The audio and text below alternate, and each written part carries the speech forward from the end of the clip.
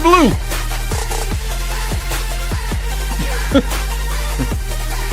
Uh-oh. Let's fix that.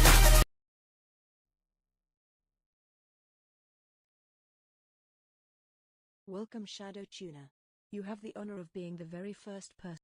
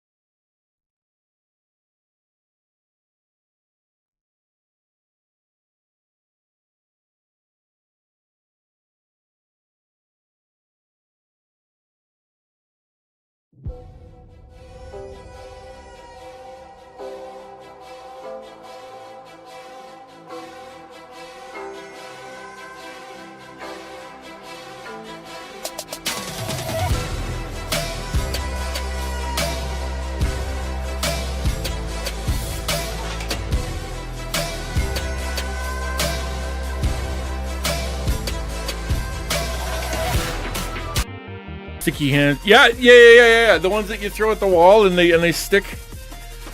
And then they get stuck on your stucco roof and they never come down. Yep, I know those. Sonic. Okay, so hey there, Sonic. 200 character limit on YouTube, 500 on Twitch, 2,000 on Discord, 4,000 if Nitro. Wait a minute. There's a 200 character limit? Is there really? That seems small, especially considering I can barely fit stuff on Twitch. Hi, Pineapple. And hello, Ukulele. Hello, Xanadu.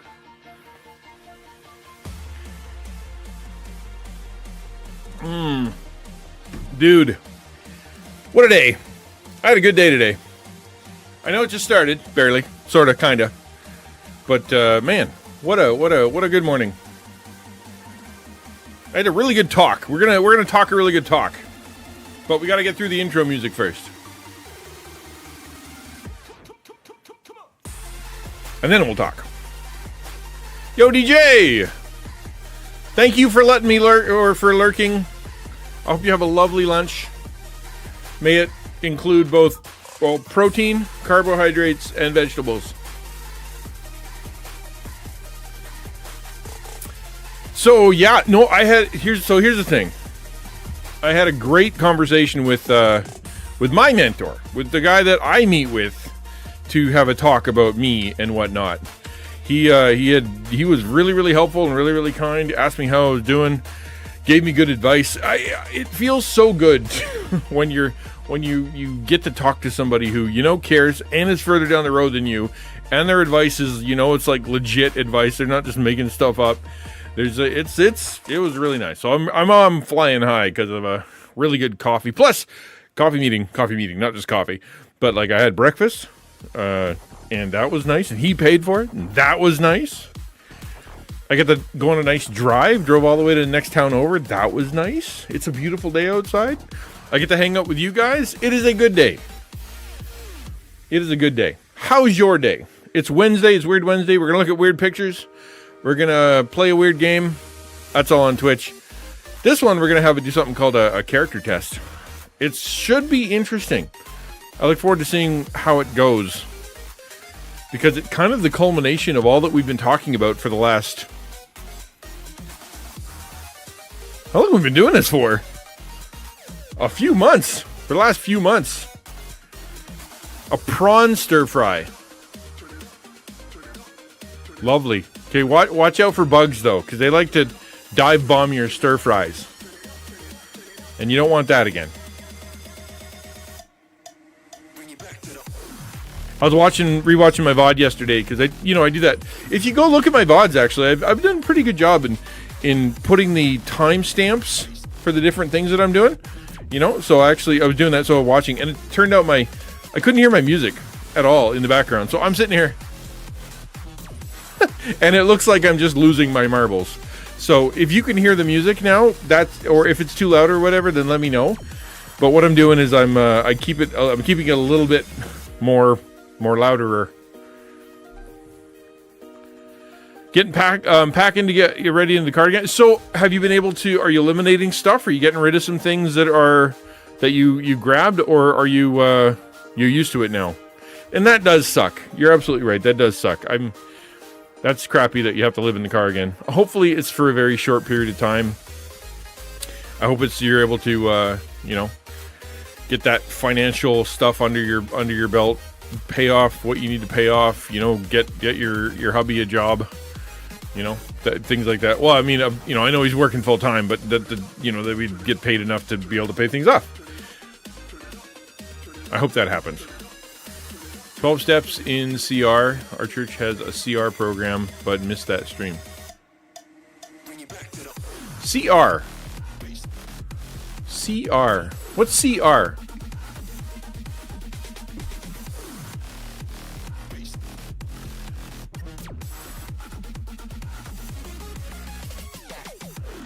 Yeah. No, it's yeah. What do you mean by CR? I'm doing a we've been going through this. So I had a really good talk with the mentor today. Talk about the book, and he's like, okay, listen, I know you're being cautious about copyright and stuff like that, but if you adapted it and you're not using all of their words, you're using your own words, and it's an outline, I'm pretty sure you can use it because it's it is your words. Give them credit for the whatever, but it's your words, it's your content. You adapted it, and it's not a bunch of quotes that you're just dumping out there for them. Why don't you do that and then sell it? And I'm like, okay, I will look further into that. I'm gonna have to reread it to make sure I didn't quote a bunch of stuff because I may have because they got good smart stuff.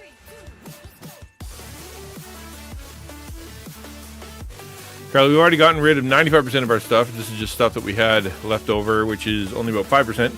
There's a few things we're leaving here, but other than that, most of it's going into a storage shed.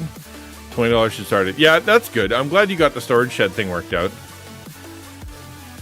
Do you get to park somewhere? Like, do you have anywhere you can park? Like, you going to park on someone's land, or you get to park next to some place with power or bathroom? You're going to go park at Walmart? Like, where do you park that thing in order to be able to kind of stay there? Dude, we learned how to cut it down too. Like when we were moving a whole lot, we moved a lot, 12 times in like 7 years or something. Like we learned to just cut it. What don't we need? What's heavy that we?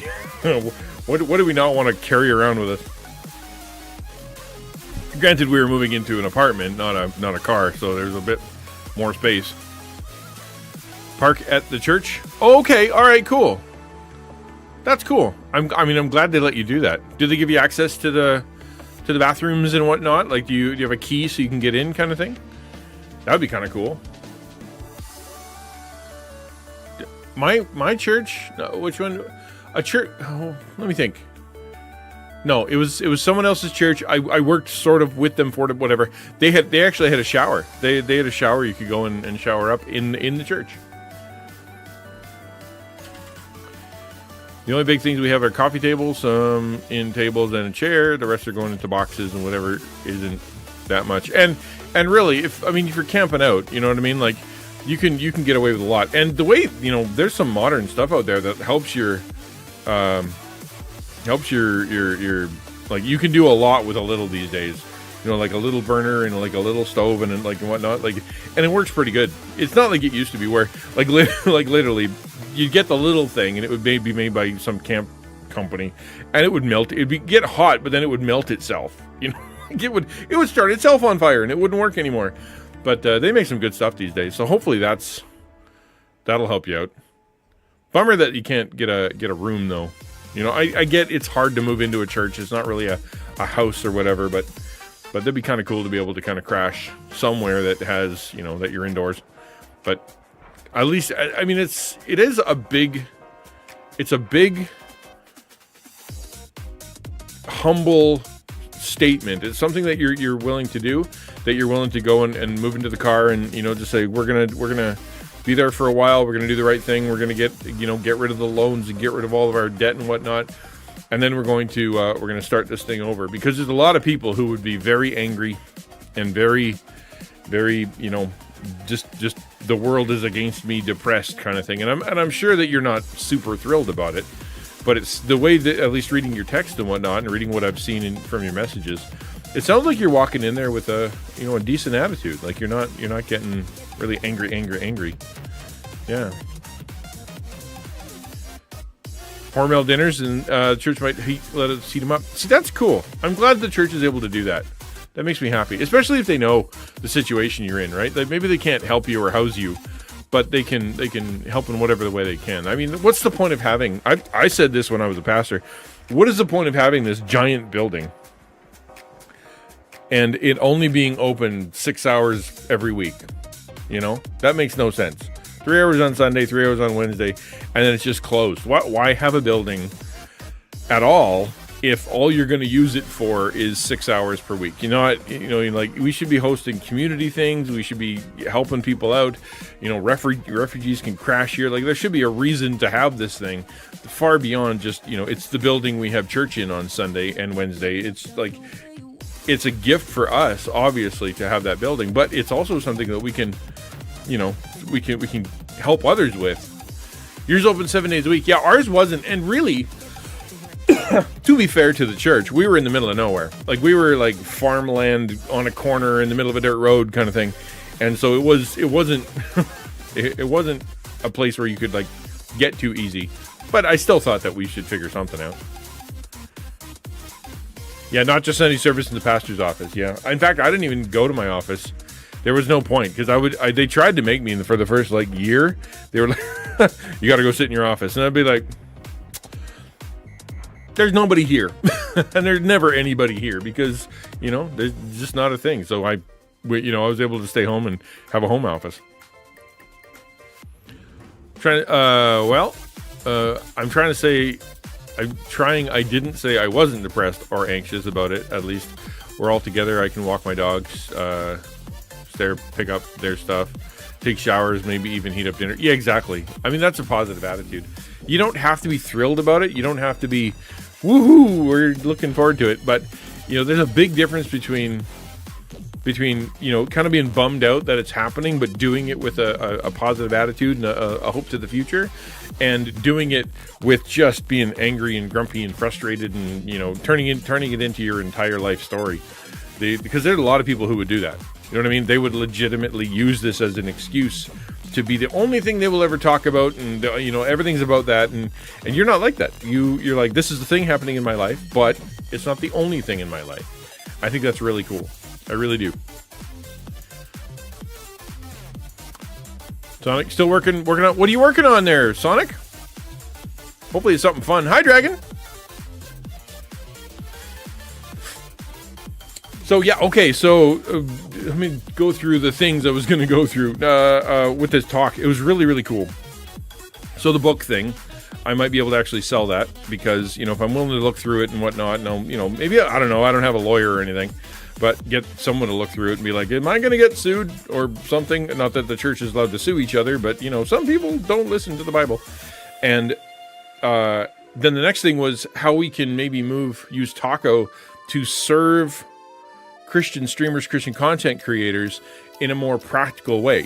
Can we be the place where their donations, are given receipts, and so we can help them out? Can we be a place that has them quote unquote on staff so that we can help them financially or give them, some kind of remuneration or something? Can we do that? Let's look into that, and I said that was my vision. He's like, actually, you can do that if you're, smart about it and you do it right. So, okay, that's cool. And let me think, there was a third thing that was just really exciting. Can't remember anyway, but really cool. You know what I mean? Really, really cool. I'm excited. Thank you. You know why I'm more upset with the landlord taking the $450 we gave her, not counting it towards our rent. Yeah, exactly. I mean,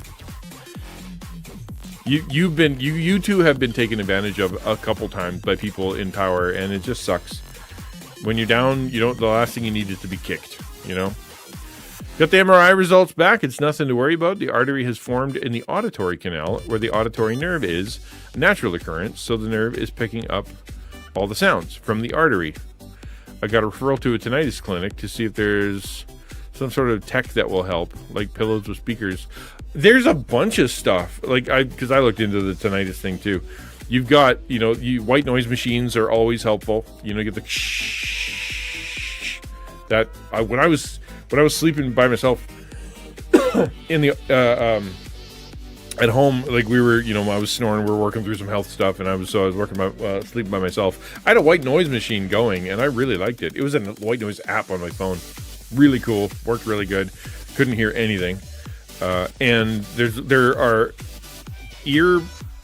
What do they call those? Hearing aids, right? Kind of thing. And what they do is they play like a little bit of noise 24/7 all the time. Of course, you can just leave the radio on, or you can have just kind of noise playing. But there's also if you take magnesium, something to do with magnesium. But if you're literally hearing your own artery, it's not like they can just turn that off. You probably need that blood going somewhere. It's probably important, you know what I mean? But I wonder, can they move it? Can they just push it up a little bit? Or I don't know how it works. I remember when I had Bell's palsy, and technically I think I still technically do, but it's what it is. It's a really tiny little hole, and all your nerve clusters go through the tiny hole in your skull.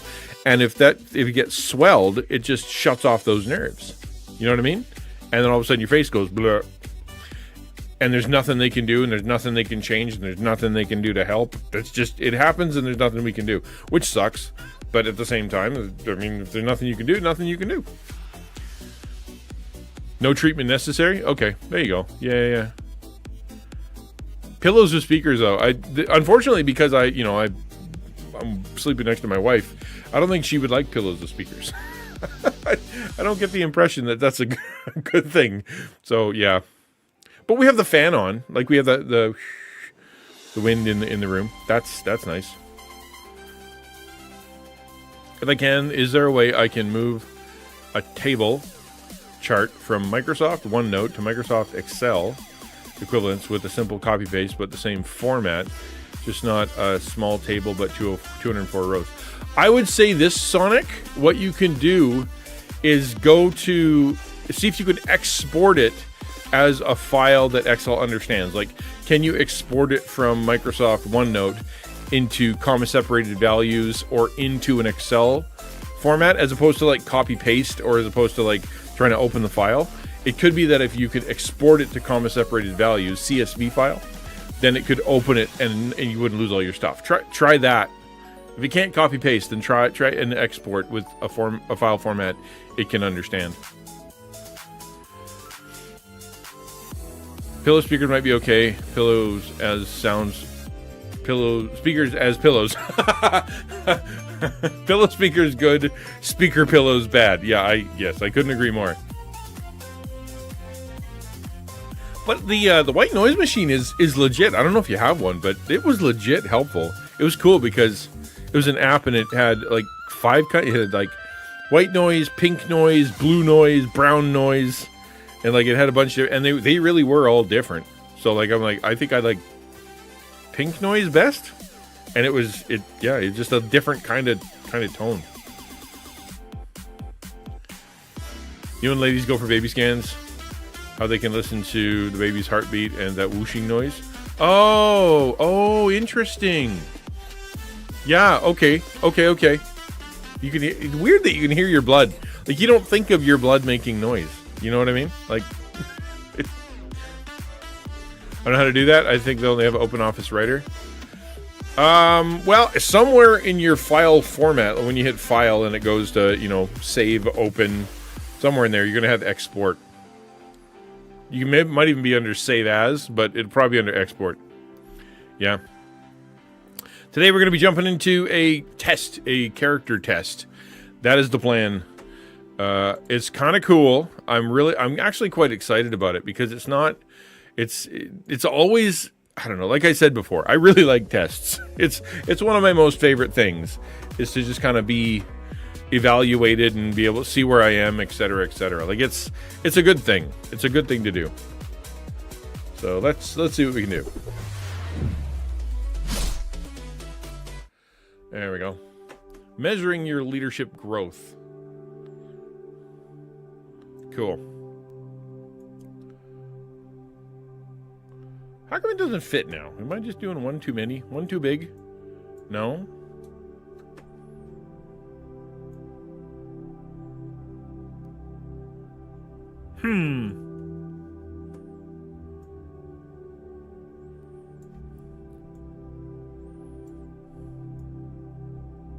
We can do this. I can do this. There we go. And then... Oh, because I think I know why. Because it was indented. That's the issue. It was indented. All right. Well, we'll adapt. That's what we'll do.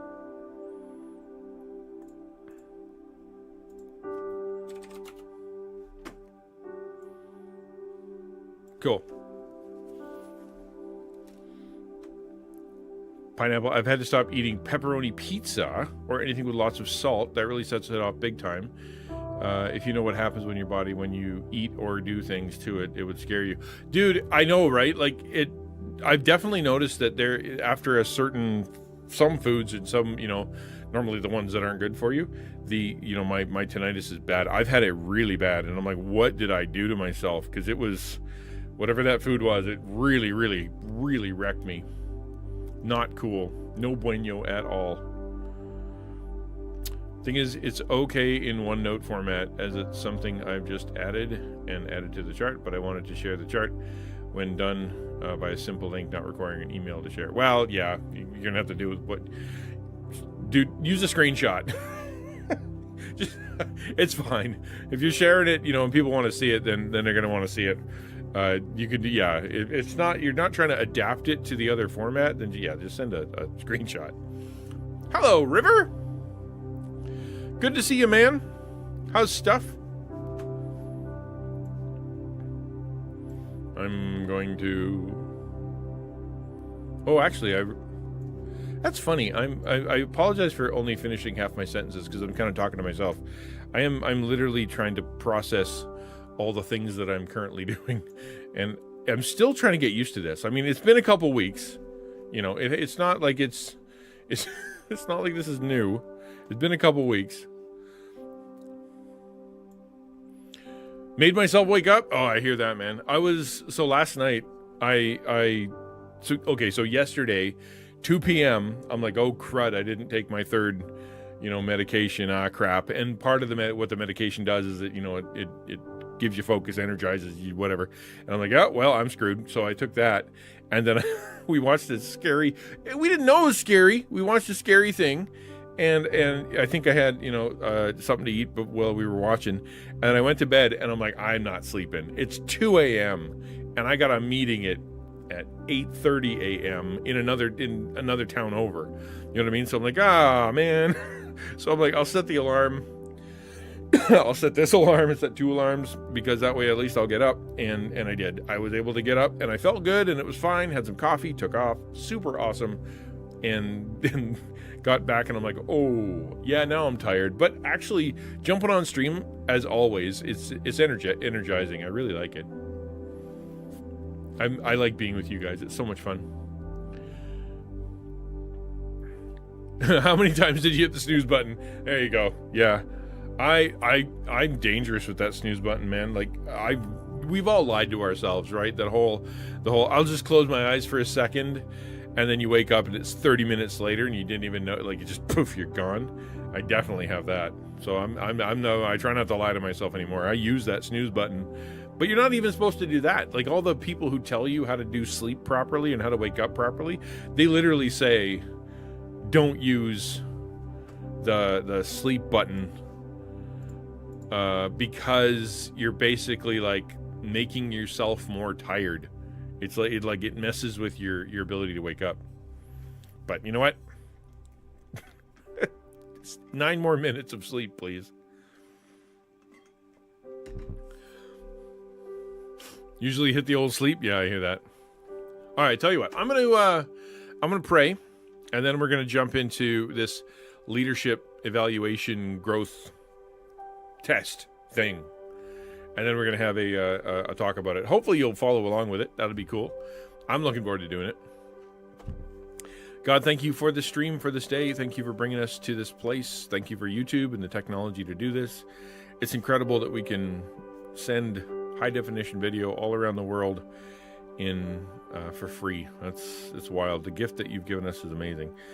It's hard to grow on this, and it's hard to push through the noise, and there's a lot of bad things that happen as a result of this technology, but we also know that because of your grace it can be used. I pray that you draw people who want to grow in character and grow in faith, to be discipled, to be trained up, to be ministers, or to be good parents, or to be good workers, or to help friends, whatever they need. I pray that you make this stream valuable to them. Help me to be honest and winsome and helpful. And whatever happens here, glorify yourself. Thank you, Jesus. Amen.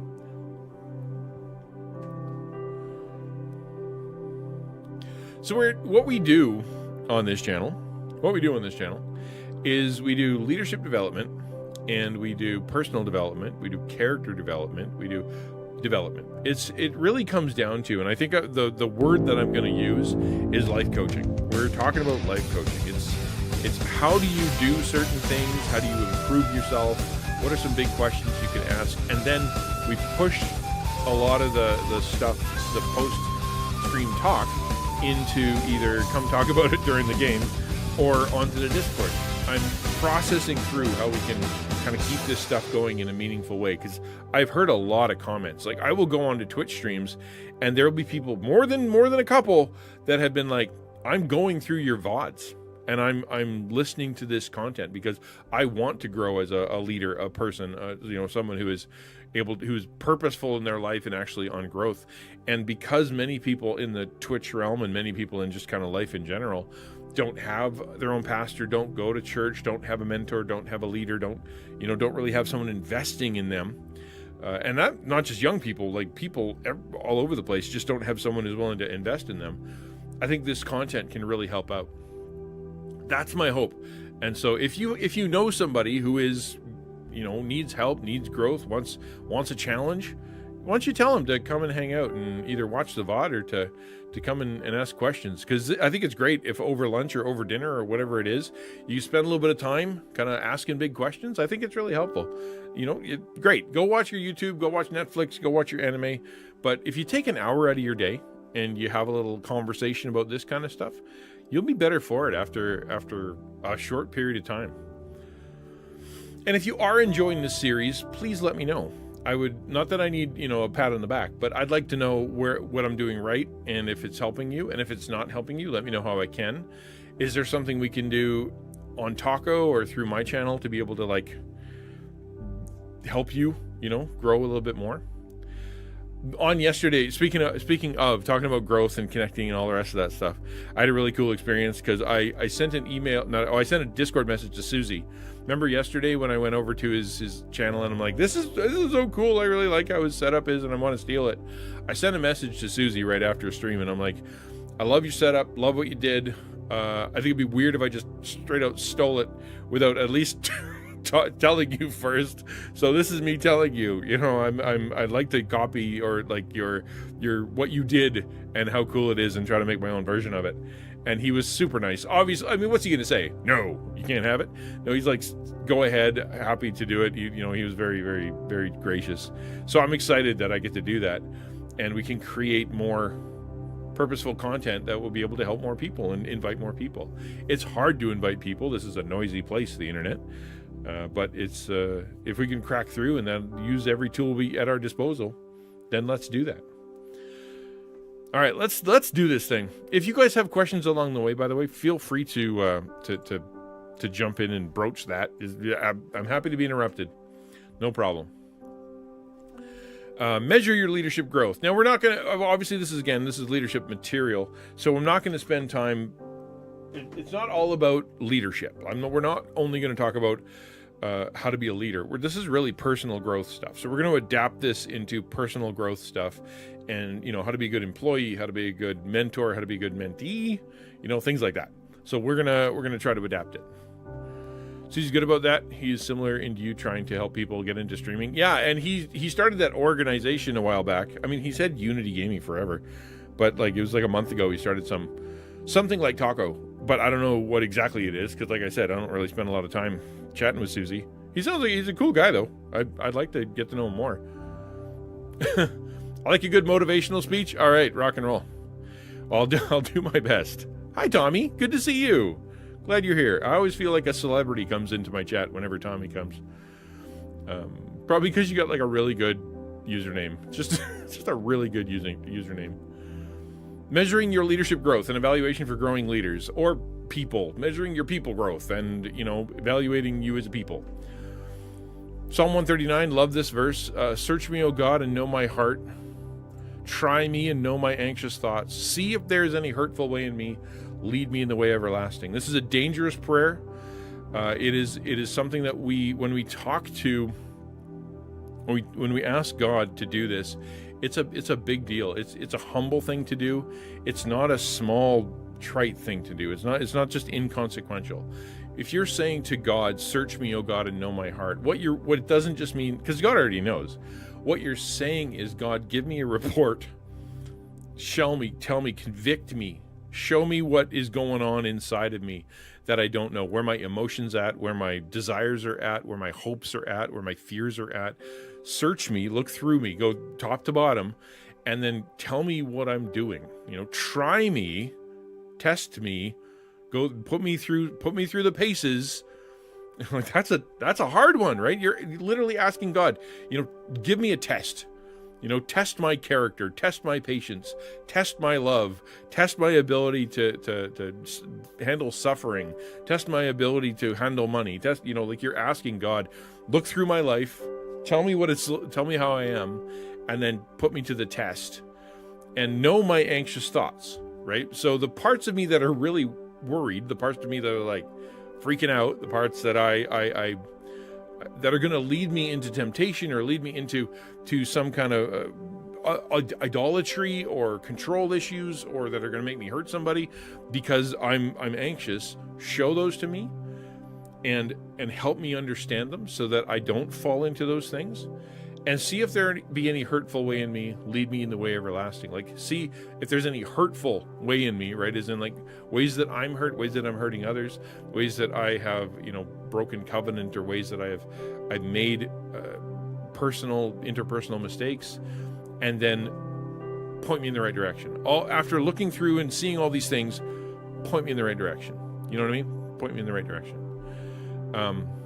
So in this chapter, instead of going through and teaching, what we're going to go through is we're going to do some evaluations.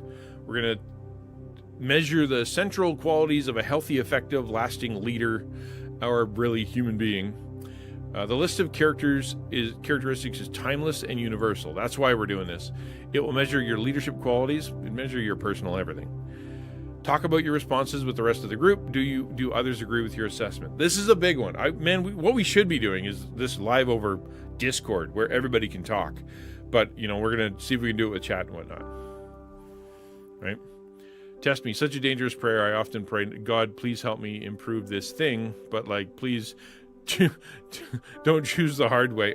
I mean, honestly, Tommy, I think very often we don't give God enough credit for wanting to teach us the easy way. He will give us an easy test.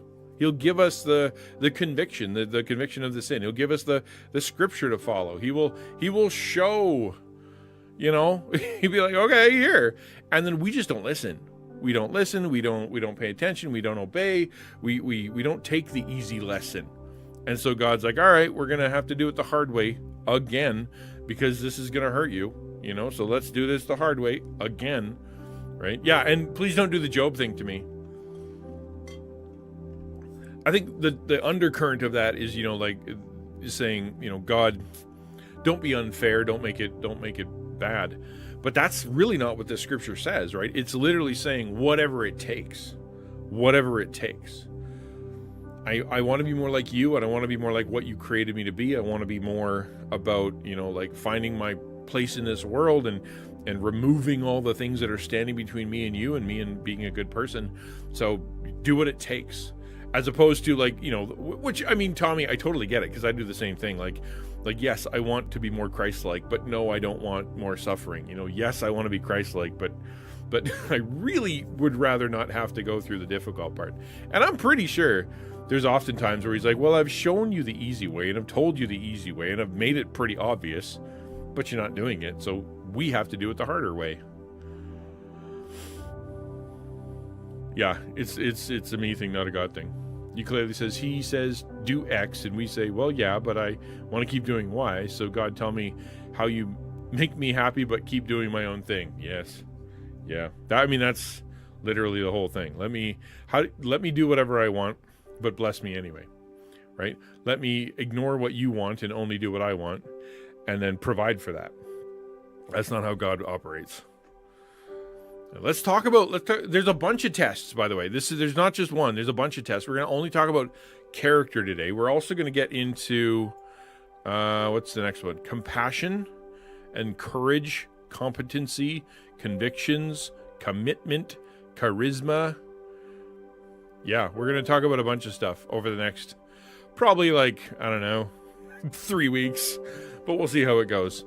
So do yourself a favor, get a little piece of paper, open up a new file on the side as you're listening to this. Make yourself some notes. Let's get a big question and evaluate ourselves. So let's talk about character. Like, really talk about what it means to be a person of good character. Strong character enables leaders to possess integrity, to earn trust, to gain respect, to experience consistency, and to communicate credibility. This is really, people call me charming and I cringe a little. I try to be solid, not just to make a good impression. It does. But the thing is, it's if you have a natural quote unquote charisma, like we're going to talk about later, if you have that, then people are going to be attracted to it. And because there are a lot of people who don't have that or wish they had it, it makes you unique. So yeah, it is weird though. It's like being called, smart. I was going to say attractive. Doesn't happen. Smart, right? You're kind of like, well, thank you, I think.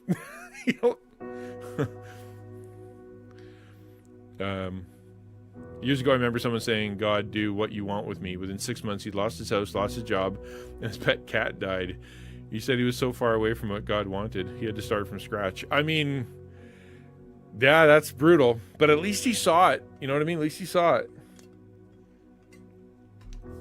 All right. This says, it enables leaders to possess integrity, but to talk about your character means that you possess integrity, as in that means that what you say is what you mean, and when you say something, you will follow through. It means that people can't just shut you down with a word. They're not going to be able to knock you off track because they make your feelings hurt. You have integrity, as in you hold yourself together. That's what integrity means. You're held together. You could do what God put you on earth for, because you don't have a bunch of stuff hanging off you. You don't have weak spots. You will stay together. If you have good character, you earn trust. If we're all here to try to, if there are a lot of streamers in chat, a lot of people who are in ministry or in jobs or whatnot, if what we want to do is we want to really affect people's lives through our ministry, through our channel, through our conversations, to our children, to whoever, then they need to trust us. And they will trust us if we have consistent character that allows them to see who we really are, and who we are when nobody's looking, who we are when we're mad, who we are when we're sad, who we are when we are happy, who we are when we are being silly. The same person, if they see the same person in all those situations, and not someone who holding it together sometimes but loses their mind when they're angry, or holds it together sometimes but falls apart when something bad happens, right? To earn trust requires that consistency, that integrity of self. And in that way we can say things like, hey, follow me, or do this, or I think this about you, and they'll listen because they've seen that consistency. It allows us to gain respect, to experience consistency, and there's the word, right? We all want consistency. It's really funny that, because the word that we usually use is balance. We all want balance. My life feels out of balance. I wish my life was in balance. I think a better word is I want consistency. I want to experience consistency. And so how do you do that? Well, it happens through self-discipline, right? I want to be consistent. Well, that means you set your bedtime and you set your wake up time and you do your devos and you eat your vegetables and you talk to people and you serve others and you have a budget and you make sure that you're biding your energy and you do these things that require self-discipline, and then your life becomes consistent. A lot of reasons that the inconsistencies and the out of balances happen aren't just because we live in a sin-corrupted world and things are hard. That's certainly part of it. But it's also because of our lack of self-discipline, right? We wouldn't have the big, oh no, we ran out of money if we had a decent budget. We wouldn't have the health problems that hit us, if we were watching our health. We wouldn't have the anxiety for the future and all the rest of that stuff if we had a consistent plan, right? We wouldn't have, we wouldn't be lonely and really stressed out or really sad in that way if we were consistent in our attendance to the spiritual group that we've chosen. It's usually the inconsistencies that we feel end up being something that we bring upon ourselves. Granted, we're going to get sick. You're going to get cancer. You're going to have, your car's going to explode at the last minute. It happens. But if you really want to be consistent, find that balance, it comes through having good character, integrity, being trustworthy, respectful, self-controlled. Yeah, consistency, my nemesis. But actually, I have had to learn many ways to rise above my natural bent, so now I might know more than someone it comes naturally to. It makes me think of Romans 7. Well, and really, we're both, of a certain vintage, and we have had to screw it up for a really long time and learn the consequences, the long-term consequences of not being consistent, of not being self-controlled, not being disciplined, right? Like when you're young, you can listen to loud music and you can eat garbage and you can jump off of things and whatnot, and you don't even care.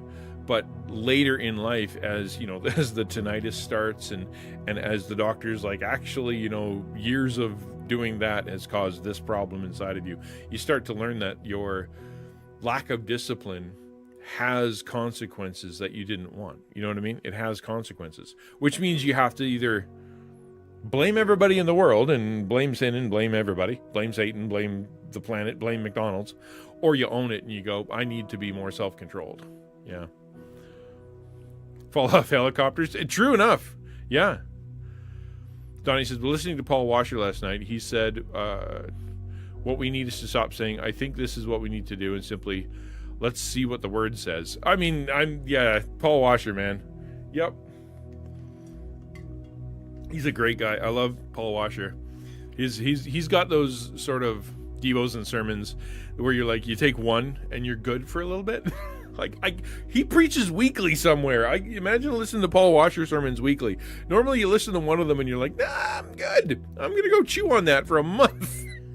It's like an Oswald Sanders Devo, right? You read through an Oswald Sanders Devo and you're like, wow, okay, that was a lot. I'm just going to stay here. But there's another one tomorrow. Pineapple says, routine and consistency is how I managed to pull myself out of the depressed following being mom's caregiver than her death. It was so hard though to get into that groove. There were setbacks, and really, Pineapple, doing it, living alone and being able to do that is it's miraculous is what it is, because I don't think I would have the ability to do that. That's pretty wild. Good for you, really. Accountability, here you read Proverbs, it's all like seeking knowledge and wisdom, the difference being one is knowing and one is doing. For sure. Okay, character is the sum total of 4 ingredients in a person's life. A, personal identity. Let's talk about that. A strong moral compass comes only through people who have established their identities as new creatures in Christ. They don't have to prove anything or hide anything. This breeds trust among others. What does that mean? It means If you want to have a strong personal identity, and what that means is basically that you believe you have a purpose, you believe that your choices matter, you believe that your desires are okay to have, you believe that when you feel pain, you're legitimately allowed to do that, that when you disappoint someone, that's on you. You know, that you have this strong personal identity that is set by who God said you are, who the Word says you are, who you have decided you are, right? Based on, whatever.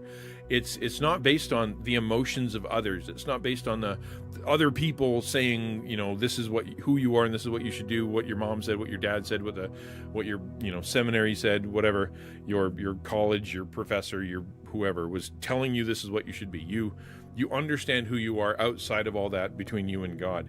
And also it means that nobody can manipulate you emotionally by pushing you around, either lying to you or trying to press on your feelings so that they can manipulate you to do things. I think of the passage in, I think it's Ephesians, where it talks about how God has given the gift of pastors and teachers and elders and apostles so that we would be prepared for these things, because we don't want to be inconsistent, to keep us from inconsistency, to keep us from being rocked by the waves and rocked by the winds and pushed around by this world. What it means is that if we listen to Scripture and we listen to wise counsel and we understand who we are in Christ, then when the storms come, smack, we won't fall down. We will be anchored. We will have somewhere to stand. A strong moral compass comes only through people who have established their identities as new creatures in Christ. So the test is, are you easily manipulated? Can someone guilt trip you? Can someone say, if you don't do this, I'm going to be upset with you, and you feel like you have to do that? Do you ever alter yourself to try to please people? Do you ever harm yourself in order to make it so that other people don't get upset? Do you push aside your own desires, your own hopes, your own plans, even the stuff that God wants you to do, for the sake of other people, because you don't want them upset, you don't want them to be frustrated with you, you're trying to make everybody happy? Is your personal identity set by other people, or is it set by you? Right?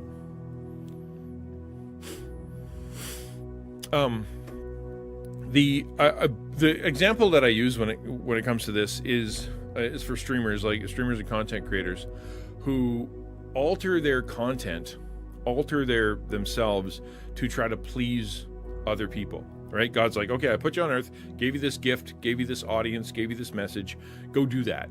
Right? But when they give the message, maybe it works for a little while, but then someone comes in and is like, well, I don't like what you're doing. Or they change it up to be more in line with what God has created them to do and what they think that God wants them to do, and people start leaving. A person with a strong personal identity, a strong moral compass that understands who they are, goes, no, I'm going to keep doing this because I believe that this is what God wants me to do, and this is congruent with my plan and what I'm trying to accomplish through my ministry. Someone with a poor personal identity is someone who will go, oh no, people are leaving. I need to figure out something that I got to do. I better go back to the way it was. I better change it up. And, in the worst situations, it's where the streamer or the creator hurts themselves in order to try to get attention. We were talking about this in stream yesterday, this idea of, actually, we're talking about it with Tsunami on his stream. And it was how, eating the super hot beans or things like that, eating the stuff that makes you sick is unnecessary. I think I was saying this during my stream too. I don't think it's necessary, and I think it's wrong for a Christian streamer to depend on hurting themselves for the entertainment of others, for them to be, for the integrity of their stream. I don't think that's the right thing to do. I think it can be silly, you can be funny, it can be like an event to eat the hot chip or whatever kind of thing. But when it comes to the reason, I want to keep the people around. I don't want them to leave. My identity is in the numbers that are on my stream or on my on Facebook or whatever. So therefore, to get the numbers, I'm going to hurt myself. That's somebody who has a poor personal identity, right? They're trying to prove something. They're afraid of what might happen if they are themselves and they go with what they want, right? Pineapple, I do change plans to fit it with other people, though it's not usually a big deal. I might want to go to this place, they want to go to someplace else, or a friend who is having a hard time wants to meet up for coffee, but I had other plans, I go see them instead. That's not really what I'm talking about, right? Letting other people go first, being willing to serve them, going with other people's opinions because, you know, you're fine with that. That isn't what I'm talking about. That's just good Christian stuff. I'm talking about, like, if your friend came over to your house and sat down and said, you know what, I don't think you should have that picture on the wall. I think that's something that it offends me. It makes me upset. I think other people are going to see that and they're not going to like it either. You should take that down. And do you have the ability to go, well, what does God think about that? What does my conscience think about that? And even if this person's upset with it, I'll choose to leave it up. I'm not going to alter my house for this one person because they have an opinion. You know what I mean? Are you altering things that you don't need to alter? Or are you changing things that are kind of fundamental, or that, you know, part of your belief system, part of your understanding of who you are, to hide it from others or to prove something to others? That's what we're talking about.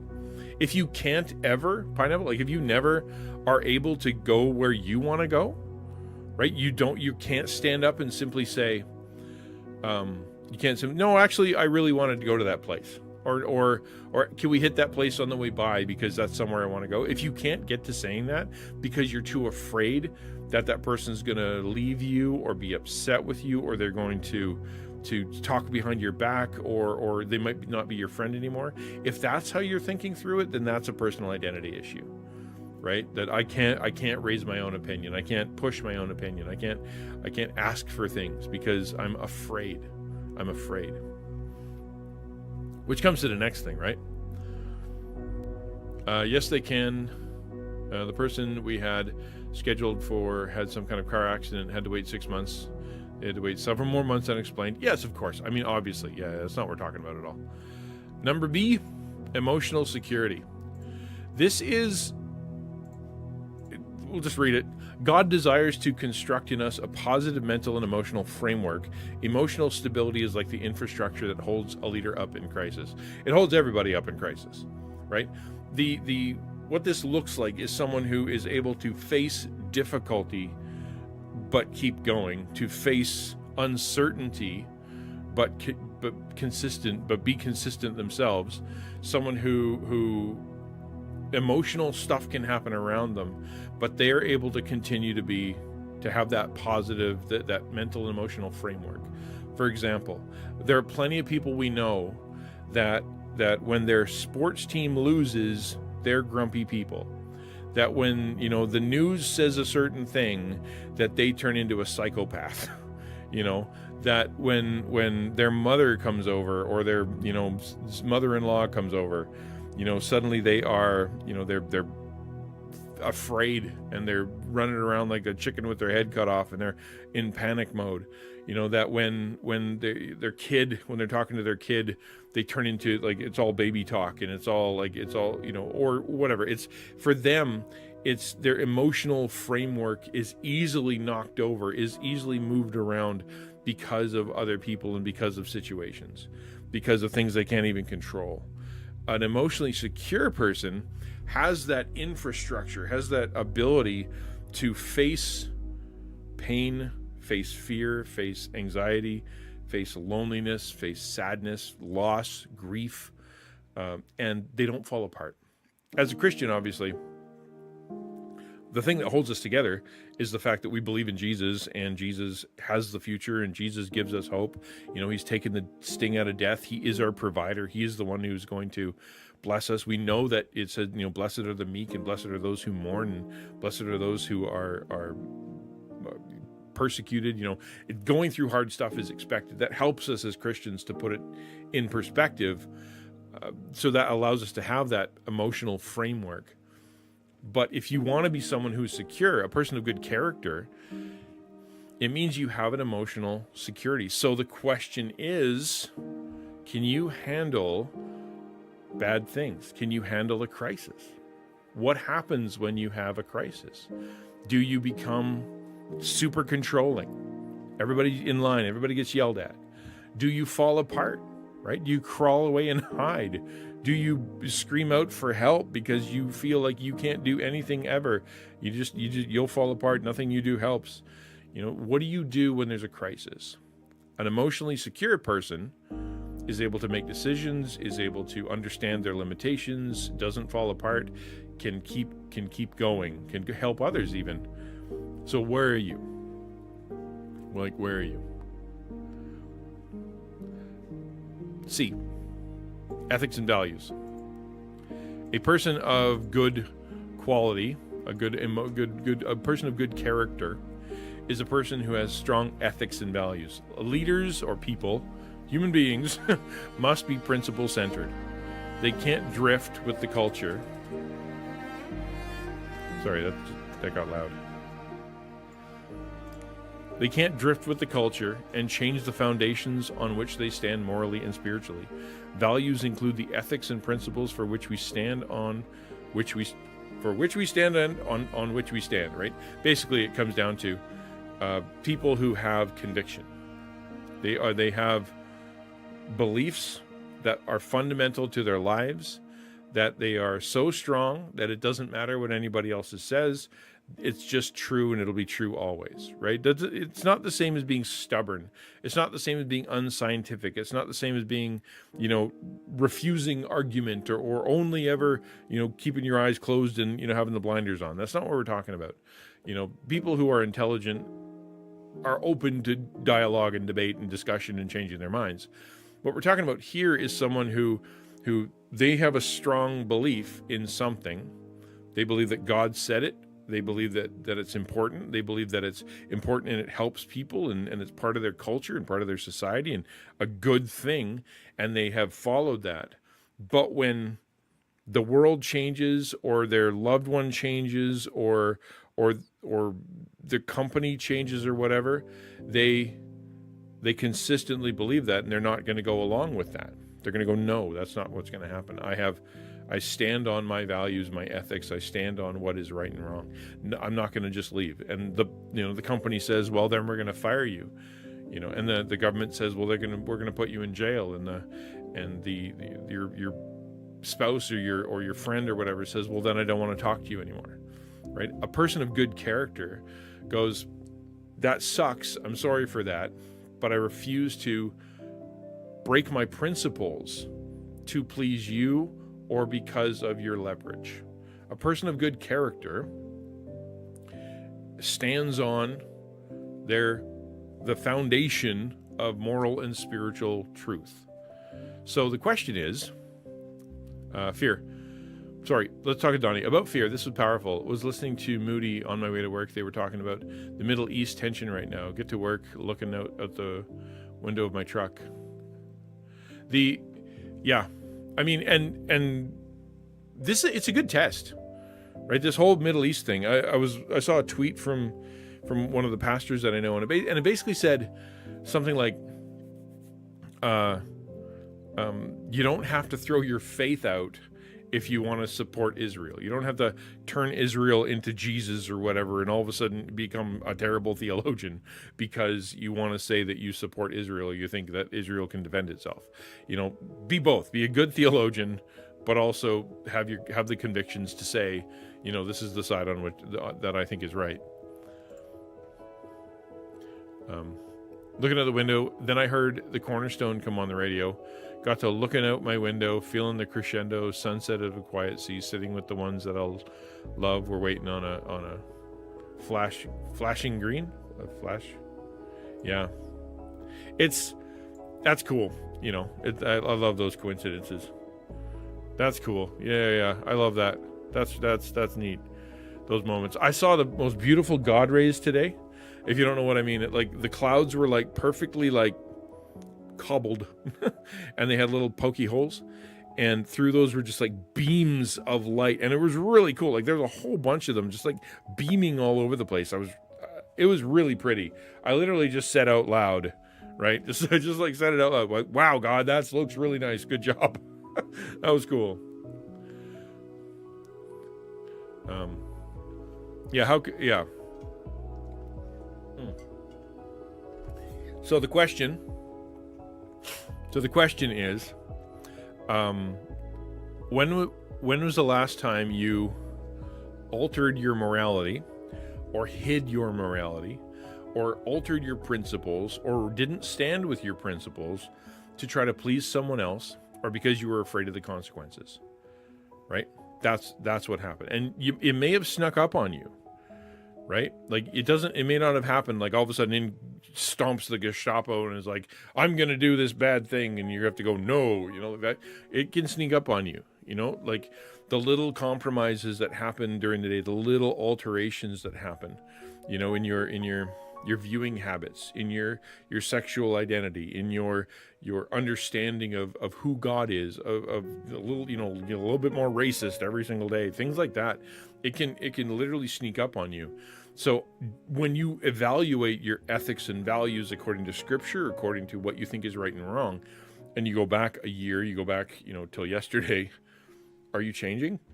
Are you adapting to the culture? Are you adapting to your job? Are you adapting to your environment? Like I don't curse, but then you go to work and after like 3-4 months, suddenly you're cussing up a storm, right?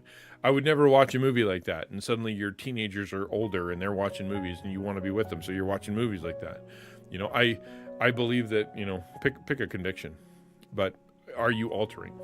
That's the question. Self-discipline. This is obviously one that we talked about a little bit earlier. And that is, we must determine we will lead our own lives well before we can expect anyone else to follow us. As Paul said in 1 Timothy 3:5, if anyone does not know how to manage his own family, how will he take care of God's church? This is the question, a person of good character, and that's really what it comes down to. Character is the sum total of 4 ingredients. Do you have a strong personal identity? Are you able to have emotional security? You're not beat up when something crisis happens. You have strong ethics and values. People know where you stand and you don't change your ethics and values no matter what happens. And you have self-discipline. People know and you know that when you say yes, it means yes. When you say no, it means no. It means you have the ability to deny yourself. You look after your relationships. You look after your time. You look after your money. You look after your health. You look after your future, right?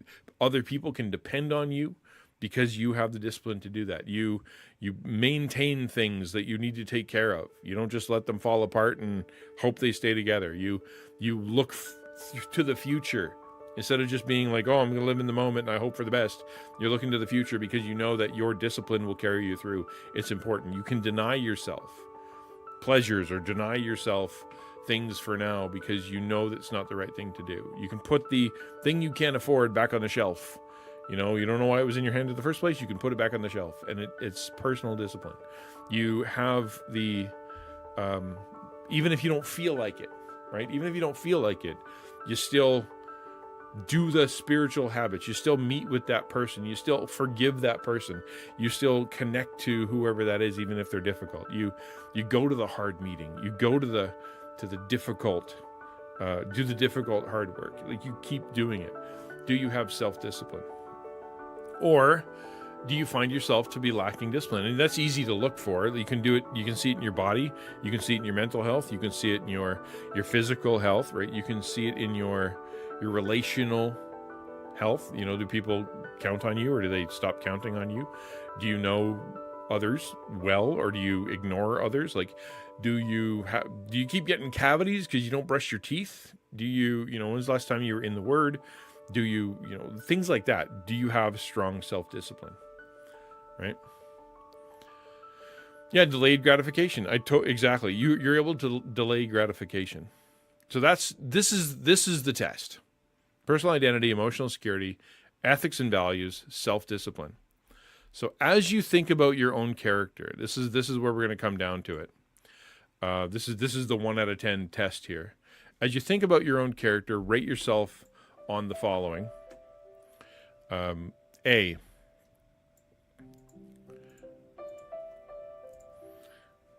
I assume responsibility for myself and my team. Now, this is leader talk, but I assume responsibility for myself and the people to whom I am connected to, right?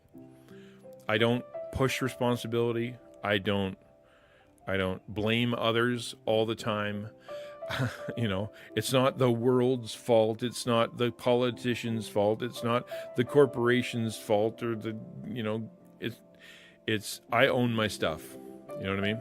I own my stuff, and I'm responsible for the people that I care for, right? Like my parents are cared for, and my children are cared for, and my spouse is cared for, and my people in my church are cared for, and my neighborhood is cared for, and the people that I've committed to, are cared for. The people that I covenanted with and made contracts with, I'm following through. You assume responsibility. Do you? Or do you keep blaming others all the time, consistently pushing out the responsibility and not being willing to take any of the blame, and not being willing to step up when things are necessary? You just hope other people will do it, right? 1 out of 10. How are you? Gerberts, hello. Good to see you. People can exhibit extreme amounts of self-discipline in some areas of life, but have vices and habits they can't deal with. And that's true. There's the whole penny wise and pound poor, which really is about how you can, I'm not going to buy that little thing at the store, and I don't, I'm going to use coupons to buy my can of soup. But then you get sad and you buy yourself a TV, or you put yourself into a loan for a new car that you can't afford, or you have some kind of, you buy a house that with a mortgage that you're not going to be able to do, because you can hold it together at the store, but for some reason when it comes to big stuff, or when it comes to the showy stuff, you lack self-control. Same thing, with diet, or same thing with anger, for that matter, right? Like, there are people who can hold it together when they're at church, hold it together when they're at a friend's house, they can hold it together when they're at work, but as soon as they get home, they turn into an absolute just big dumb jerk, big dumb controlling jerk, because they understand the need for self-discipline at work, and they don't want to get embarrassed when they're in public, but for some reason they feel like they don't have to be that person when they're at home. They can be mean to people. People can absolutely be self-disciplined in some areas of not. Like, there's some people who can study like crazy. They're great at studying, right? Great at studying, but they can't be around alcohol, or they can't be around drugs. They can't be around, anybody who's going to, any kind of party stuff, because they will absolutely destroy their body and destroy their mind and destroy everything, because for them, they're quote unquote blown off steam, but they know that they're going to fall apart, right? They're great at, they can go study and they can stay away from everything, but if they go and talk to people, they're going to get sucked right into the party, and they avoid it.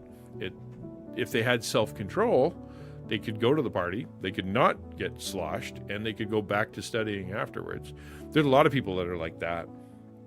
They lock themselves in the room, or they lock themselves into the situation. They force themselves to keep going until they can't function anymore, because they know that they don't have the discipline to be able to come back to it. They don't have the discipline to, see the calendar of the future and set apart times to be able to do that, and then put it down and pick it back up. It's just, they know they lacked the self-discipline, so they hurt their body, hurt their mind, hurt their calendar, just so they can get the thing done. That's part of it too, right? Yeah, Gerberts, that's a good point. B. I'm secure in my identity and my self-esteem. So on a scale of 1 to 10, how much would you say you are cool with people being upset with the decision that you made, and you continuously and being able to keep the decision? How cool are you with being weird in your own weird way, and not having to hide your weirdness from a bunch of people?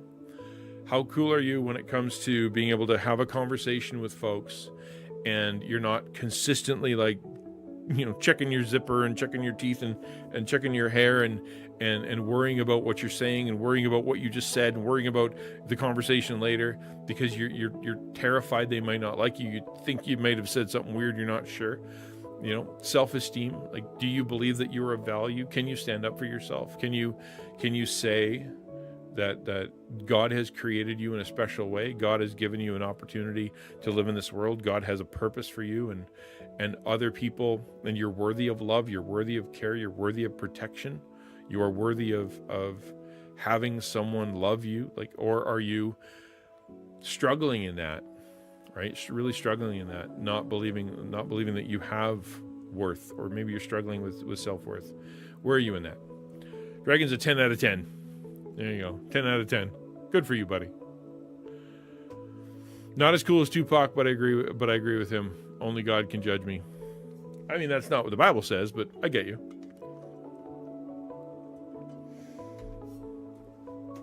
Yeah. I mean, and it's again, I already gave you the big speech earlier. So how are you doing in that? Number C is I do what I should even when I don't feel like it. I'm the 3D Pac-Man queen. Well, good. What? I have no idea what that means. See, I do what I should even if I don't feel like it. Scale 1 out of 10. All right. How's your bedtime? How's your wake up time? How's your diet? How's your exercise? How's your Devo life? How is your calling your parents when you need to call your parents? How is your usage of media and your usage of your phone? How is your budget? How is your calendar? Are you able to say no to things and yes to things and stay disciplined? Or are you consistently behind in everything and you never have enough money and you never have enough time and you haven't talked to your parents in 6 months and you don't have, you're not sure where half of your stuff is because you didn't feel like putting it away, and where are you at in that? This is we talked about, it's funny, we talked about 4 things and then we have a test of 3, but really this is what it comes down to. Character is the foundation upon which we build our everything. I'm going to say our life. It says leadership, but it's what we build our life on. When we have this foundation in place, we can move on to building other necessary qualities. And I completely agree with what that means. If you can't have the rest of it, you can't have a meaningful, happy, purposeful, joyful, fruitful existence if you don't have this stuff nailed down. Okay? This stuff needs to be nailed down. If you have a very poor personal identity, you're never going to follow through on the thing that God wants you to do, because the enemy is going to convince you that you shouldn't do that, and you're going to agree with them because you're too afraid to say otherwise, right? If you are emotionally insecure, you'll never be able to help anybody because you'll get sucked into their drama, or you'll be too afraid to go into their drama, or you'll be too distracted and upset by all the stuff you can't control to be able to help anybody ever, including yourself. You'll be always upset and either comforting yourself in bad ways, or you'll be consistently wishy-washy, and then nobody can trust you and nobody's going to do anything with you because we don't know how you're going to react. If you have poor ethics and values, no one will trust you. You are untrustworthy. Nobody will sign the contract with you. Nobody's going to partner with you. Nobody's going to join you. You can't be a member of the club. You're going to break relationships. You're consistently going to be letting people down because your ethics and values are wobbly. People are going to be consistently mad at you. You're not going to be able to do what God has asked you to do if you have poor ethics and values. And if you don't have self-discipline, then the unbalance that this world has is going to consistently knock you off schedule. Even if you're confident in yourself, and even if you have good ethics and values and you're emotionally secure, if you lack self-discipline, then you'll never do the stuff you want to do, because your calendar will be off, and you'll be too sick, and your body will be off, and you won't be able to have the money you need to accomplish the thing. It'll wreck. You won't be able to do it. You won't be able to do it. If you want your life to be meaningful, you got to work on those things. Assume responsibility for what you need to do. Be secure in who you are and have self-esteem, and do the things that you need to do, even if you don't feel like it. That's just called having good character. I look forward to our discussion because I want to hear from you guys about this. This is foundational stuff. It seems like a no-brainer, but I know we all struggle with it. I do too, right? Like fair point. Responsibility for myself and my team. Yes, that one I've got under control. I don't blame others for stuff, and sometimes I'll suck up things that I actually don't need to suck up, which is B, right? It's I will take on the flack because I just don't want to deal with the emotional fallout from someone else. So I'll just eat it, right? Which is not great all the time. Sometimes it helps. I'll be the whipping boy so that you don't have to feel crappy, so that we can get along. Securing my own identity. I didn't used to be for a long time. I still struggle with that. I'm still scared as to what's going to happen when I go to NCMS. I think about it all the time when I walk through the door. What are people's first impressions? What are they? What am I going to wear? Am I going to look like a house? What if they ask me to go swimming? What if am I going to have shaved my head properly by the time I got there? What if I mess up my beard? Am I going to be on a panel? Or is everybody going to ignore me because I'm not doing anything there? I'm just kind of being a big Texas food sucking lush, or is it they're going to expect things of me and I'm going to screw it up? Like, it's like, So the self-identity thing is still apparently still got work to do, because you can think you're fine until all of a sudden something like that happens, right? I can do what I should do even when I don't feel like it. I'm going to give myself a 5 on that because I'm really good at working.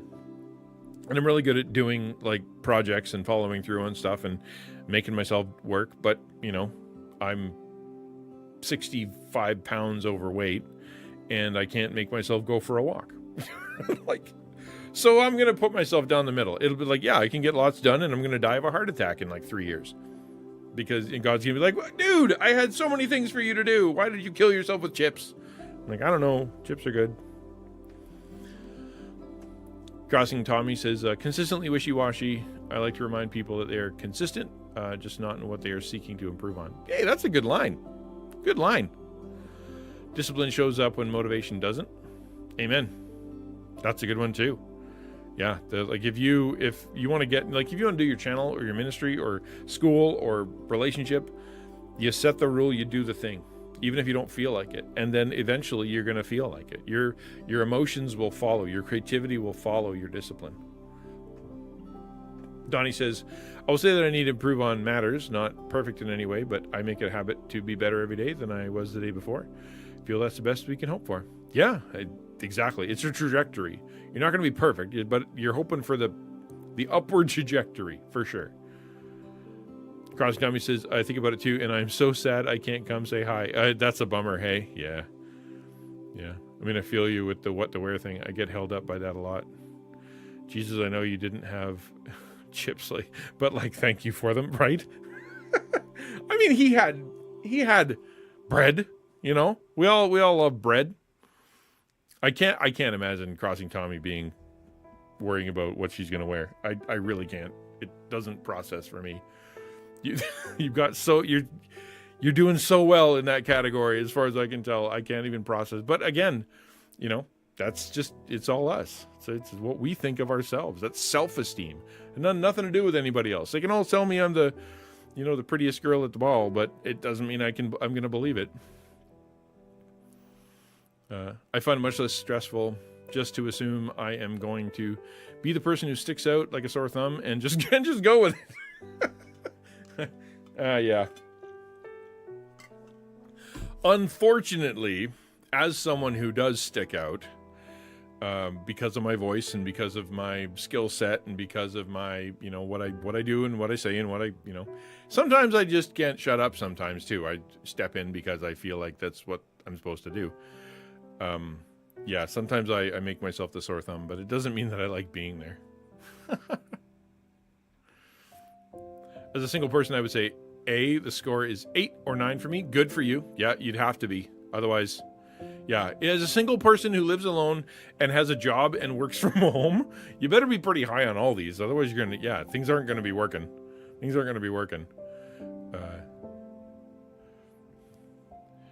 But that's mostly because I've had no choice but to be independent. Exactly, right? Exactly. I mean, it's not bad to be dependent on other people. That's a good thing. We are all dependent, but if you're going to get things done, you're going to have to be higher on these scales. Relate, sometimes I can't shut up. I mean, I'm more than willing to ask questions or complain on behalf of or whatever. Like I can do that. If there's a purpose behind it, I can pull it off. It's when there's nothing for me to do. That's where I'm always scared. If I'm just there and there's no reason for me to be there other than I was invited, that's where I start to get shaky. Because if it's like, I'm here to speak, I'm here to serve, I'm here to, carry the boxes, I'm here to talk, lead the group or join the group or whatever. Cool. I'm in. I know what to do. I have a plan, let's go and do that thing. And that's my box and I'll sit in it. But as soon as I walk through the door and it's like, okay, well, go talk to somebody or anybody, or don't talk to anybody, or go eat or don't eat, or go to your room or don't go to your room. Like, I'm like, I don't know what to do with myself. I'm like, that's where my self-esteem and security and my identity just fall apart. I really need that focus of someone telling me what to do and where to go, and then I'll get the job done. But it freaks me out just walking into a party and just being like, trying to be friendly or trying to talk to folks or whatever. I'm not geared for it. I'm not good at it.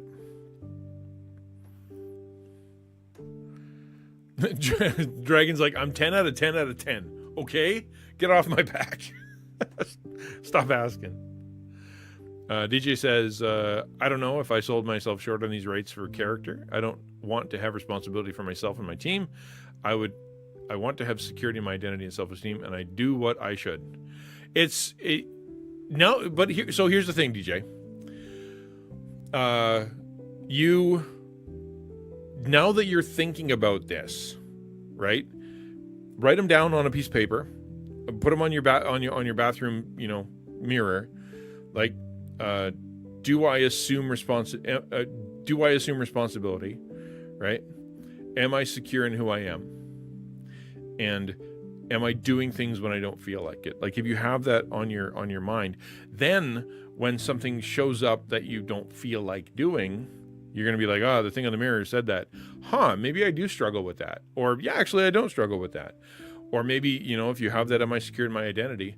And suddenly you have this fear, or you're mad at somebody who doesn't affirm you. That might be one you might want to think about, DJ, right? Someone who's insecure, someone who's not secure in their identity. If someone criticizes them or says no to them, they fly off the handle, because that's a challenge to who they think they are. That's a challenge to their identity. That's a challenge to the foundation, or like the pillar that they've decided to build their life on. I am strong. I am capable. I am a leader. I am a speaker. I am a whatever. And somebody gives a nudge to that thing and says, no, I don't think you're good at that. They get real upset. That is a identity crisis, right? I had that with when I got Bell's palsy, and it was, I'm a preacher. I'm Pastor Allen. I'm a preacher. That's what I do, and that's what I am. And all of a sudden, my face doesn't work, and I can't talk anymore for like a while, days and days and days and days, where I can't talk anymore. And it's like, who am I? What am I going to do with myself? If I'm a preacher and that's what I feel like God built me for, and I can't talk anymore, what am I? It was it took my little pillar and just rocked it like crazy. And I really had to really chew through some identity issues. Tommy says, I'm actually kind of quiet at first in person too. It surprises people. Well, I'm an attentive person though. That's why. And yeah, I'm super awkward. No one is shocked. Really? That it's funny. It's funny you say that, because it's funny. Not funny you say it. It's funny that I would be shocked at it, because there's a lot of people out there that are really entertaining and really interesting, and they're really good at streaming, and they're really good at like acting, and they're really good at music, and they're, but as soon as you take the instrument away, turn off the camera, remove the microphone, they just, sink into the wall. They're just gone now, because they're like me, right? They're like that. I have my identity in the thing that I do, And I don't know who I am when I'm not holding the microphone or the guitar or the camera's not on. And therefore, I'm just going to slide off to the side here. There's really famous, really cool people who they really, they're super introverts. They just happen to be talented ones. Any time to think, some people can instantly say the right thing all the time, and some seem really intelligent and articulate. Oh, dude, we all need to think. Dude, yes. Yep. We really, really do. Nothing wrong with that. Gilbert says, one observation is that all these character flaws you're discussing are very important in teenagers and college-age people, and in healthy maturing people. They will go away. What? I can't be reading that correctly. Because healthy, mature people, they don't go away. They have this. I must not understand what you're talking about. Because, yeah, it's important in teachers and college people to talk about this stuff and to grow in this and to understand and ask themselves these questions. That's important, but it doesn't go away when you're older. So I must not be understanding what you mean.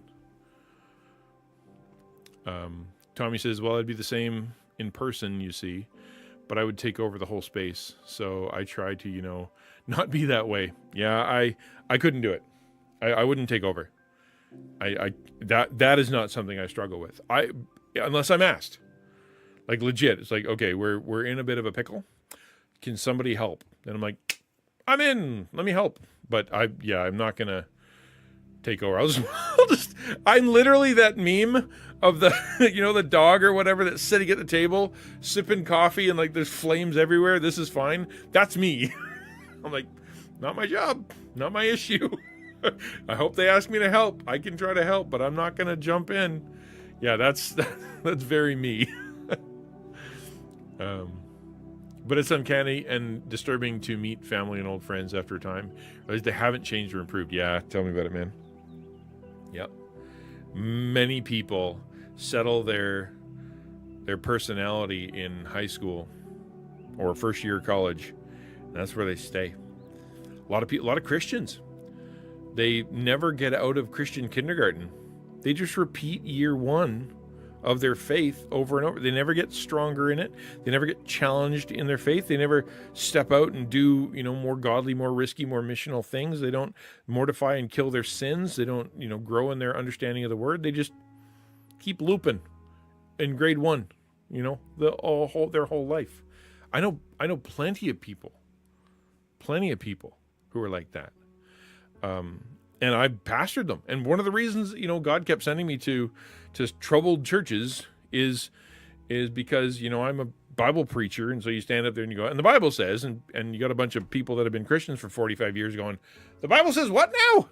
I didn't know that. That's the first I've ever heard that. I'm like, no, you've been listening to sermons for 40 years. I promise you a previous preacher said what I said. I'm telling you the gospel. It's the basics. And they're like, no, I don't think I've ever heard that before. Right? Like it was not good. Bumped into a lot of older Christians that didn't know the basics. Gerbert's not go away, but be mollified or suppressed in older, mature people. Oh, okay, yeah. Yep, that's the hope. Yeah, exactly. Yep, I understand what you mean. Yeah, that it would be so ingrained in them that it wouldn't be something they have to think about. They just do it. Spiritual milk drinkers, yeah. A lot of people simply learn how to improve their circumstances and situations, make ideal conditions for themselves instead of improving themselves. Or they learn the perfect blame, right? The perfect excuse. That's another thing, man. I knew a person. You know what I'm going to do? Let me pray and then I'm going to jump into just chatting. God, thank you for the day, for your love, and for this. I pray that it does lead to good conversations. Thank you for helping us in these steps. We can only change because you are the one who helps us. You are the foundation on which all this stands, and you're the perfect example. So help us follow you. In Jesus' name, amen. So, what was I saying? The excuses. There are a lot of people out there who find their perfect excuses, and that's what they live on. I know one lady. And she was an older lady. Oh, by the way, we're doing something new pineapple. So if you want to say amen, you go to the emote and you type in this. You type in ramen, and then you hit the ramen button. Yeah, so it says ramen. Because we don't have an amen button, we have a ramen button. So if you want to say amen, we're using the ramen button, which I think is the emote. I love it. I think it's hilarious. But yeah, I knew this lady who was older. She was older. She wasn't new. She was great. Icon. There you go. Emote, icon, emoticon. Remember when we called them emoticons? It's an emoticon. And she had settled in her heart, settled in her mind that she doesn't, the way that she processes her feelings is to flip out and get all upset. She said, with my husband, he'll tell me something that I don't want to hear. I will get mad at him and scream at him and yell at him and throw things and call him names. And then the next day, after I've had a time to think, I'll come back and I will say, I'm sorry, you were probably right. And then we'll have a discussion. But that's just how I react to things. I flip out and I scream at him and I call him names and I throw things at first. That's just how I process. I'm like, that is someone who is settled on an excuse. They don't want to grow. They don't want to change. They know it's wrong, but they don't want to challenge themselves to get better. You know what I mean? That's, if you can find that perfect excuse, right? Well, it's my genetics. Well, it's how I grew up. Well, it's my culture. Well, it's my, then I can do whatever I want. Well, I'm a farmer, so, or well, I'm a city person, so, or well, I'm a, whatever. And so that's why I can't improve myself, and that's why I refuse, because of this external reason. I don't buy it.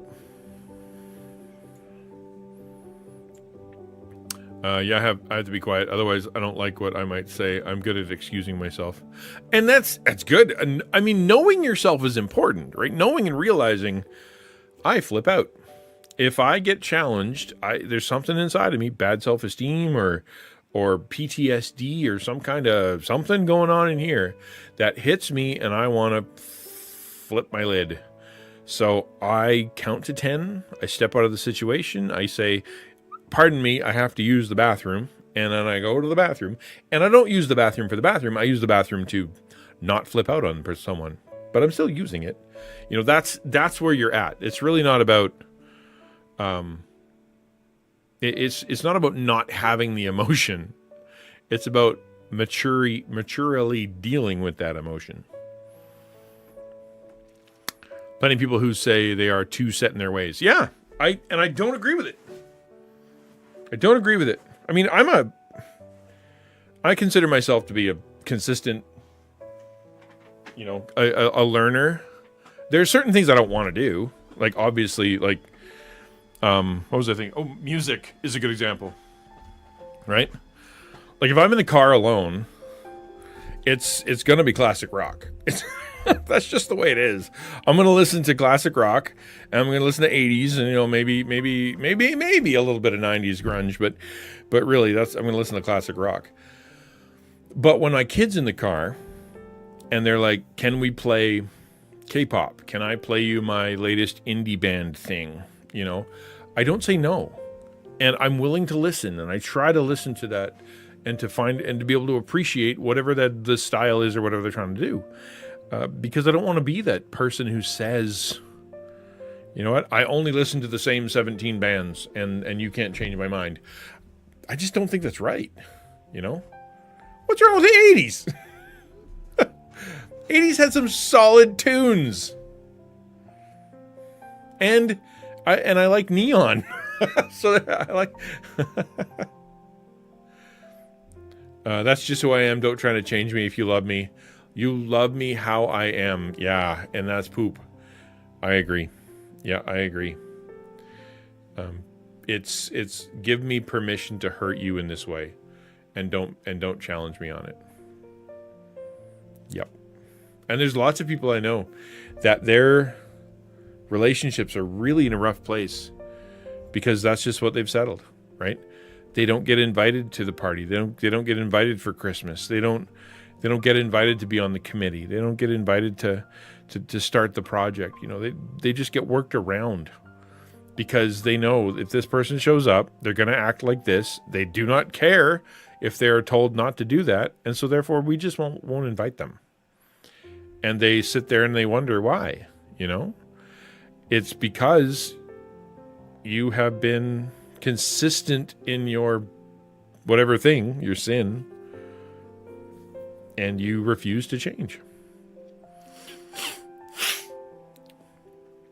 Many people put more priority in improving their physical body instead of their character. Botox, false eyelashes, gym every day, false nails, suntan beds. Spend thousands on those things. Yeah. I mean, it's like the fat guy or the fat lady who has just the nicest makeup and, neon hair and an expensive outfit as like this to try to compensate for the lack of self-control that they have with the rest of their body, right? There's something wrong. You have to go fix that, right? Thank you for having pretty hair, but you're going to kill yourself. We don't want that. Nothing wrong with taking care of yourself, but many people use the method of self-improvement only to forget about character. I don't know many of those people, thankfully, right? I don't know many people who are really shallow. I don't know many shallow people. I'm thankful for that. I'm sure there are. I know there are many out there, but I don't know many. I detest 80s pop, but my whole family loves it. It is my burden to bear, dude. I'm on board with your family. I love pop music. When I was in the 90s, I was into alternative. I was into grunge. I was into world music. Give me a didgeridoo and a glockenspiel, singing, old timey folk songs. Sure, I don't care. It's good. That's what I listened to. It was fine. But these days I've definitely simplified. But no, I love me some 80s music. I was born in 1978. And so 80s really isn't my jam, right? It was the 90s where I started listening to music. It was 90s where I had my car and I could listen to music in my car. You know what I mean? So the 80s was just kind of it was there, but I was only, 12 years old when I turned to the 90s. I don't understand rap hip hop, but I still have people try to explain it to me, but I don't enjoy it. Like most of my age probably do. I'm that way too. I don't mind a beat. I don't mind, whatever. What I don't like is anybody yelling. And that's my own baggage. If I'm not going to sit there and listen to a song where somebody is literally yelling at me, because it makes me sad and makes me scared and makes me upset. And man, it just sucks. I don't want to sit there and listen to someone yell at me. I have a relative who is obsessed about their body. They never miss a day at the gym, stress out if they put on 5 pounds. They do not have an eating disorder, but their value is also about how they look. Yeah. And really, they're going to be affirmed for it a lot because people, we're all very superficial at first. So they're going to assume that person, because they look good and because they work really hard at the gym, they must also have these other good qualities in their life, but they could be, what's that guy, Jason Bateman? Not Jason Bateman. What's the guy from American Psycho? It could be that guy. He worked out pretty good too.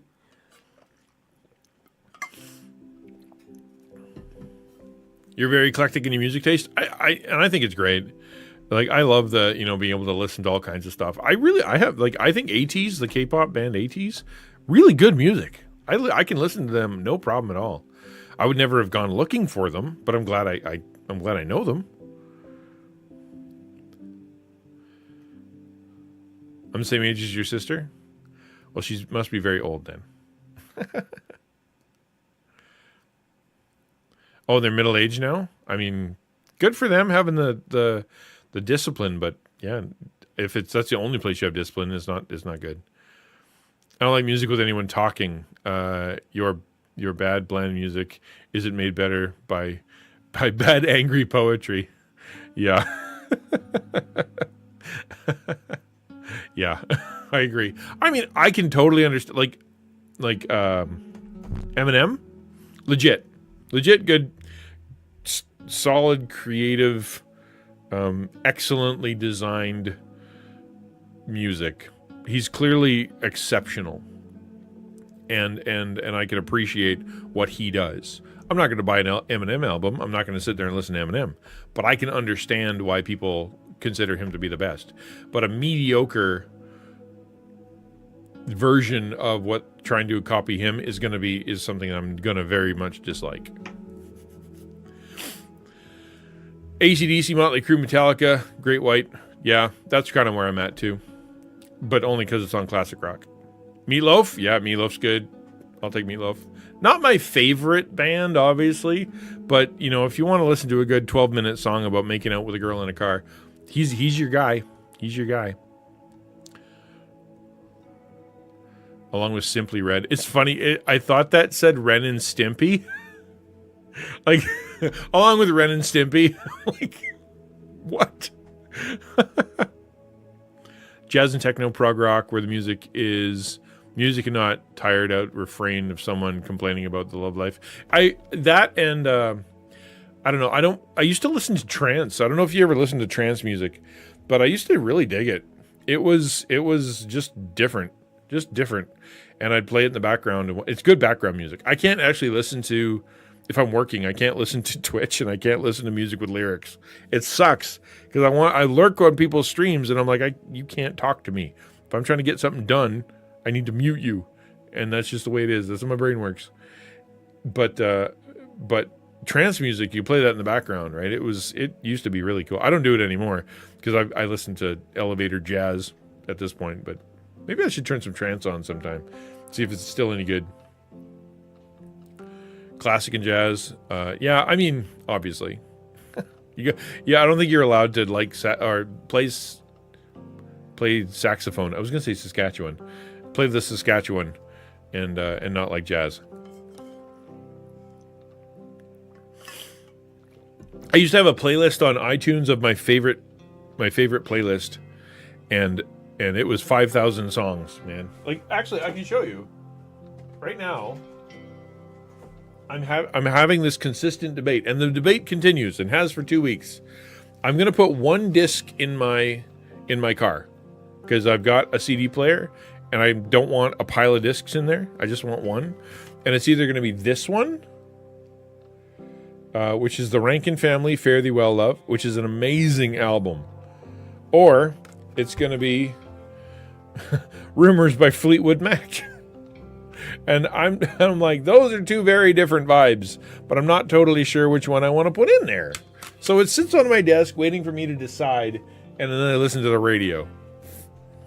Kind of leaning towards Rankin Family because I can listen to that and it makes me happy every single time. I can see Fleetwood Mac Rumors being kind of like, you don't really feel like it. Yes, no kind of stuff. Yeah. But dude, Rumors is good. Yeah, it's one of the best albums of all time. Got a crazy story behind it.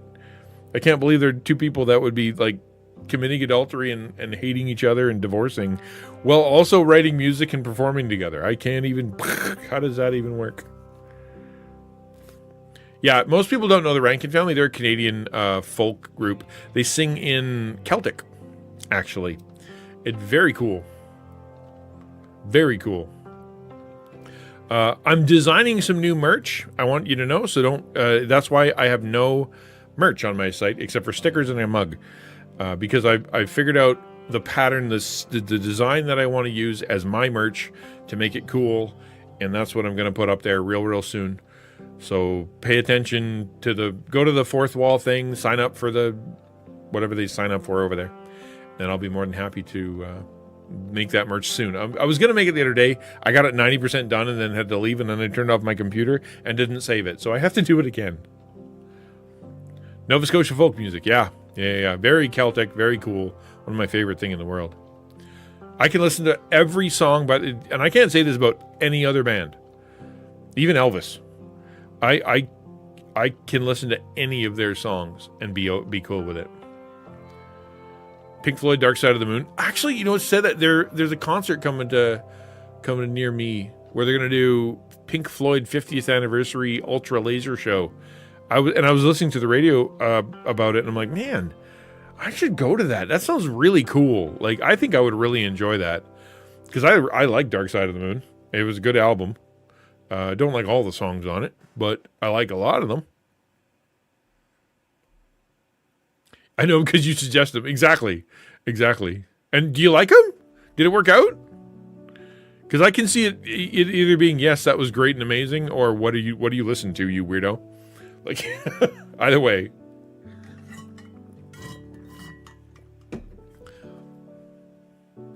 You know, a bit of Gershwin. You like a Gershwin tune? How about you? Yeah. Is that New York? Is that what that's from? Fun fact, I can 100% rap. Yes, rap all the songs from Eminem, the Slim Shady LP, and the Marshall Mathers LP, despite not hearing them for years. Be careful what you listen to, kids. Well, I can do the Big Mac McDLT, a quarter pounder with cheese fillet of fish, a hamburger, a cheeseburger, McChicken, tasty golden French fries, regular and larger sizes, and for breakfast, egg McMuffin, hot cakes and sausage, maybe omelette. How the rest of they go? McMuffin, all three kinds of Danish, or for dessert, hot apple pies in several sweet varieties, a drink of Coca-Cola, Diet Coke, or orange, a shake. And now I've lost. Back in the day, that was on the commercial. And they said if you went into McDonald's and you told them the whole thing, you sang the whole thing to them, they would give you a burger or something. And so I'm like, I want a burger. So I sat there and listened to that commercial and then memorized it and spit it out to them and got a burger.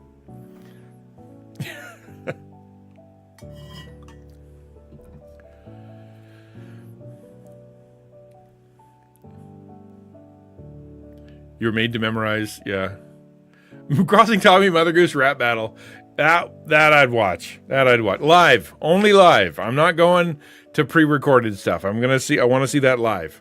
Actually, why don't we do that at the first TacoCon? They will. TacoCon 2025? Let's just assume God's going to be gonna put this thing in overdrive in 2024. And we're we'll have TacoCon. I'll speak. We'll have, ukulele play music. And then at some point, we're going to have a rap battle between Crossing Tommy and Mother Goose. That's going to pull the tickets, is what that's going to do.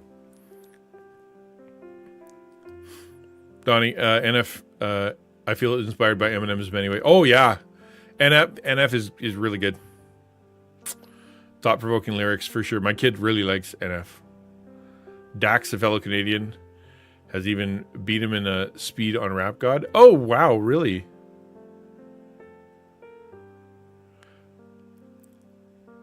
There's a big difference between being able to sing Rap God and being able to write Rap God. In the Bubblegum Church. Yeah, the inflatable Bubblegum Church. That's going to be in a parking lot somewhere near Wolfler. That's probably in his backyard, actually. We're going to do it in Wolfler's backyard in the big pink blow-up church.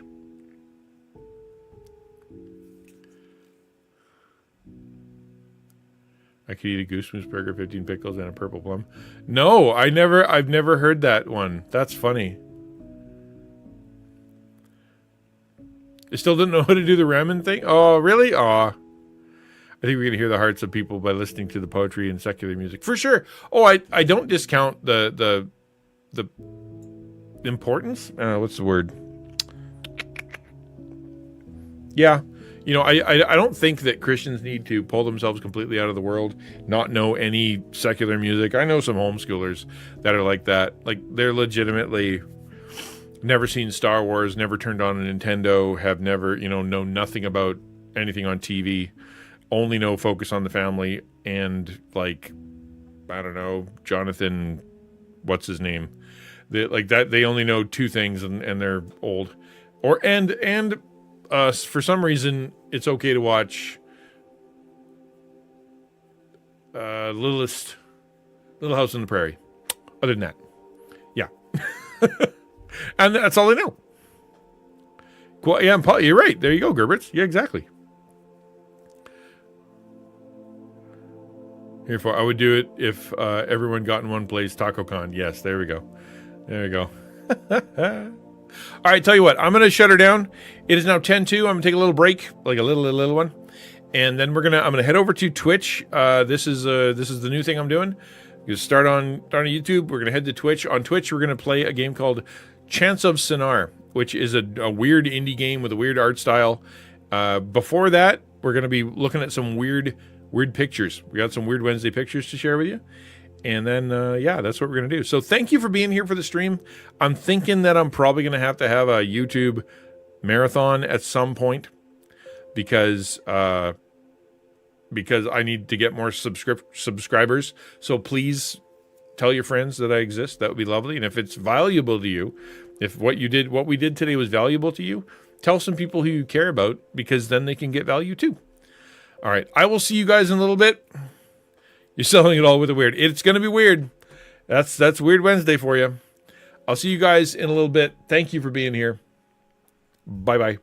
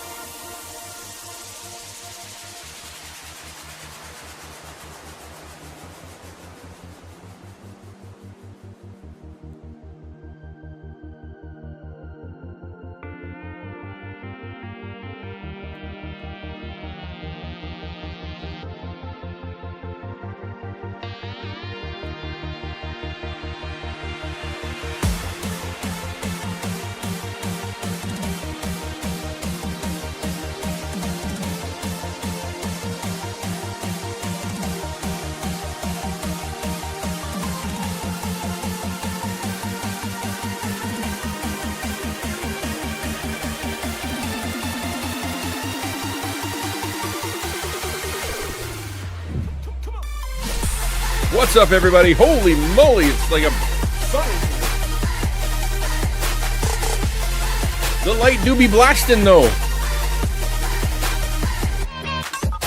Hello, good to see everybody. Give me 1 second. Actually, I'm going to ask your indulgence for the whole stream.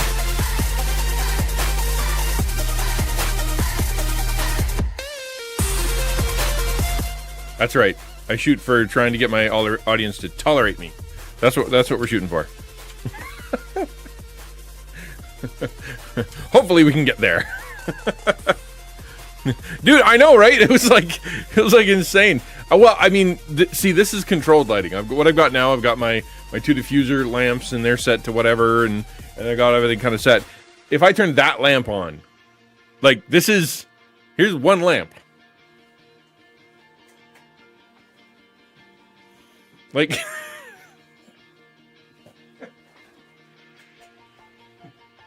it's a 800-watt bulb in there. Just to I like to use it to cook my turkey when I'm doing my office stuff. Yeah. Actually, it looks way worse on camera than it is. It's like a normal bulb. It's just that everything's kind of balanced, right, for this one setting of light. Well, hello. I'm doing well. Hi, Phoenix. Hello, River. Hi, Samus. Hi, Ukulele. Thanks for being here. I'm trying something new.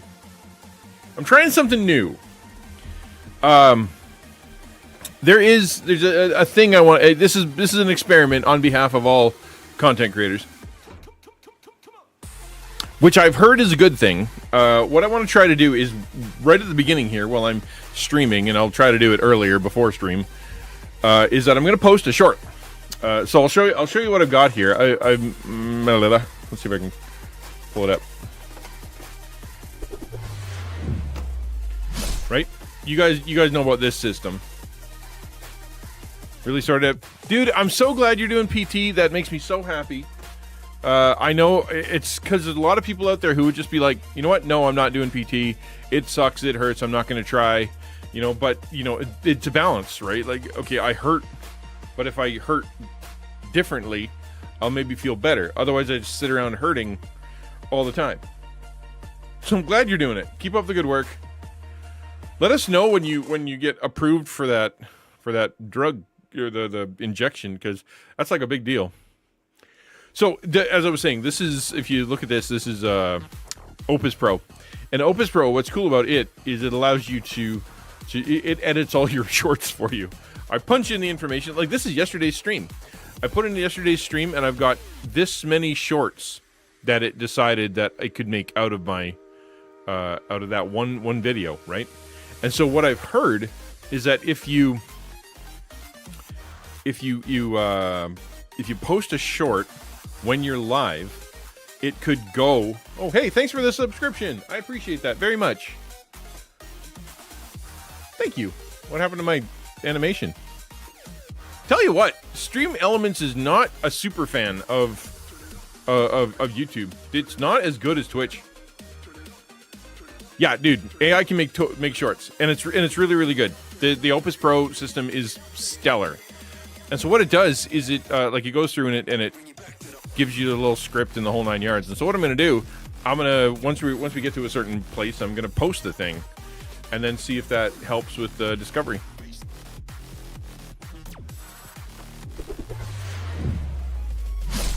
Two weeks and 2 days, she said it was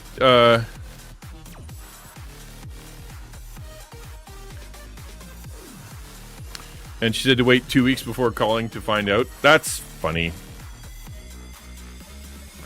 That's funny. Well, what it does is you put in your YouTube talk or whatever YouTube thing, and then it scans through the whole thing, turns it into text, adds all the you can organize it, make it look better. You can edit it right in their system. It automatically adds the closed captioning, and now they got a system where they're going to be adding automatic B-roll as well.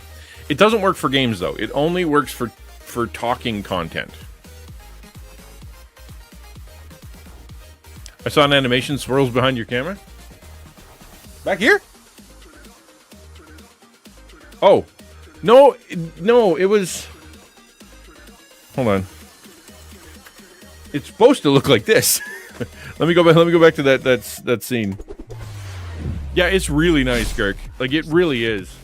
I'm a huge fan of it. It cost a lot of money. It really did. It was a couple $100 for a year. But it's to me anyway, because I can't do my own short editing. I just don't have the time. It saves my bacon. He makes shorts of his sermons. Well, this is a good system for that. This will help. So, okay, if I do a subscriber event, right, that's supposed to happen. Did you see that? That was what was supposed to happen when Gert subscribed. Right?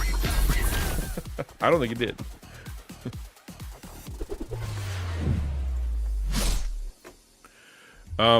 Okay.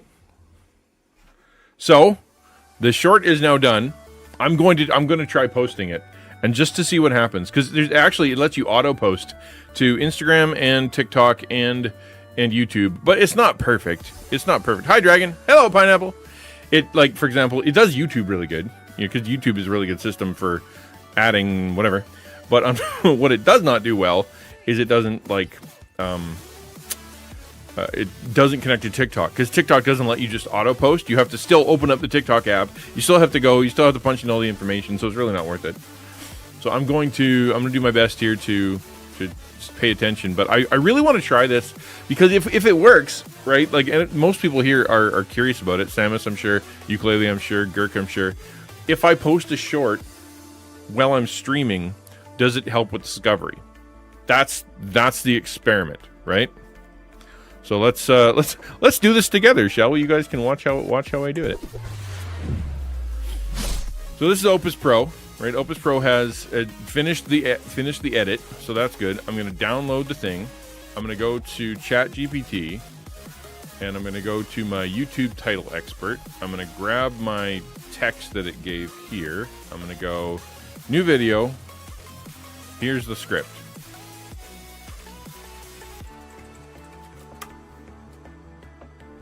Okay. So now it gives me an option for a title. There's the keywords. There's the description. Give me 5 more titles. Include questions. Include viral questions. There you go. Cheers. Well, 100K subs, 10K views. Dude, that's so good. I mean, I'm glad they're able to identify. Does he have someone doing it for them? I can only assume you have a decent camera and a decent audio setup, because the issue with most churches is that you're like from 1,000 miles away. The pastor's like halfway off to the side, and he's only this big. That would make a really bad short.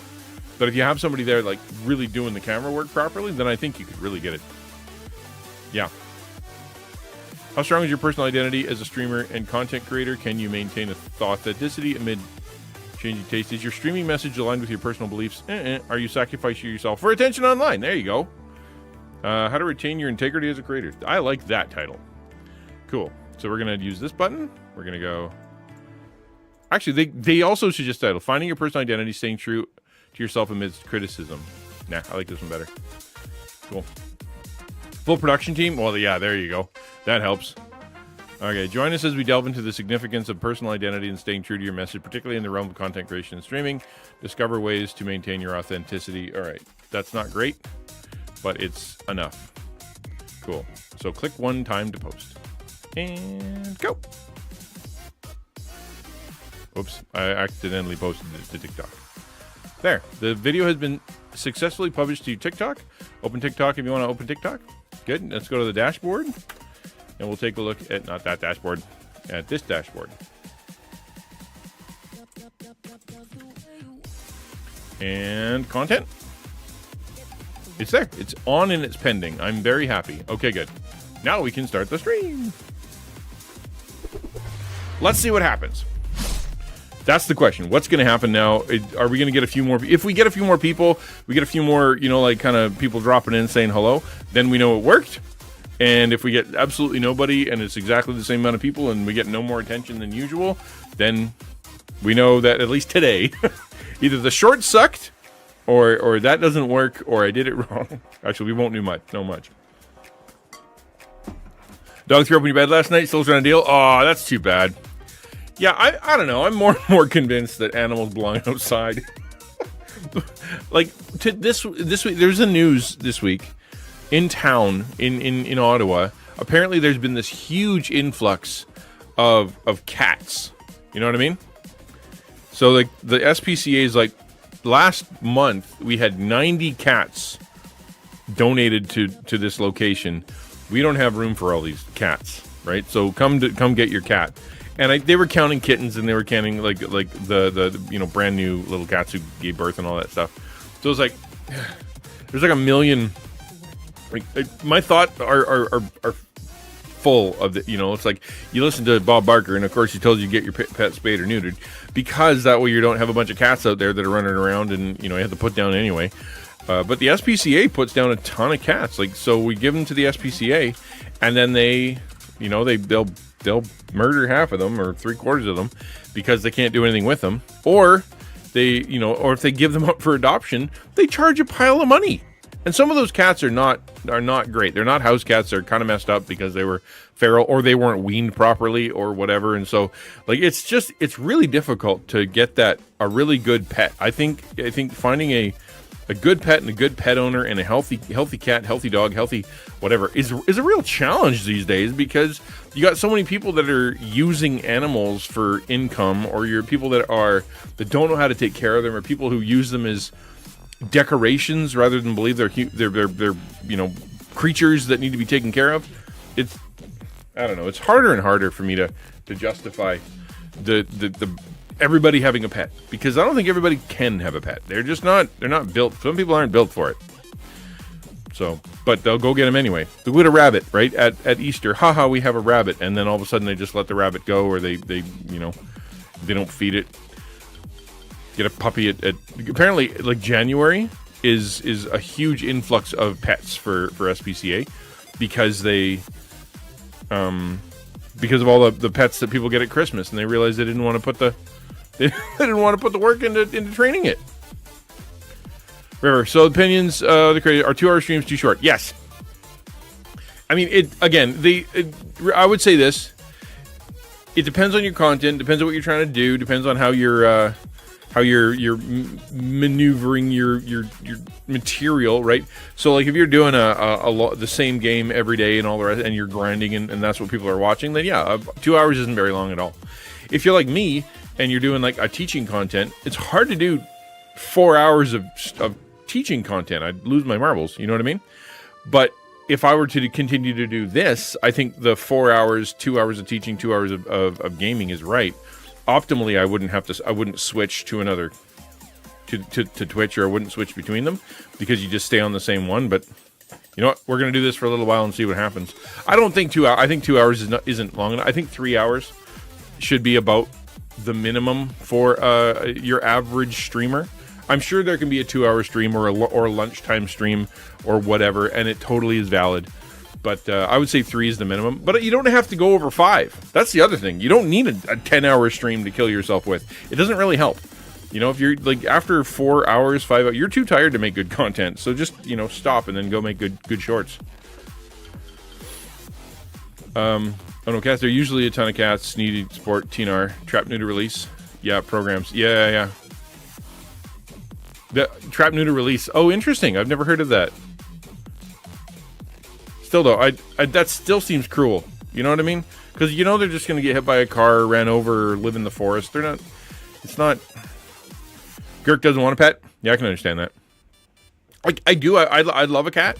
I like cats. My daughter's allergic, and I don't think that we're anybody. If we can't finish our laundry properly, then you can't feed an animal. Sorry. Let me know when you can keep your room clean. Then we can talk about you keeping a living creature alive. That's the minimum. Some people aren't good pet owners. Some people think need things to look after for a hobby, so they collect animals. Yeah, and animal hoarding is real. You're absolutely right. And I love fish, because fish are cool. You put them on the shelf. They look nice. They're easy to take care of. Ish. If you do it right, it's not super easy. But you can if you can get your ecosystem working, it does have to work for you. Yeah. Only time I'll have will be 8 a.m. to 11 a.m. That's 3 hours. Well, and dude, like, that's actually really good. So, for example, and not that hold on, bugging me. Hold on.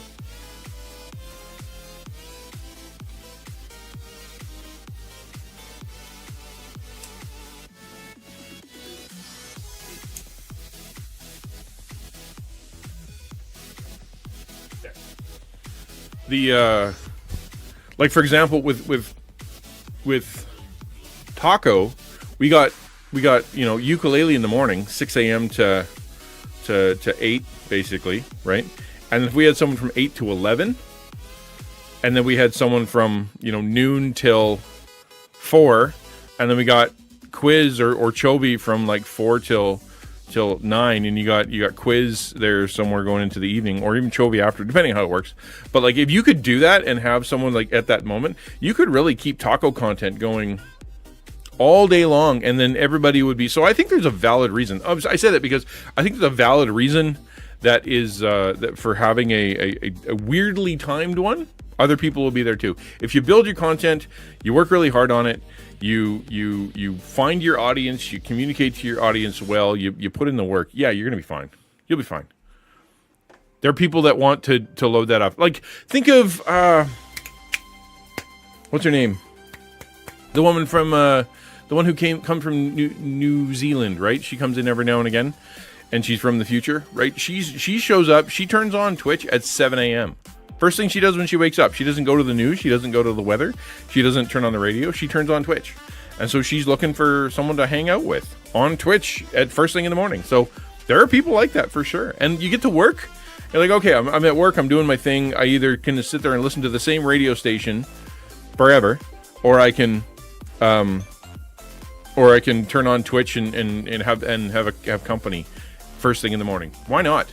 Heck, if you make it a coffee show, I don't mean you make it into like a morning show where you do interviews and stuff, but it's like you recognize that what you're doing is you're having a personal coffee time with someone, and you're making that, that, hey, I recognize that you're probably at work. I recognize you're probably second monitor. I know that you're looking for someone to chat into your ear and do something interesting and try to be funny or show you new cool stuff or whatever it is. I'm going to do that. That's what I'm here for.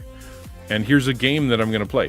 I think the downside, or the thing that you would do wrong, the way that you'd approach it wrong is, I don't care what my content is. I'm going to do it at this time and hope that people like it. I think it's exactly wrong. I think it's more along, I have to stream at this time. These are the people that are available. This is what they're looking for. And this is the message I want to communicate. Then I'll go there, right? I think that way you're going to get some, yeah. This is my morning show with the kids. Oh, and that's great. I appreciate it. Unfortunately, it's a teaching show. So sorry, kids. The game starts later. Come back in 2 hours when we're playing this really neat game where in the world of that looks like ketchup and mustard, we get to try to figure out hieroglyphs. That actually sounds boring for kids, but it was actually pretty fun. It was pretty fun. My sister thought she had 2 female rabbits in a single cage before anyone knew that happened. They had really? That's what rabbits do, right? Rabbits make more rabbits. That's what they're known for doing that for sure. TNR, there's a reduced human cost. It's better than just killing the cats. I agree. It's better than just having a bunch of cats that you're just destroying. But people need to take responsibility. But they don't. They don't. Creators don't take responsibility for their creations. People don't take responsibility for their kids. Husbands don't take responsibility for their wives. Parents don't take responsibility for their children. If we could get people to do that, this world would be a better place. Yeah.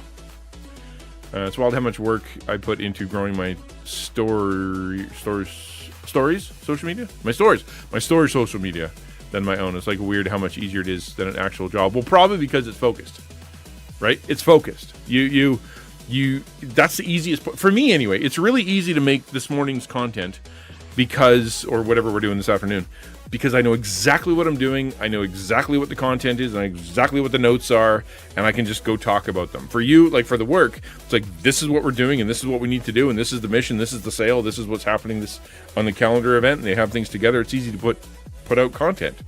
It's okay, now what am I going to do? What do I want to do? What do I want to say? What interesting idea do I have? That makes it harder. Which is why I'm a big believer in lists and schedules and plans, and just kind of going, okay, here's my theme. The theme of my channel is, or this is the game I play, or this is the audience I'm trying to reach. Therefore, that's going to self-generate. Like if you did Honkai Star Rail or Genshin, there's always an update, there's always a character, there's always a new adventure. There's always something that you can kind of like grab onto and kind of say, this is what the content is now.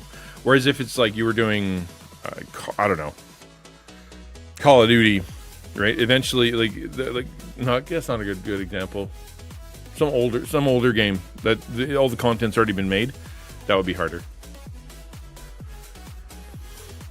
I actually feel the car content and all that.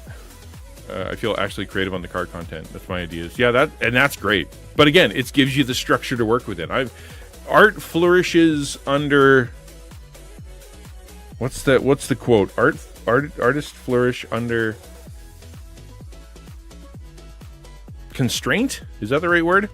But the idea is that if you give an artist freedom, like here's all the money in the world and every canvas on the planet, they're going to be paralyzed. However, if you say, okay, artist, here is a piece of wire and one color and a piece of wood, make something cool, the artist will do a far better job trying to put stuff together.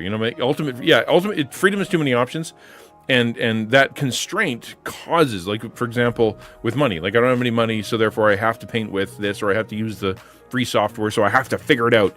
And that figuring it out causes you to actually, I think, can make better stuff.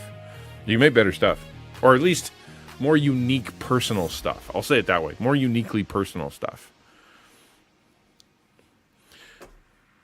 Yeah, and you need to force a direction. It's not as instinctual. Yo, Denalid, how you doing, man?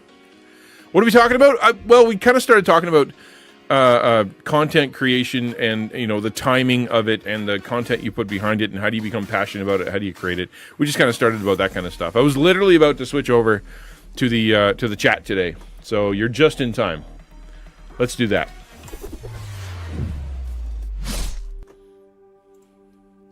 Yeah, we're still warming up. I apologize for being late. I was very, again, this, like I said, this week has been a little weird for me because normally I feel the sense of kind of panic, right? For wanting to get down here and make sure that I've got everything, put together properly, et cetera, et cetera. But right now I'm legitimately I slept till 10 today. Although I was up super early and then I did stuff late at night. I slept till 10 today and I rarely do that. I don't know what's going on with me. I don't know if I'm tired, if I'm just not being disciplined enough, but that's why I'm late. Warm-up conversation so random but interesting, but YouTube doesn't really notify me any better than Twitch does. Really? I'm kind of shocked at that because I get an email for my own stream. It's like, ding, you're streaming. Thanks, I know. But Larkin will agree, try to figure out content can be difficult. Yeah, that's, again, I'll say it again. If you're struggling with what am I supposed to make and what am I supposed to do and what comes next, you need a theme. You need a really figured out, really focused theme. Like for even Genshin, it's too big. Let's use that example, Genshin Impact, too big, right? If you said that I'm gonna theme my content around one character, right? One character, and I'm going to talk about every single thing about them. I'm going to talk about, their history, the best way to build them, the best, artifacts that work with them, the art behind them. I'm going to do other people fan art. I'm going to show fan art of them. I'm going to read fanfic about them, which is, then you got to change your rating. But if just one character, if you just went hard on one character, you'd find your audience, because what'll end up happening is people who like that character, you're going to be coming up more and more in their feed and their algorithm because you're feeding them that one thing. And if they want to go nuts on that and you're going nuts on that, that's what they'll do. But if you're like, I'm going to make generic content about Genshin, it's going to just get lost in the mess. You know what I mean? Going to get lost in the mess.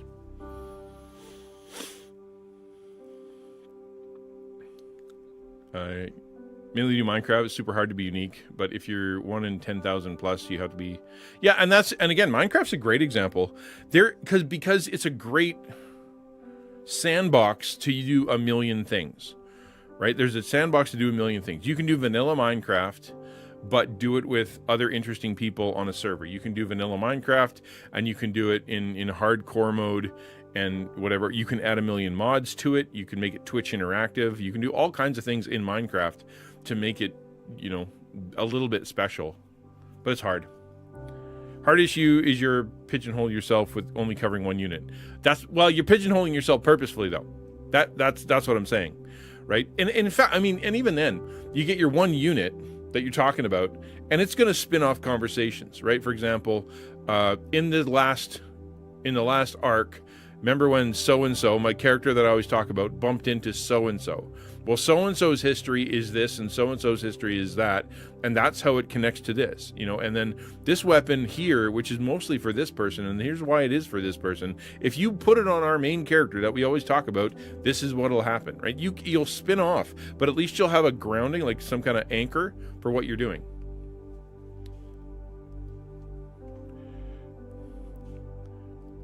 Yeah, forgotten forever. And it's true. That is the downside, because what ends up happening is whatever's new, whatever's novel, whatever's the latest thing that comes out, everything else goes away. I completely agree. I was just giving an example. I'm not saying it was a good idea. I'm just saying that was an example of focused content, right? For me, I'm focusing on personal development, right? I've put the devos aside. I put the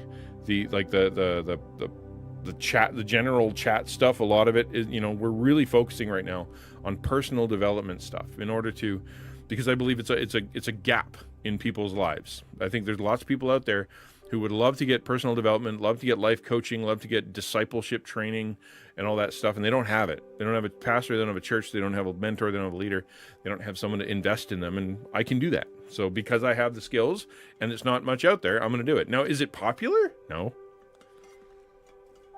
I think there's lots of people who need it, but it's real. If you're going to choose, right? Yeah, I can be entertained today. I can go to, watch some funny video. I can sit there and I can scroll TikTok and, drool, or I can go play a game, or I can whatever. Versus I'm going to sit here and get challenged and have to think through this personal development stuff. It requires an investment. It really does.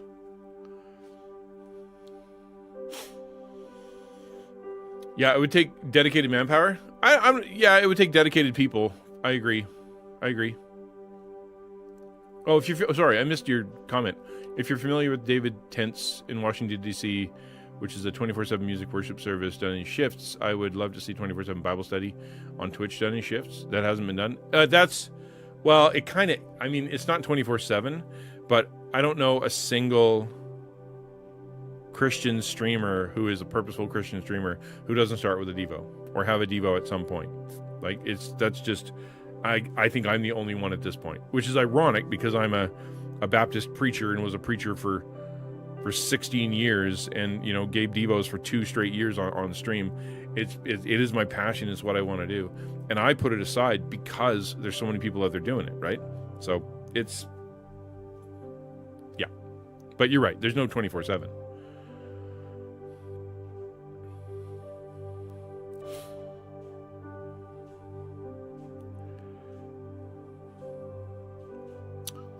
I assume, but clips, periods can be archived for later. Yeah. On Variety, lately been playing Ark, but meat on my stream has been discussion, going through a book on Christian philosophy. And that's very focused, right? Very focused. Yep. XtianNinja, a Devo is not the same as a Bible study. That's true. Yes, I agree. You're right. Yeah, okay. Okay, good point. That's a good point. Next section is actually on spiritual growth. Yeah, well, there you go. See? That's a good thing. I thought this would be a good one.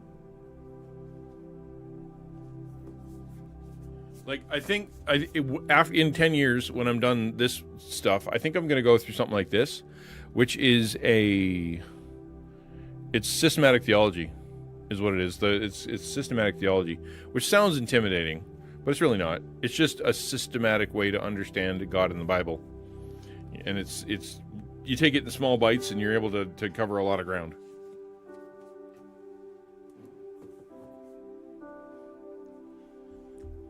And maybe I'm wrong. Maybe I should be doing Bible studies and whatnot. But it just feels like that's covered by the market. It's I don't know, maybe. Like if you go watch Pastor Dustin, you go watch what's his name there? You can go watch Flat Cap Dapper Pastor. You can go watch that one dude that I can't remember his name, and he's always doing work streams. He's got a cool name. I can't remember his name.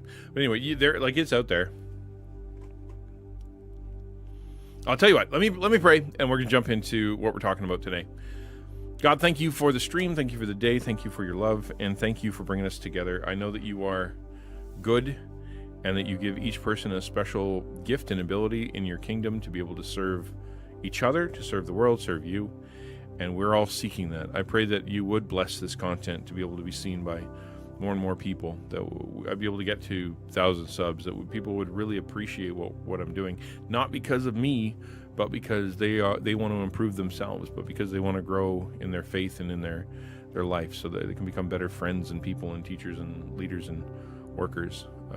This is my passion, and I pray that you'd help me to convey it. I pray for everybody who's listening, that their heart would be knit together with yours, and that we'd be able to enjoy each other's company and glorify you by whatever is done. Thank you. Amen. Reaction content? Yeah. Epitome. That's what I'm thinking of. Yeah. Epitome. Reaction content. That's actually something that I've been thinking about. My daughter is on my back because she's like, react to this, react to this, react to this.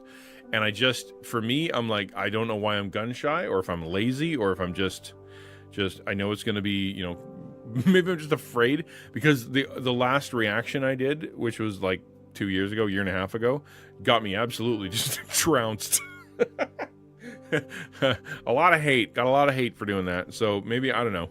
But yeah, I think reaction is good. You've been reacting to things lately? That's cool. Yeah, I mean, it's a double whammy, right? I mean, content-wise, you get to see the content and you get to have somebody think about it. So you get both. It's like a double dose. So I think that's why it's so popular. Hi, Lizzie. Good to see you. Welcome to the stream. We're going to talk about compassion today. Today we're going to talk about compassion. Yesterday, if you recall, we were talking about character, generally speaking, character. Like, what is a person's character like, right there? And a person of good character has, a strong personal identity. They are emotionally secure. They have strong ethics and values, and they're self-disciplined. Today we're talking about compassion. Like, what makes a good person? What makes a good leader? What makes a good parent? A good church worker? A good employee and good employer? One of the things that they need to be is compassionate. They really do. They need to be compassionate. Reaction is good, but sometimes it needs sensitivity. And whenever I react, it's always completely off the cuff. So that in itself is a little dangerous, because I don't write scripts. Ain't got time for that. What are you talking about? Being prepared? Ain't got time for that. So compassion. Well, the issue of character deals with the world's perception of a leader. Compassion deals with a leader's perception of others in the world. Compassion is a virtue that takes seriously the reality of other persons. There you go. Their inner lives, their emotions, as well as their circumstances. That is such a great quote. Trinity to be compassionate. Yes. Well, exactly. Well, no, I disagree. I think a prepared script can be a very good reaction. But compassion is a virtue that takes seriously the reality of other persons, their inner lives, their emotions, as well as their external circumstances. It is one thing to be a quote-unquote good leader or a good mentor or a good parent or whatever, and being like, because of my skills or because of my abilities, I want to be able to pour my life into this person. I want to make sure that I have strong character. I want to make sure I have good self-discipline. I want to have good care for how people perceive me. I want to make sure that I'm loving and dedicated and following through on stuff. This is different. This is compassion. This is where your servant-heartedness comes out. This is where it costs you, right? This is emotional. This is emotionally dangerous, because if you ask anybody who has a deep level of compassion or empathy or sympathy, those sensitive people, when they watch the news or when they watch a movie or when they see their friend or they go to church or whatever, and something is not right, it hurts them. It hurts them. So it's one thing to build self, to build self. Like, you think about it from someone who's working out, someone with good character. They're walking in, they've got the self-discipline to be able to work out, to build their muscles. They've got the ability. They're helping other people build their muscles. They're showing how to do it. They're making sure everybody's safe. That's a good thing. Compassion is about going out into the world and using the muscles that you built in the world to help others. right? It's not just about building self and helping others and growing others and making others better and making yourself better. It's about using everything you have for the sake of someone else. A virtue that takes seriously, as in you feel on behalf of, you care about, you hurt for, you're angry, on behalf of other people. You care about their inner lives. That's a big one, right? That you look at somebody, and it's not just that they're poor. It's not just that they're addicted. It's not just that they've been abused. It's that their heart is hurt. They don't like people. They are consistently afraid. They're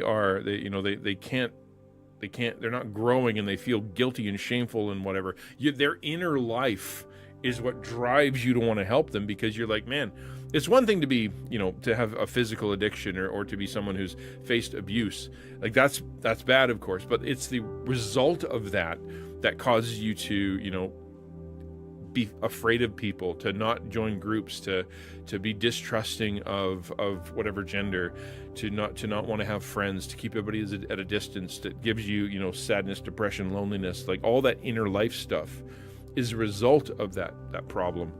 And someone who's compassionate isn't just like, oh no, that person needs to be fed, which is good. It's that person needs to be fed because I want them to feel like they have a friend, feel supported, feel loved. I want them to feel like they have someone to depend on. I want them to know that they feel they're cared for and that they're an exception to the rule, and we want to give them something. Like I want their inner life to be better. It's not just about feeding them. I want their inner life to be better. Their emotions, as in I care about what they care about. I hurt for what they hurt for. I celebrate what they celebrate, as well as their external circumstances, right? Yeah, obviously we want to feed those who are hungry or protect those who are in danger, but it goes deeper than that. How well do you express compassion for others? That's the question. How well do you express compassion for others? Does compassion move you to meet the needs of others and help resolve problems? Respond to these questions. Okay. So the big subject here is personal reflection on, are you a good person? What's your leadership potential? What's your potential as a successful human being, someone who's going to go out and change the world? It's one thing, we just talked about self, right? All this stuff with self. I assume responsibility. I am secure in my identity. I do what I should do. Now, with all the personal stuff that you're doing and working on and all the great things that you are, what about others? What about others?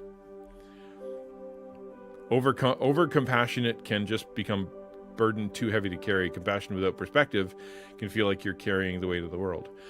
Yes, and I think of Christ, and I think of really the people that have really changed the world.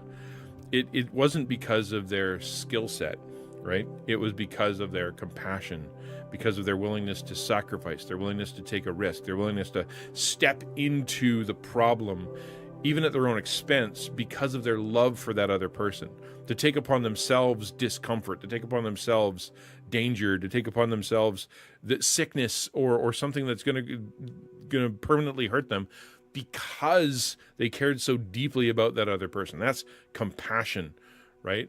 And so the question is, in this world, if you want to live as a fully devoted follower of Jesus, if you want to be a great person, not just a good person, not just successful, but to be a really incredible individual who has a lasting legacy in this world that other people are going to remember, that that other people look to and go, I want to be like that. One of the key things is compassion. So, here's the question. I will help those in need even when it costs me. I will help those in need even when it costs me. Scale of 1 to 10. And you can go through your history, right? So what are the things it can cost? It can cost you time. It can cost you money. It can cost you your reputation. It can cost you your job. It can cost you popularity, right? It can cost you your a future option that you are now closing off forever. It can cost you your health. It can cost you your emotional stability, right? If I go into that and I help that person, it's going to wreck me. You know what I mean? It can cost you stress, like completely stressed out. So the question is, and on a scale of 1 to 10, right? How much do you, or are you willing to step in to help people at your own cost? Because there are people out there who consider themselves compassionate because they feel on behalf of others. And they're like, oh yeah, I'm always crying about movies, and I look at the news and I really feel bad for the people in, whatever country, and I look around and I see homeless people, and that makes me sad. And I go to my church, and I go to my group, and I see people that are really not doing well, and that makes me sad. I'm a really compassionate person. Real compassion compels you to help, right? It compels you to help. So therefore, and even when it costs you, because it's not just a matter of, oh, I have some extra money here, would you like it? That's good. That's generous. That's a positive thing. That's not a bad thing. But compassion, sacrificial compassion, servant-heartedness that Jesus talked about, being a servant of all, it means it costs something. There's a little bit of a pain when you do it, because it's something that you are risking, or something you are taking away, something you don't get anymore, something that is going to cause you some pain, and you're going to give that up so that person feels better. It's based on the reality of other person's inner lives, right? That these people really do exist, and they really do matter, and they really have a future, and they have a purpose for being. I want them to feel better, even if it makes me feel worse. I want them to be happier, even if it makes me sad. I want them to be stronger, even if it requires my strength, right? Things like that. Their emotions, I want them to feel better, because I'll take the burden with them. I'll carry their sadness that I didn't generate, and I don't have anything to do with, but I'm going to step into and get covered in their muck a little bit so they can feel better, right? I'm going to give from my blessing and bounty so that they can feel better about themselves, or that they can be freed from this problem. It's going to cost me, and and here's the multiple levels at which it can cost you. There's a word, I'm going to see if I can find it before a German word for realizing other people have lives. Sonder. It's the word sonder. So if you want to look an interesting word, I can never remember what this dang word is whenever I want it, but it's the word sonder. The realization that each random passerby is living a life as vivid and complex as your own, in which you might appear only once as an extra sipping coffee in the background. That's a great definition. Here it is for you, right? The word sonder. This is, I think, if you've ever had this experience where all of a sudden you're like, holy moly, other people exist. Like that whole other people, random people that I've never met before and will never meet again, have just as much value and problems and hopes and fears and struggles and relationships and as I do. Like, I'm not the main character. For them, they're the main character. I'm the bit part, right? They pass through my life. I don't exist anymore in their reality. It's this huge, and most of us live as the main character. We just assume we're the main character, and even when we help people, we do it because we're the main character. Obviously we need to help people because, that's what my life's all about. What if it was, I need to help that person because they're the main character? How would that completely radically alter how you live? If you're like, no, I'm just the background guy. Other people have lives, lol. Exactly, right? But it's true. That Sonder thing is real. It's like, so you're like, what if you're like, no, I'm a background person. I'm a servant. They're the main character. That's actually what the qualification of a pastor, elder, teacher is, right? The way that it's talked about in the Bible is that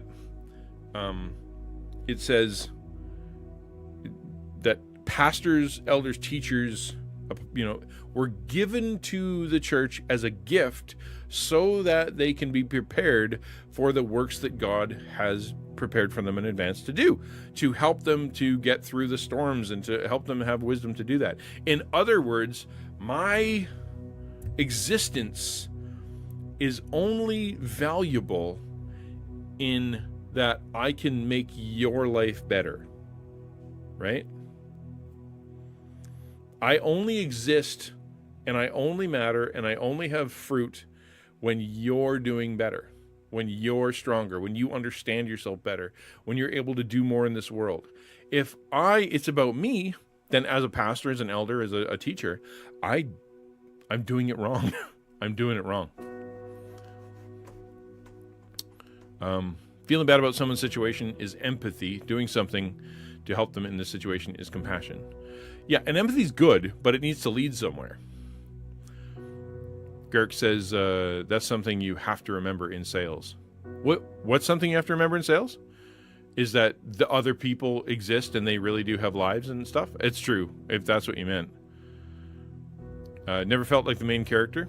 That's good. That's good. NPC AI is getting really good these days. And in truth, I know that's a joke, and like, can you look around and you're like, oh, everybody else is an NPC and I'm the main character.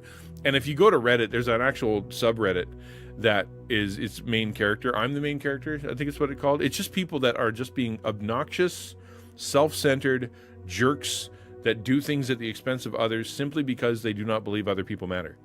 And there's a lot of people who live like that. Hey, Sonic, thank you for lurking. Appreciate that. Lizzie says, yep, guilty of that. Considering myself the main character, then having the realization that everyone else is, everyone has a life out there. Yeah, it's not a bad thing we talked about this yesterday, right? So we talked about this yesterday. I'm secure in my identity and my self-esteem. In other words, I like who I am. I believe that I'm important. When I say something, it matters. If I'm in pain, I'm allowed to say something. If people hurt me, I'm allowed to get out from underneath that hurt. If I have an idea and other people don't like it, it's okay if I move forward on the idea, even if people don't like me. That's secure identity. That's secure self-esteem. And there's nothing wrong with that, because we need to do that if we're going to be successful in this world. We can't be wishy-washy, changing our opinions and changing our focus just to try to meet the whims of whoever we're trying to make happy. We need to be strong. However, within that context, within that understanding of self, is the strength to say, in this situation right now, because of what's sitting in front of me, my choices don't matter as much. My future doesn't matter as much. My stuff doesn't matter as much. My personal health, my personal well-being, my personal safety, it doesn't matter as much as this other person's. The ultimate version of this is like police officer, or fireman or soldier, fireman. What am I, 3? Soldier, those kind of guys who are like, I will go and I will put my life on the line. I will go step into a place that I didn't start the problem, and I'm not part of the issue, and I don't even know half what's going on there, but I'm going to go put myself in danger because I believe those people matter, right? That's the heart. That's the compassion. Yesterday, I hated a coworker's idea. I sucked it up, did the idea, and now I think it was an amazing idea. Love the video. Don't know why I hated it at first. Yeah, that's, at least you know that. You're able to go, hey, maybe other people have good ideas. It's funny. B, I am moved emotionally by my love for others. Scale of 1 to 10. This is sort of an easy test in that you can kind of go, like the Kleenex commercial test, right? The old where you're sitting there watching a commercial, and all of a sudden you're like, man, I feel sad now. Whatever it is, something happened to someone else, and I'm moved. Now, this is not the same as the thing that happened in media, the thing that happened to that person, the thing that happened in the world reflects pain that I have. That's not the same, right? That, I was reminded of my abuse. I was reminded of my past. I was reminded of my difficulty with my parents. I was reminded of my grief and loss. I was reminded of a time I was treated unfairly, and that made me feel bad. That's not what this is talking about. This is other people are going through stuff, or other people need help, or other people are doing great. Other people have stuff, right? That their life, and I am happy on their behalf. I'm celebrating on their behalf. I'm sad on their behalf. I'm touched on their behalf. This is the person who can go to an awards ceremony and has no reason to be there other than the fact that they are there to celebrate someone else getting an award. They're happy for that person. They're clapping along. It isn't about them. It's about, wow, that person did great and I'm really happy for them, and their happiness makes me happy and their success makes me happy. I care about that. Other people will go to that same award and they'll be like, hey, how come nobody is looking at me? Hey, how come, I'm here so that other people can see me. Hey, I'm here to attach myself to that person and try to glean some of the shine from them. I want some of the attention too. That's why they're there. A person who has compassion, a good person, goes, I don't need to be the main character today. I am not. I'm just happy that they are happy, right? I'm moved emotionally by my love for others. How are you doing on that for a scale of 1 to 10? Would you say that you, like, say 1 at the bottom is, a baby could fall out of a crib in front of me, land on the ground and start screaming, and I wouldn't even notice, I have absolutely no compassion for anybody. I'm just like, whatever, it's me and I don't care. 10, I think would, I don't know if anybody wants to be 10, maybe you do, but the idea is that you really are invested in other people's lives and you understand their lives and you want their lives to be better. And you're like, man, I really care about a lot of people and I want them to be better. I'm probably like a 7. I would say, like, I'd be a 7. I'll help those when it costs me. I don't know. I'm probably a 7 there too, right? But my issue with that is that I don't have a lot to give. I give my time. I give my energy. I give my effort. I give my help. That's what I've got. I don't have a lot of stuff. But when it comes to emotionally moved by others, I feel like I want them to feel better. I want them to have something. I want them to get attention. I want them to be successful.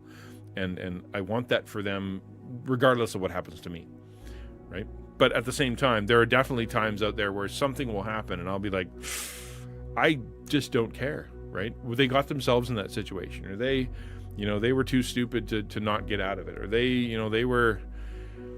shouldn't have done that, and I think that probably shows a lack of compassion for me, because when someone really blows it and it's all their fault and their life explodes, part of me is very much like, well, you kind of deserved your life to explode. And therefore you need to sit in that for a little while. I still want to help. I still want to talk to them. But at the same time, you feel sad because you deserve to feel sad. Sonic Knuckles says, I don't know if this would fit the topic here. I'm just a nobody trying to tell everybody all about somebody who saved my soul. Ever since you rescued me, you gave me my heart to sing. I'm living for the world to nobody but Jesus, character limits, but also forgotten slow mode. I see. I think maybe, kind of. No, not really. I don't know. If it applies to you, then great. I don't know. That's more of a, I don't know how it applies. I think it's a cool song, though. I think it's a cool song. Girk says, I hate it when parents celebrate their achievements on getting their kids to practice, even when the kid's being celebrated for their achievement. Oh, dude, yeah, like standing next to their kid, and trying to be in the pictures, or saying, that, look at him go. I'm the one who gave him that ability, that talent. I'm the one who, I'm the reason that, that's just a parent with low self-esteem trying to use their kid to feel better. It's like those parents that name their kid something stupid because they don't see their kid as a person. They see their kid as a pet or a belonging, right? So they call them a really stupid name, or they spell their name really stupid, or they make it reflect something about themselves because they see their kid more like a handbag than they see an actual human being. Lizzie says, when we can't give much, all we can give is our time and ears to listen and words to encourage. And that's plenty, because there's a lot of people out there who don't have that. You know? Everyone around them is busy. Everyone around them is ignoring them, and everyone around them, whenever they share their problems, gives criticism. So that's plenty, right? Time, listening, and encouragement, for sure.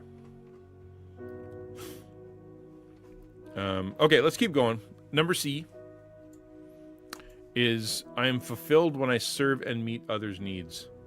That's such a big one when it comes to compassion, right?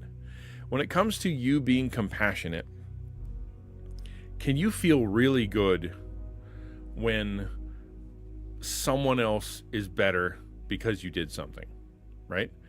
This is Matthew chapter 6, right? When you give, do not let your left hand know what your right hand is doing. When you pray for someone, don't let everybody know. Pray in your closet. When you serve, don't let anybody know what you're doing. It's that. Can you do something for somebody? Can you share with somebody? Can you demonstrate love for someone and not have to get any credit, but you're just happy because something good happened to them, right? That a good person goes, I did a positive thing for that person. They're happy.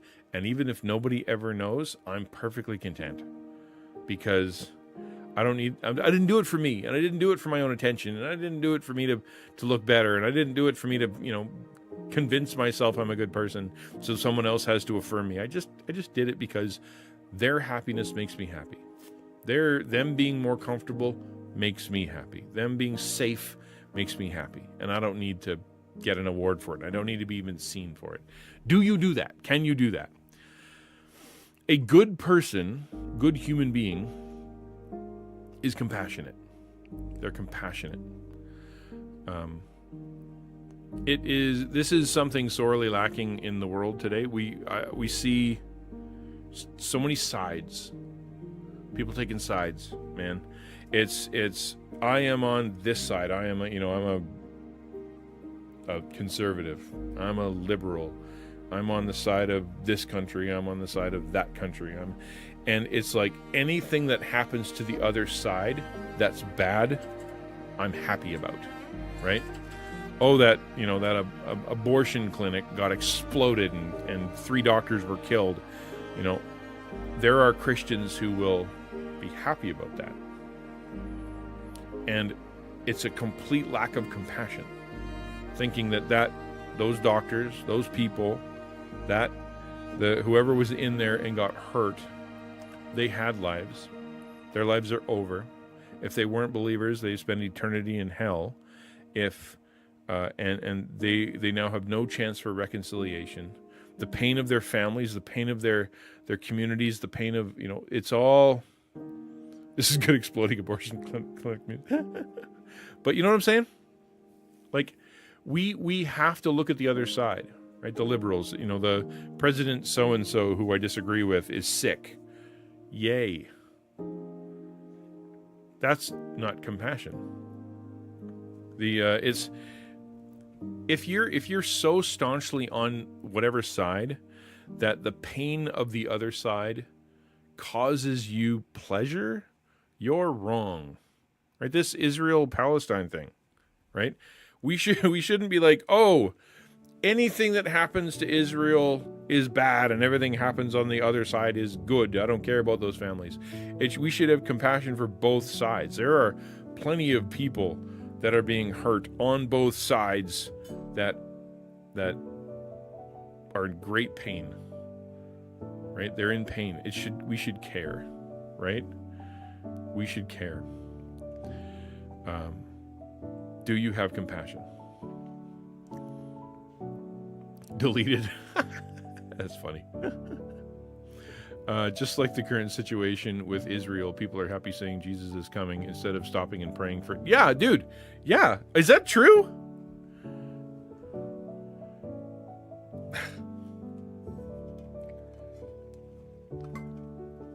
That's very frustrating.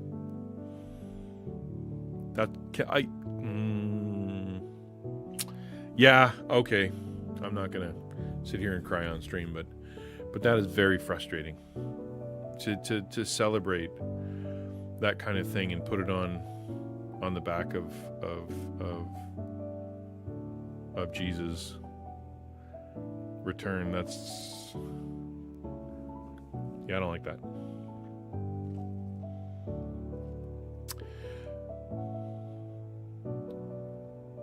What did Pineapple say? Sorry, I missed it. Both sides of the war are messed up in so many ways. Yeah, exactly. But can we have compassion on both sides, right? Let's have compassion on both sides. I'll tell you what. We're gonna jump into the discussion portion. Yeah, that comment from Lizzie threw me off. Thank you for saying it, and I'm glad you did. That's not. Please don't say that. It's not about not saying that. It's about, like, yeah, that is awful. You know what I mean? That's truly awful. I'll tell you what. I'm gonna pray, and I see some comments. I'm gonna go to the other screen, and we can continue talking about this. God, thank you for your love and for care, for joy, for you caring so much about us, being compassionate, for sacrificing yourself, for giving yourself, for loving us so much, even while we were enemies, that you would trade your son that we might be saved. Thank you for being patient, so patient with us, for giving us when we don't deserve, for forgiving us even when we don't even understand what we did wrong. You're a very good God, and you're very compassionate. Help us have compassion for others. Show us ways we can be more compassionate with our families, with our kids, with our friends, with the people that are our enemies, to pour love on them that would be ashes on their head. It is, help us combat this in this world. Help us combat bad things and evil things with good things. Let us be the good in this world. In Jesus' name, amen.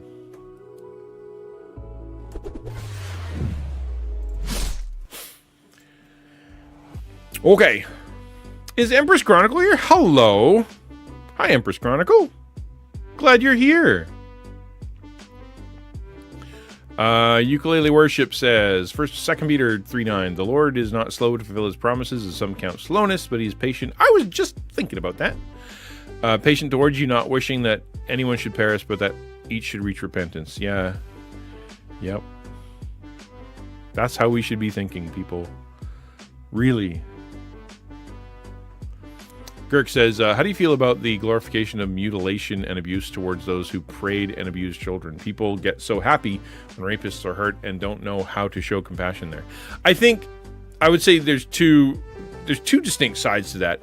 Number one is the sense of justice, right? There's a sense of justice in that bad people should face bad things. They're bad people. It is a natural human reaction because we are crafted in the image of God, that when someone is bad, they should be punished, right? The perfect, compassionate, loving, wonderful God also keeps hell going. He's the one who keeps hell going. And because it is a good thing to punish those who are evil. It's a good thing to bring justice. It's right. However, the celebration of those cast into hell is wrong. That should break our heart. That should make us sad. Jesus, when he looked out at Jerusalem, he was weeping because he's like, you who kill the prophets, that I send to you to warn you, you who won't listen to me at all, you who I'm trying to save, you refuse and you continuously turn your back, and all you're doing is hurting yourself. And it crushed Jesus' heart to see the people he cared about that are going to go to hell, that are being punished, that are making their lives worse. So I think there's both, right? It should be a sense of, yeah, bad people should be punished. They really should. They shouldn't get away with it. However, to be happy that the person is hurt isn't the right thing. It should be, boy, it sucks they did that. It sucks that the person that they did that to had to go through that. And it sucks that that person had brought hurt into their own life. Like, a compassionate person isn't going to celebrate any part of that pain. even to the person who is the perpetrator. It's going to be, you know what? Justice being done is a good thing, but it breaks my heart that it had to happen, right? I can understand, someone who's a child abuser, someone who's a horrible person, that feeling of, yeah, I'm glad they got punched in the head. I'm glad they got castrated or whatever, shot in the face by their dad, because I can get there because, it's like, well, this guy did something horrible to his daughter. The judge, they, let him go, and he got away with it because of some stupid thing that happened with the law. And the dad took justice into his own hands and shot the guy, or came up and beat the tar out of him. I can get behind going, yeah, I can understand that. I can see why that would be something that someone would do. Because an injustice should cause rage in us. God hates injustice. We hate injustice. However, to celebrate any part of that situation is wrong. It should be, all of that was bad. There was no redeeming part of that.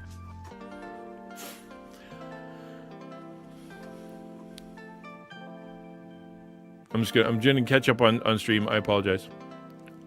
Feel bad about the whole thing. Fighting the war, Jesus in the end. Yeah, both sides are wrong. You're right.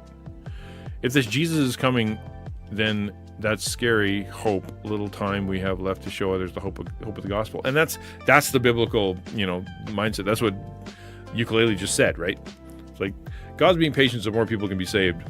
And in the same way, we should be anticipating the coming of Jesus. We should be thankful for the coming of Jesus, and at the same time living. It's the parable of the lamps, right? The virgins who had the lamps. Like, there are people who didn't care, and they just kept their lamp going, and they didn't even think of the future. There's others who were diligent, and they're like, you know what? We're going to sit here in the dark.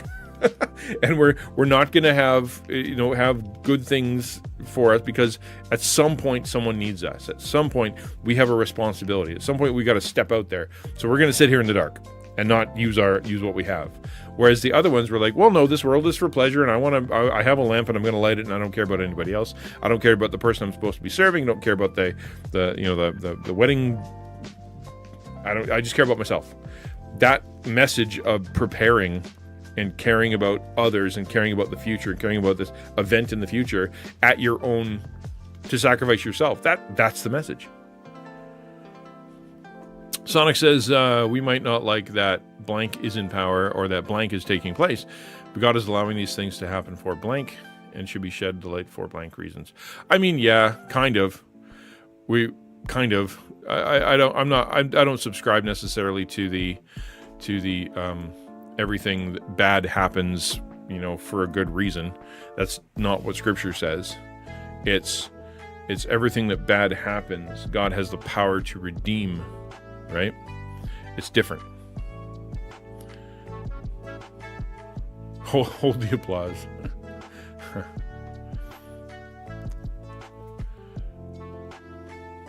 Gerbert says, Proverbs 1:26-27, Ezekiel 18, feels weird that we laugh at the demise of the wicked, but then feel bad that it happened. God apparently feels the same way. Yeah, exactly. That. Ezekiel 18:23. Do I have any pleasure from the wicked should die, says the Lord, and not that they should turn from their ways. Exactly. Yes, that's what I'm saying. That's what I said. But you said it better and with the Bible. Good job. Lizzie, compassion would be something like, yes, I'm glad they were sentenced with justice, but praying for them so that they repent on their wrongdoings and change their ways. Yeah. A silver lining, we're like, it's not a bad thing to be a person looking for the silver lining. Be like, oh, the really horrible stuff, let's find some good that came from it.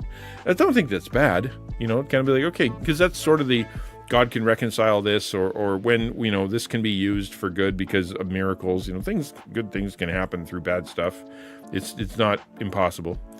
But this whole the idea of I'm celebrating this when a human gets tossed into hell, or when a bad guy gets permanently destroyed and is just gone forever, eternity in hell. We shouldn't celebrate that. New take on the Virgin's Lamp story? Nah, not a new take, just a different take. It's maybe one you haven't heard before. Posted a meme on Taco yesterday. Salvation is not making a good person better, nor making a sick person well. Is making a dead person alive. Yeah, that's why so many of the illustrations of salvation don't work. It's like you're throwing a rope to a drowning man. You're trying to, or it's like you're it's like, no, it's not. Salvation is not throwing a life preserver to a drowning man. It is that implies the person swimming. It implies the person is at the top of the water. What you're doing is you're going down in a scuba suit and you are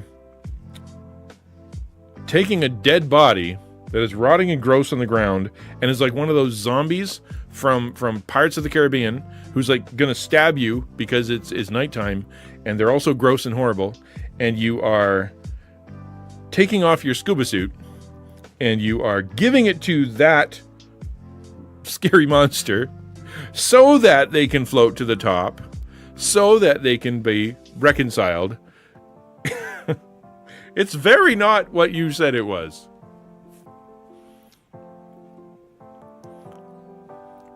Many of the best leaders I've known were never in the top position. Others followed them naturally because they see the working results.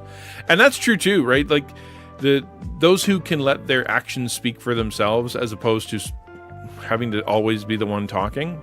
There's something there. There's maturity there, right? If you can just shut up and let your work do the talking, or shut up and let the situation play out, or not have to step in every 5 minutes and defend yourself, allow God to defend you, allow others to defend you, that's a mature take. It's the people who are constantly jumping in and being like, no, that's not fair, and that's not what I meant, and whatnot.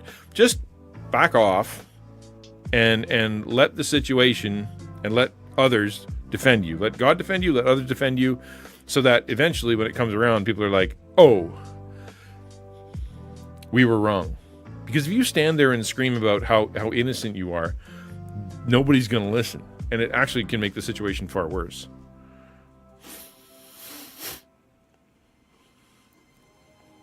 Yeah, everyone's dead in sin. Yep.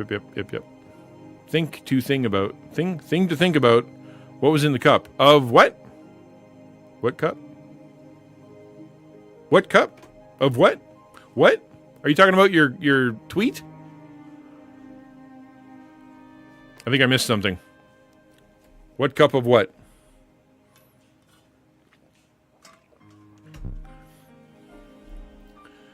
Are you talking about the cup of wrath that Jesus had? It often in Scripture, a cup, is the cup of wrath. Yeah, it's the cup of wrath is what it is. It's not a good thing.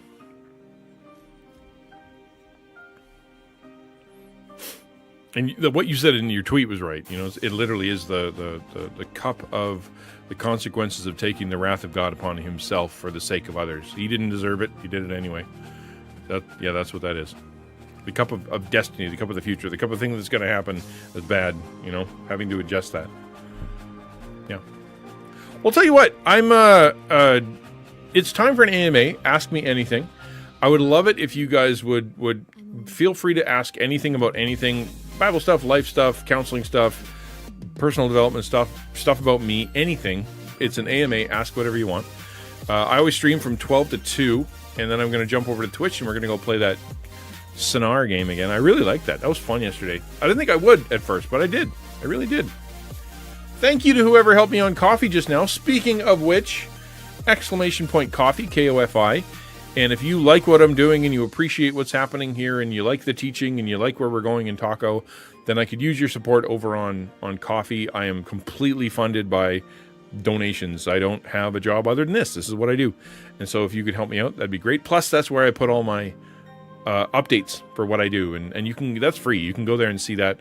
You can go see all the things that I'm up to. Sign up for the newsletter and you'll get it for free. Other thing is I'm trying to grow YouTube. YOUTUBE, YouTube. And that means I need your help to tell people. Tell your church, tell your friends, tell your pastor, tell your small group, tell the people that you know who are looking for a good conversation, something meaningful, some training, some kind of interesting thing in the afternoon, some way to go and hang out and learn more about. So if you're liking what we're doing and having a good discussion here, you can help me out by telling people. That's super critical. Please do that. And then the last thing is to just kind of be mindful of the fact that a like and a subscribe on here, it really helps. Liking and subscribing, and if you want to go the extra mile, looking at my videos and like running through my playlist on like there's one called the fundraising playlist. If you just play that in the background, you will be able to you'll help me with my watch time. Algorithm will think I'm making good stuff, and then maybe I can get to my 500 subscribers and proper watch time, so I can start kicking off some cool stuff. That's all in your guys' hands. I can't make that happen. It's all in your hands. So let's do an AMA, and then if there is no questions or no anything that you guys want to ask, I will shut her down. I'll take a break and I'll head over to Twitch and I'll meet you there at 2:00. But I'm more than happy to ask. And actually, even if I'm on Twitch, come by and ask me anything. You know I'll pause and we'll have a good talk. I love doing it. So here's a chance. Here's your chance. Ask whatever you want.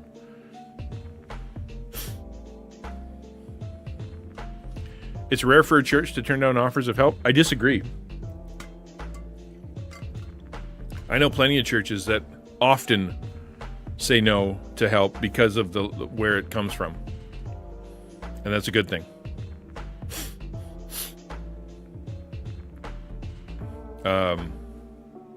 I'm good, Dragon. I'm good. I really am. I've had a good week. Things are looking up. Had a bit of bump in the road over a few days ago and whatever, but today I'm doing really good. Thank you for asking. Yeah, I don't think churches should just say yes to everything that comes down, or anybody. I don't think anybody should say yes to anything that anybody offers. You need to consider the source. You have to consider who's giving it to you. Otherwise, you're going to get yourself in trouble.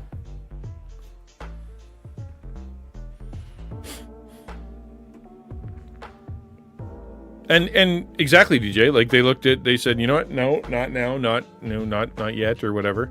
And heard Ray Comfort say that the world has become gospel hardened. I would say that we have let the gospel become soft. That's an interesting point. I think Ray Comfort's point is the vast majority of the planet has heard the story of Jesus. Okay, within the context of the West, everybody thinks they know the story. They think they know what Jesus did. They think they know why Jesus did it. They think that it's either been disproven, or they think that the Bible is obviously false. They think that religion is the worst. They think that because of so much abuses in the church and in religion, that it's basically been shown that nobody should join any of these organizations because they're all evil. And because evolution and because science, it's all deleted Christianity. We've all disproven Christianity with science. So I think that's what he means, is that when someone brings up the gospel, everyone's going to go, yeah, I know what that means. And I think it's absolute bunk. As opposed to actually going, this is what the actual gospel is. Would you listen for a second?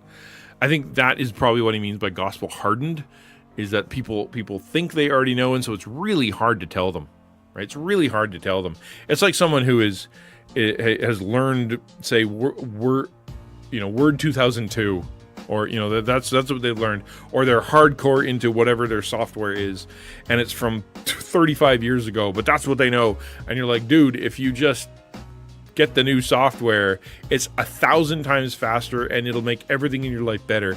And they're like, no, this is what I know, and this is what I'm doing, and this is how I know how to do it, and you're just trying to confuse me. No, it's sort of that intractability, that inability to break through that stubbornness and go, no, let me tell you what the actual truth is. That's what hardened is. Now, when you talk about we have let the gospel become soft, I think the problem with the way the phrasing of it is that the gospel is the gospel. It is neither hardened nor soft. It is what it is. Our responses to it and our delivery of it is what's changed. The world has become hardened to the gospel. The gospel, we have softened the delivery. I think that's true of some. I think you have some churches who have decided, and some Christians, some pastors, some denominations are terrified that they're losing people and worried that they're not going to be popular. They're worried that they're going to lose their churches or their money or their positions or whatever. And so their solution is to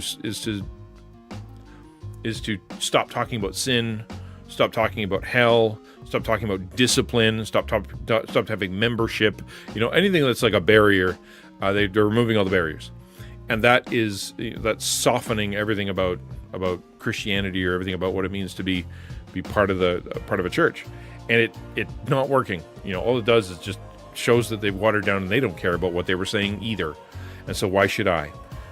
So that's one of the, yes, I believe there are some who severely altered the gospel, either eliminated the difficult stuff and only talk about the positive stuff, or they have completely changed it. Like, for example, the people who refuse to use the term amazing grace. How sweet the sound that saved a wretch like me. And they're like, we can't have the word wretch in the song Amazing Grace. We're going to change the word wretch. That's a bad word. Nobody likes that word. You wouldn't want to call yourself a wretch. Let's change that word. And so they changed the word to soul. Save a soul like mine, And it's save a soul like me. That is the softening of the delivery of the gospel. You have to say that you're a wretch. You have to get there. I'm a wretch. I'm blind. I'm lost. That's where I am. I need someone to find me, someone to cure me, and someone to save me. This is the way it is. And I don't want to be saved. I need someone to change me completely. But at the same time, I would go the other side. I think that one of the reactions that the church has had, or that some Christians have had, is to make the gospel harder. And God, they're more judgmental than God, and they're more judgmental than Jesus, and they're more hardcore than anything. Like they come in and they want to make, they're like sort of the Pharisees, or they're like any of the pagan people from the Bible that are like, no, we got to add a bunch of extra stuff on this because just believing in Jesus and isn't enough. We need you to do all these other steps, and you gotta follow this political party, and you got to donate this much, and you got to go on a mission trip, and you got to become a member, and you're not allowed to talk to these people. You have to study this book, and you have to only use this version of the Bible, and you have to be married, and you're not allowed to watch any movies, and that's Christianity. And they have this ultra hardcore version of Christianity that for them is like this reaction to the watered down one, and both are wrong. Both are wrong. This one is wrong because it puts the salvation in the hands of people, and this one is wrong because it denies the reality of sin.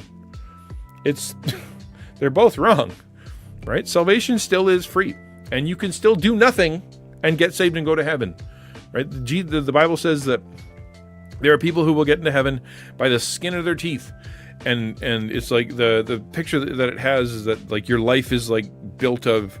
The good deeds are like stones, and the things you do, precious stones and gold and whatnot. And the bad, useless, wasteful, stupid stuff is like sticks.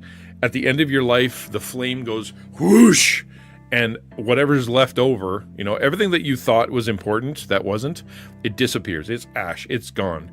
And whatever is left over is the stuff that has eternal value. That's the picture. The Bible says that there are going to be people who literally. God's going to whoosh, and there's nothing left except for them standing there in a pile of the ashes that is their life. They still get saved, though. Their life was wasteful and stupid, and they had the wrong priorities, but you know what? They had faith in Jesus. So they go to heaven. That's how it works. There are a lot of people who hate that part of the gospel because, that's not fair. People need to be disciplined. Agreed. That's a good thing if they're disciplined, but that's not. Doesn't make them not saved anymore. Does that make sense? I think did that answer the question? I hope it did. Got a little preachy and yelly there for a bit. So yeah. Anything else? Anybody else want to ask anything, or we'll just jump into something else? That's cool with me. I'll give you a quick countdown. I don't know how lagged we are between me seeing your chat and whatever, so I'm going to give a minute, And then if we don't have that, I'm going to switch over, take my little break, and then jump into the game. I sure enjoy this, you guys. I mean, well, what's the word? Between me saying a word and you hearing the word and me seeing your response, like the distance between the two. I'm not sure what that is. I appreciate it, Liz. Thank you so much for that. I love preaching. I really do. It was a big decision for me to decide to do personal development rather than Bible stuff. And if you responded to it, great. It's biblical stuff, but at the same time, it's not preaching. Oh, all right. Okay, let's do that. Okay, here's the experiment. I'm going to give you a word. Your job is to say the word or type the word and hit enter. And we'll see how distant we are. Ready? Here comes the word. Bacon.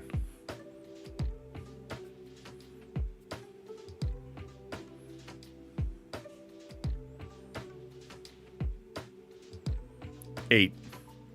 That's not bad. 8 seconds? 8, 9, 10. I just like bacon. Gabriel can't come to stream anymore. Gabriel's fired from the stream. I misspelled it and had to type it thrice. I wrecked the experiment. I'm sorry. That's pretty good, actually. I like. Oh wow, Gerberts is a little behind. Where are you, man? Are you far away? That was wow. That was a lot. Most people got it within 8 to 10 seconds, except his pineapple, who had to type it a few times. But yeah, Gerberts was a ways away. Interesting. That's super interesting. Gasp in Spanish, right? That's illegal. Okay, dudes. Here's another curse. May all your bacon burn. Dude, even burnt bacon is good. That's not even that bad of a curse, okay? All right, I'm going to take off. Thank you so much. I'll see you guys over on Twitch. Make sure you please, like I said, and I'm going to be kind of serious for a second, but legit, I can't actually grow anymore unless you guys share. I've now saturated my market. So therefore, if I'm going to get any word of mouth, it means that you guys have to do it. So please help me out. That would be great. I didn't make a Twitch thing? Oh, man. Oh, no, I did. Yay for me. No, I did not. That's ukulele. I will do that. I will go do that right now. I'll see you guys in a bit. Come over to Twitch. Come over there. We're playing a really fun game. It's very fun. It's actually really fun. It's weird. Like, it doesn't sound fun wandering around and trying to figure out hieroglyphs. It's really quite fun. Come and help me out. I would appreciate it. See you guys in a bit.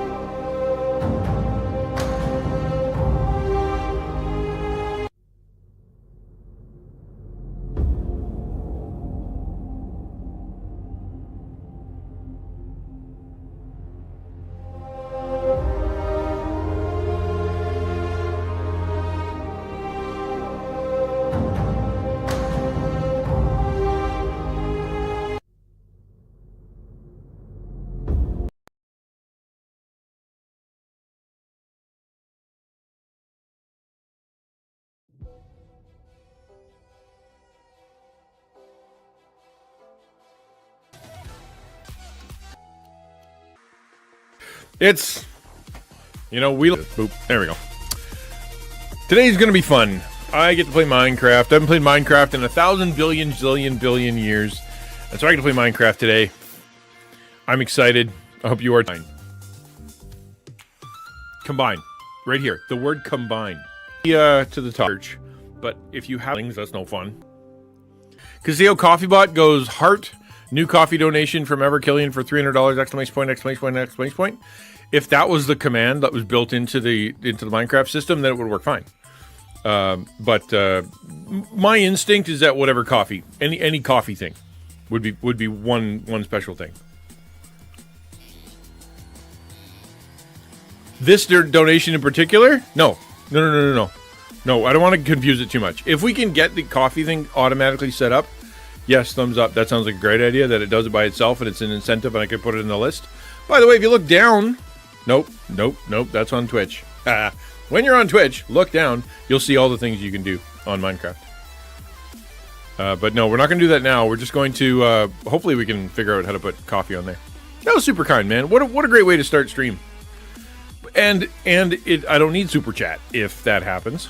You know, that coffee is a great stand-in for super chat. All right, let's jump over to the talk.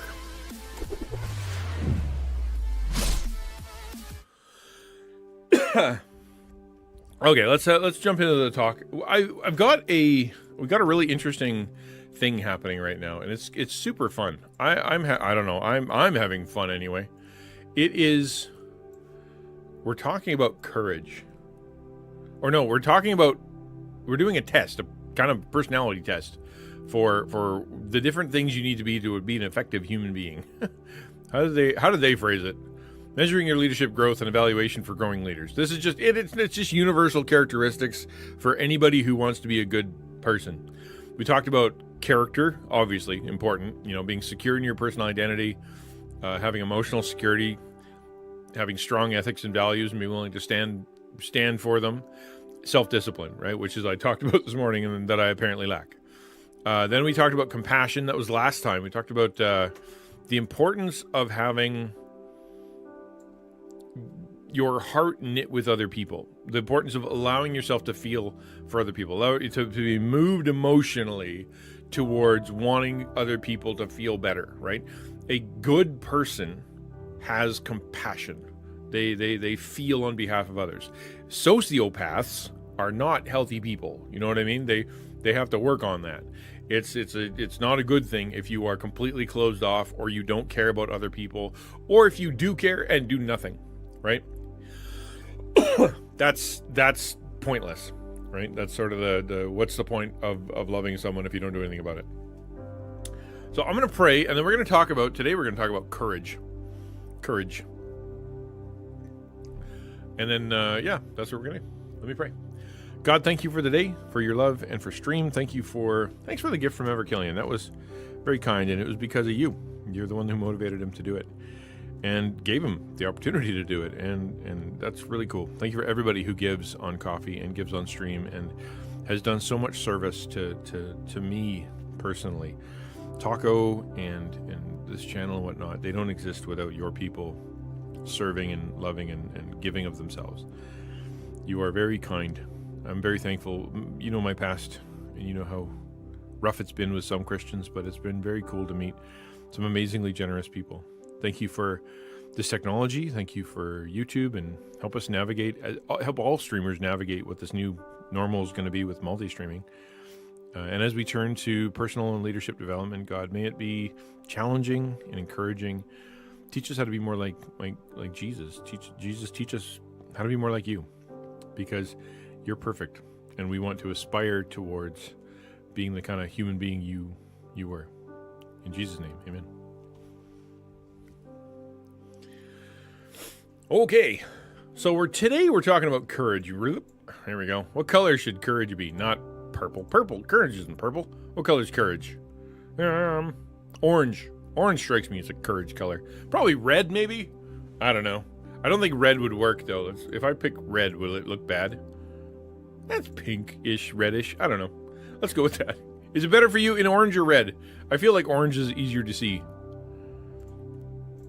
There we go. There you go. Yeah, let's go with orange, not yellow.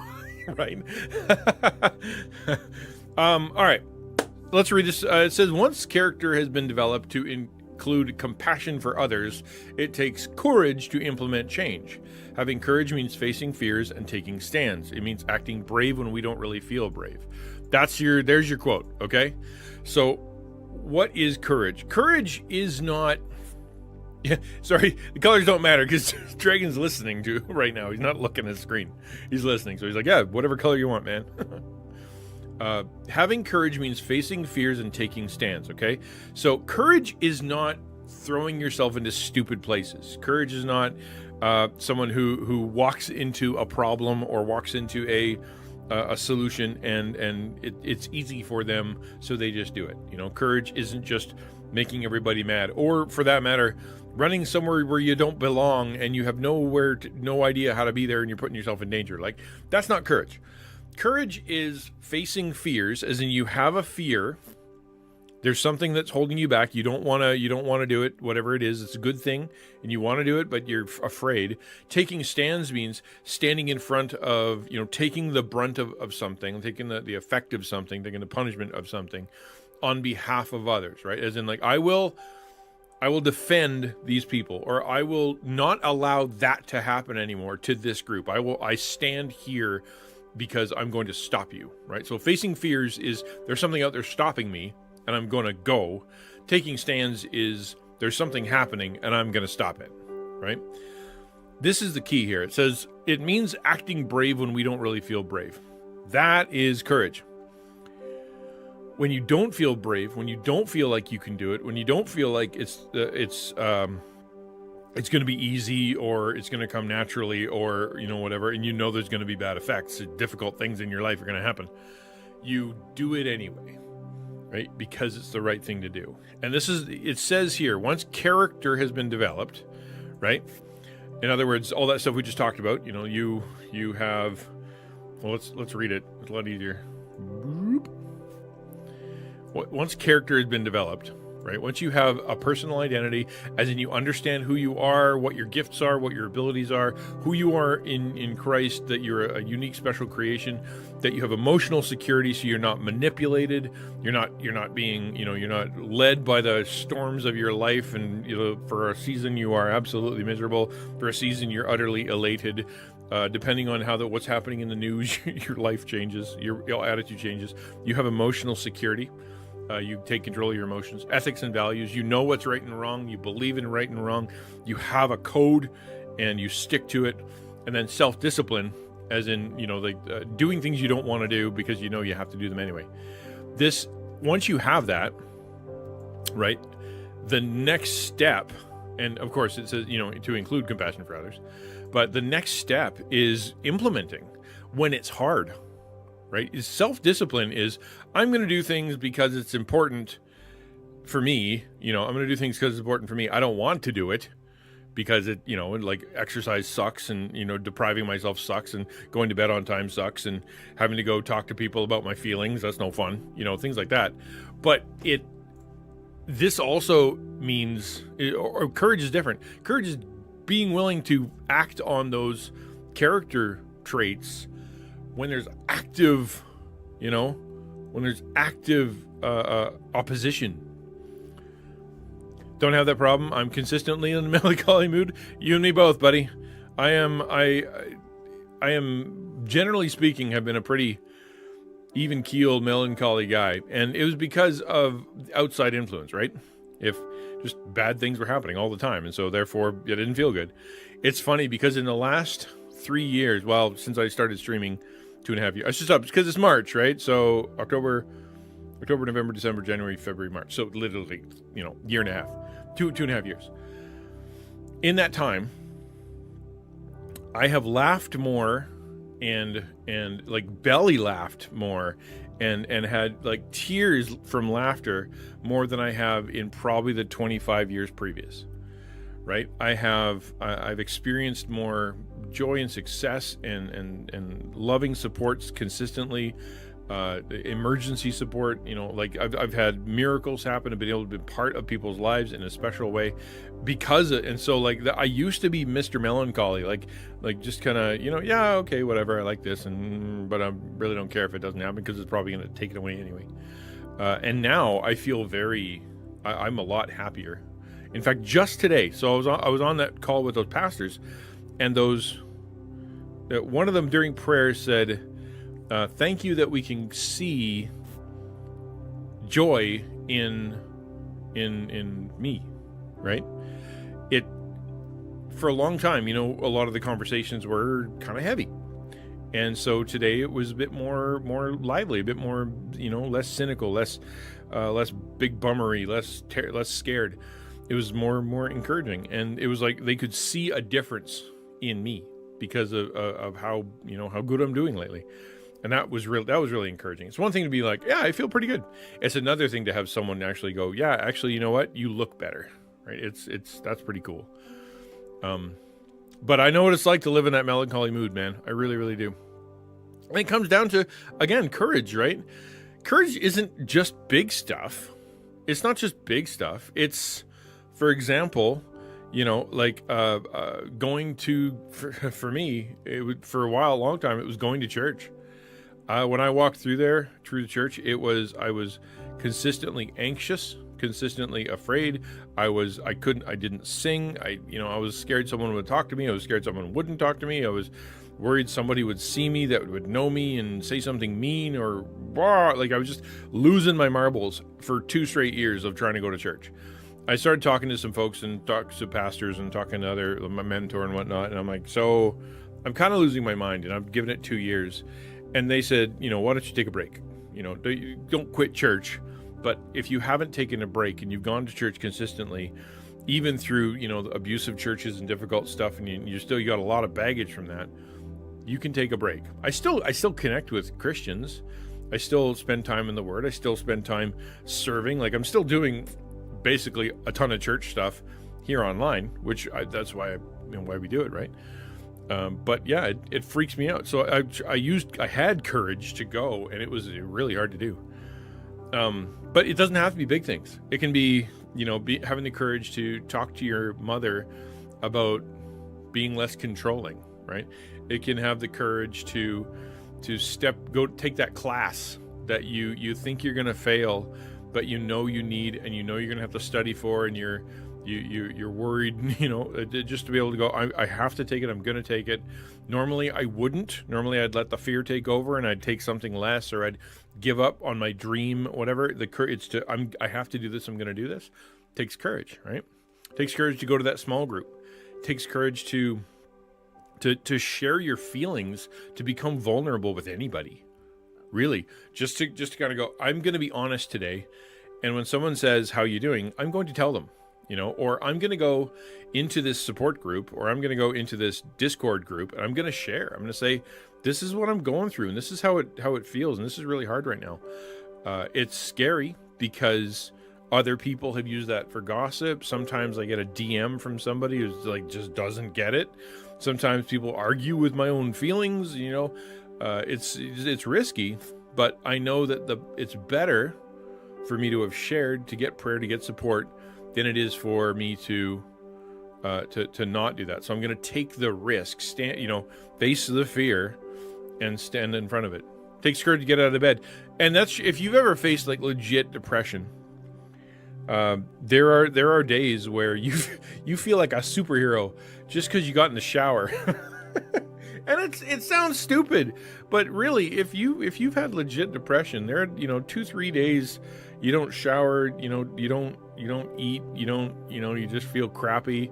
You just sit there and imbibe in garbage you shouldn't do, and then when you pull yourself, go, I'm gonna shower today, or I'm gonna call my counselor, and I'm gonna take my vitamins, and I'm gonna have breakfast, that kind of thing. It's really hard. It can be really, really hard, really, really hard. And taking stands, right? Bipolar. Yeah, there you go. See, yeah, the up and down thing. Yeah, for sure. Taking stands, right? So in other words, standing in front of a place where you're going to get in trouble, saying something that is the truth in the face of a whole bunch of people who are believing a lie. Someone who telling a friend something difficult because you're worried that it's going to affect the friendship.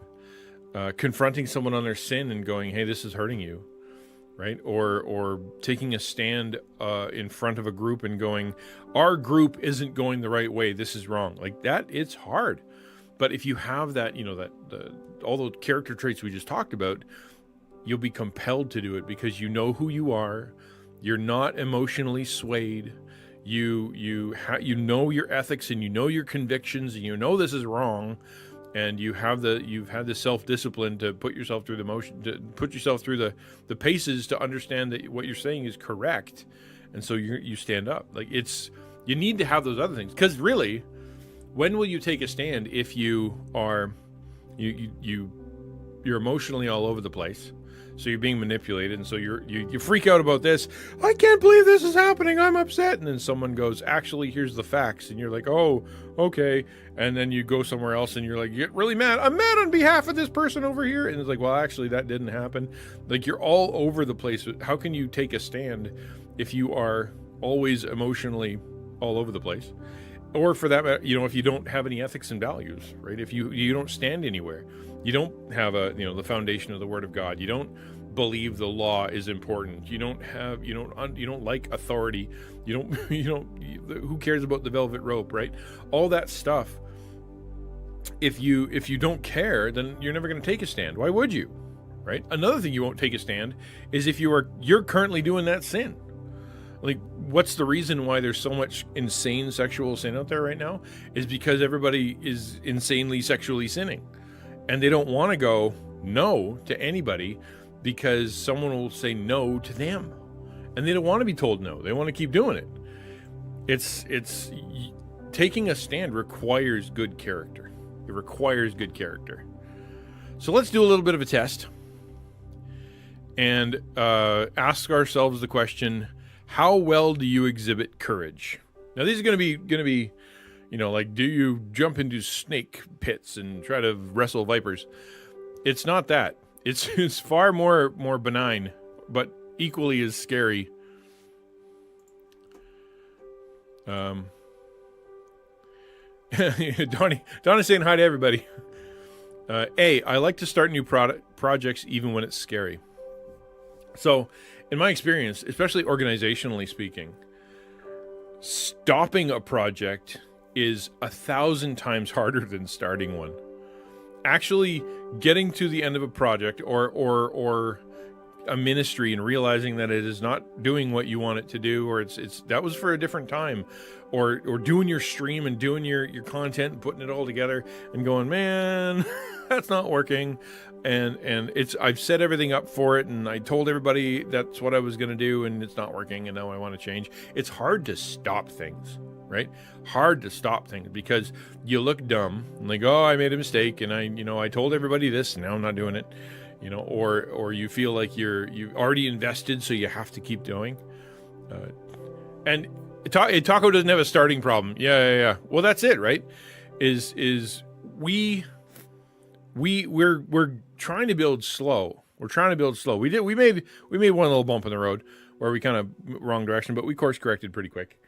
But it's kind of true when it comes to start new projects. So let's, instead of being all leadery, can you do new things? Literally, just as a person, a new thing, even when it's scary. For example, going on a date with someone that you've never met before, or trying a new food that you've never had before, shopping at a grocery store that you're not used to, going to visit somebody in the hospital that you've never, that you're not a chaplain, but going into the hospital. Like, do you do things that are difficult even when it's scary? Do you try new things? Or are you just in the rut? I think music is a good example of this. And it's not like it's courageous to listen to a different radio station. But I think part of it is there are people, and I'm definitely guilty of this on occasion, and that is I like the music I like. And so therefore, if I'm in the car, I'm going to turn on, classic rock, and that's what I'm going to listen to. That's the music I like. But there's other good music out there. The question is, can you listen to it? Are you willing to go and at least experience it, right? Or are you like, no, I don't do things that are new. It frustrates me. Individually starting new projects, like, could you switch jobs, right? This is one that comes up a lot in people's lives. They have a job, it pays their bills, it does the thing it's supposed to do, but they don't like it. They don't like being there, or the culture changed and now it's not really fun to be there. So so what do? They stay miserable because they're too afraid to put their resume together, go do interviews, try to find a better place. It's just easier to stay and be miserable because it's consistent than it would be to go try a new job, right? That's what we're talking about. So on a scale of 1 to 10, with those kind of examples being, what we're talking about, do you start new things? Do you try new things? Are you willing to make big changes, even when it's difficult and scary? How would you say what your number is? Right? You don't have to put it in chat if you don't want to, but but that's what I want you to ask yourself.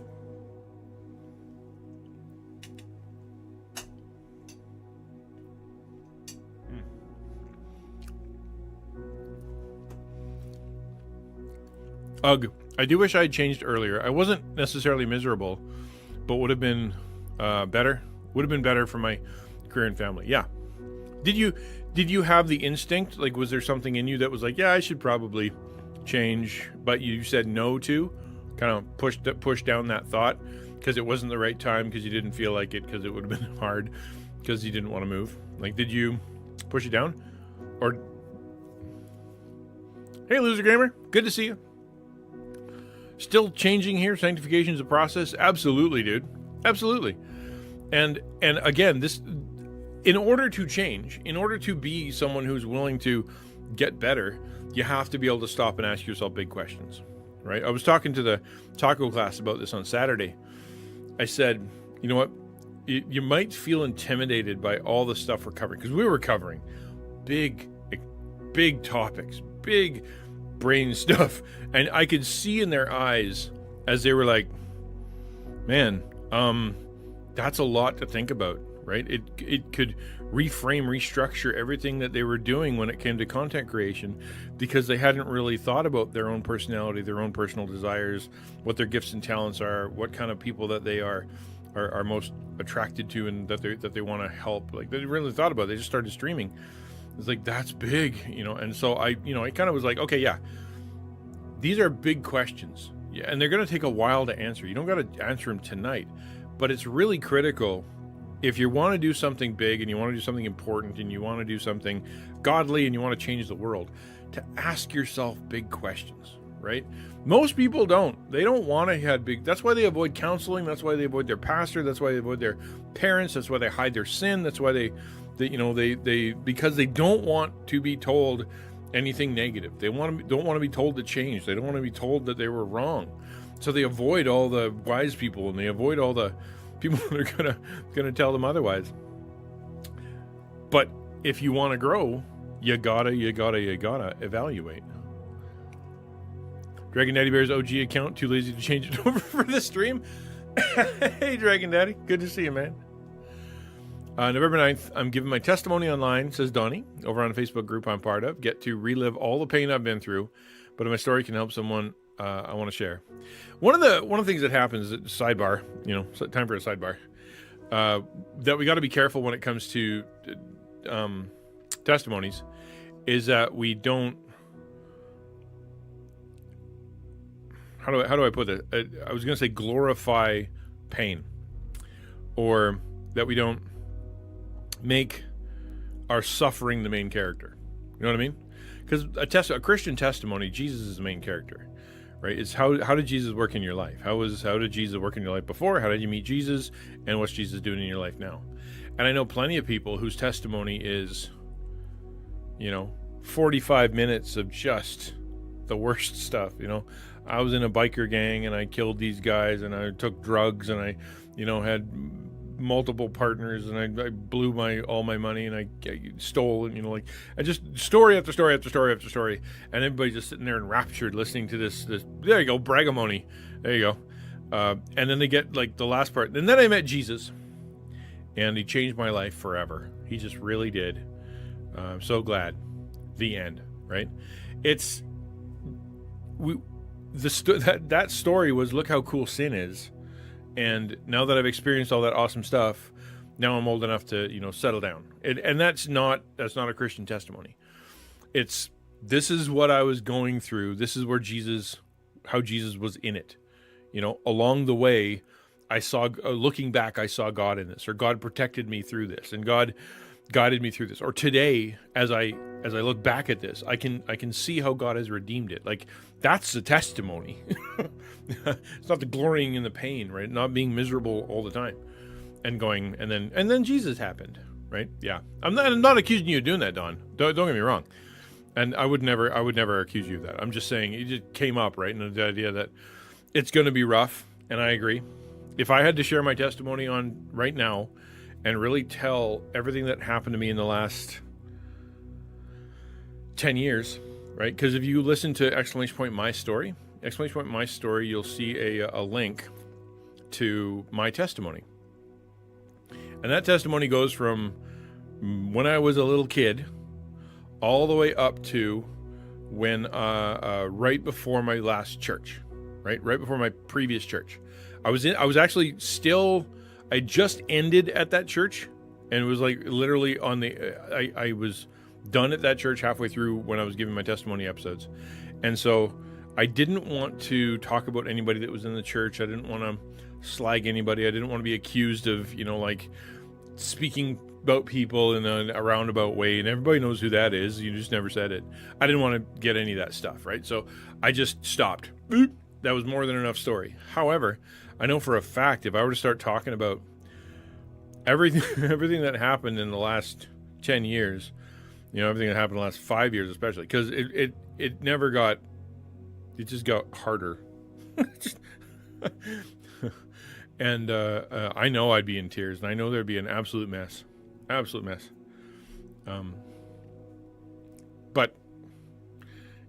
the whole point is to give people hope, to say, listen, you might be in a bad place, you might be in a rough place, you might be going through some really difficult times. It is redeemable.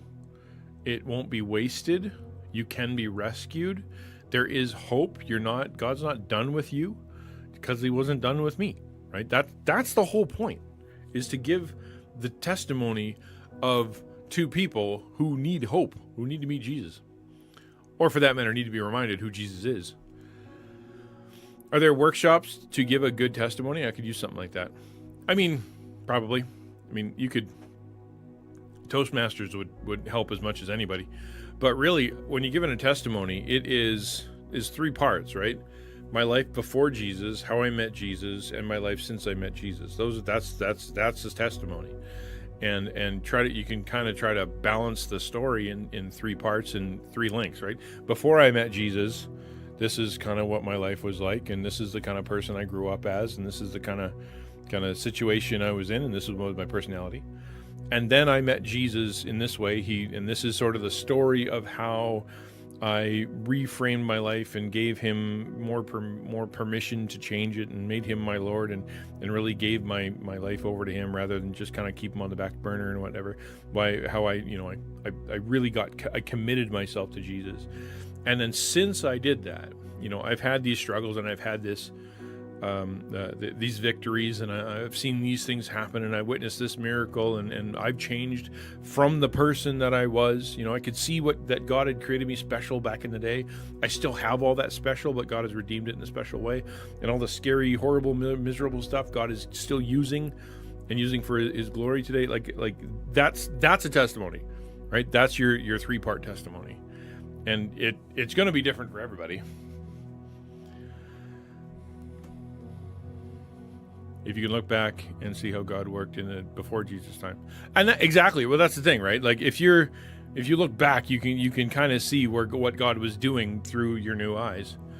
Many people can't, right? But once you become a Christian, you start to be able to see that God was in that. Let's do question 2. Question 2 is I don't mind being the first to take a risk. So here's the question, right? And talking about Donnie, right? Taking the risk of sharing your testimony, being the first one. Do we have any volunteers to share their story? Will you be the first one to share, or will you sit there and wait for everybody else to do it? Right? When it comes to, say, prayer meeting, are you the first one to pray? When it comes to class, do you put up your hand? When it comes to going on the roller coaster, right? Will you sit in the front seat? Just things that, are you willing to take the lead?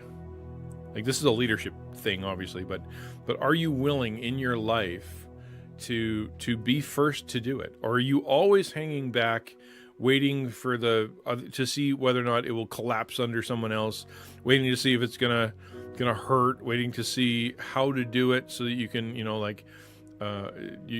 can maneuver and see all the ways that they screwed up? Or are you willing to step out there and do it first? You know what? I'll try it. Let's go. Courage, if you're going to be a courageous person, goes, I'm okay with looking foolish because I'm secure with who I am.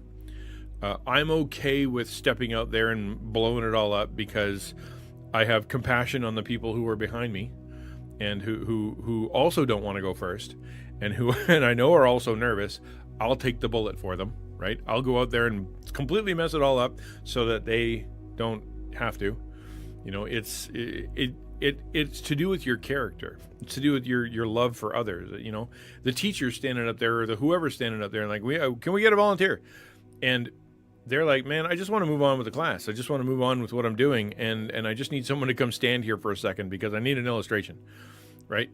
If everybody keeps their hands down, we're stuck. Are you the one that can raise their hand and go, yeah, I'll take the risk. I'll stand in front of people, That is courage, being first to take the risk. It's not stupid risks. Like, it's not investing all your money in NFTs when they're new. That's not courage, right? That's not, it's trying to embrace that technology and going, okay, well, I'm going to take a look at NFTs. I'm going to throw a little bit of capital in there to see what happens, dip my toe in there, I'm not going to just write it off and avoid it altogether. I'm going to try. And then and then it blows up and the entire market crashes. You're like, oh, well, I'm glad I didn't invest everything in that. Things like that, right? Are you willing to take the risk? What number are you when it comes to taking a risk? And then number C, that is when ideas arise, I want to take action, not talk. So the implication here is that you're already talking, right? That's where the ideas came from.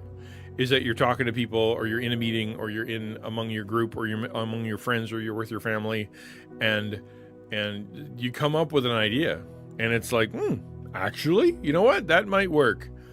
Are you willing to go, I'll do that. Let me try that.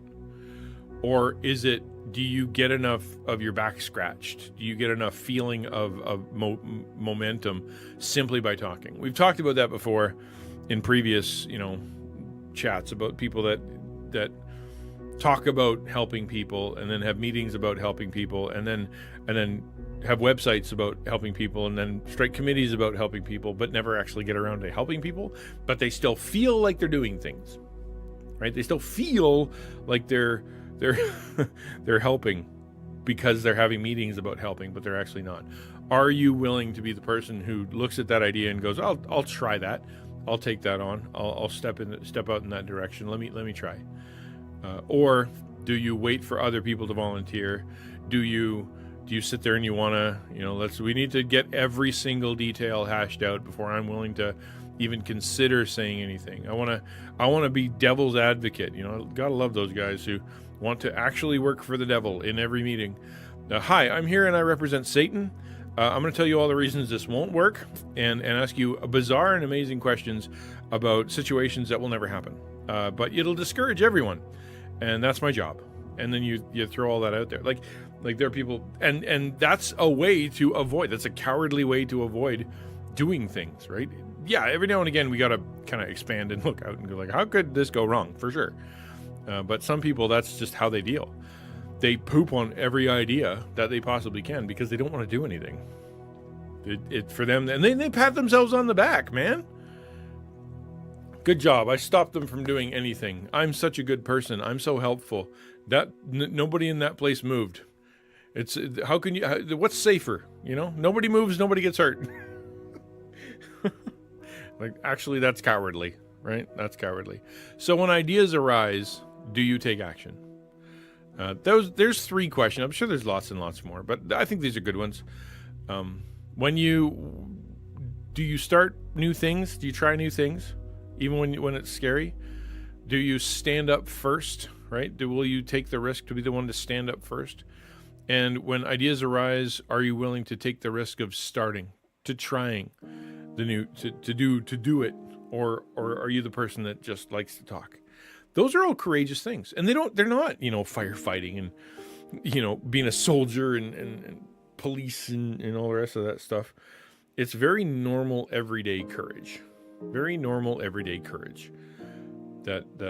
can happen every day, right? The new projects thing comes up a lot, right? If you have a home, or you have a family, or you have aging parents, or you have you're at a job, or you have your channel or whatever, like there's lots of things that happen and it's new, especially if you're in the digital environment, because things are changing all the time. This whole Twitch allowing multi-streaming thing, right? Kicking off, right? The question is, are you willing to try? Or are you going to wait and see what happens and watch other people take the opportunity and grow and blast past you because you weren't willing to take the risk? And or are you willing to try? It happens every day, every single day. I'm gonna pray real quick, and then we're gonna jump into the chatting. So if you have any questions, ask me anything. You do any kind of topic you want on this or not. But let me pray, and we'll switch over.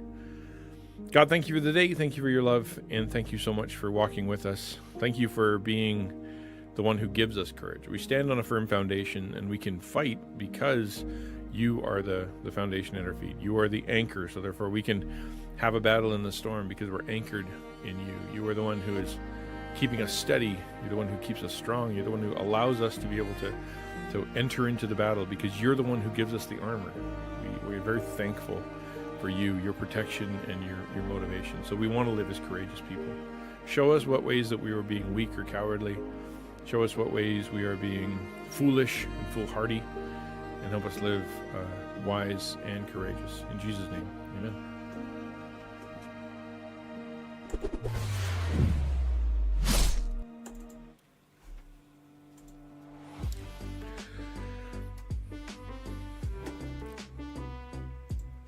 So, this is the Q&A portion of our time. You do the Q's, I'll do the A's. Unless you want to do the A's and I can do the Q's. It's up to you. Oh, right, the ramen. We forgot the ramen. Oh, Samus wasn't here. So on this, what we're going to try is instead of saying amen, we're going to get the emote that says ramen. Because we don't have an amen emote, we can do a ramen emote. Which is hilarious, by the way. My pot pie is cold now. Does anybody have anything they want to talk about in regards to that? Throw up a story, throw up a comment, throw up anything, and we can get us kicked off here. Duncan 9, so I missed it. That's okay.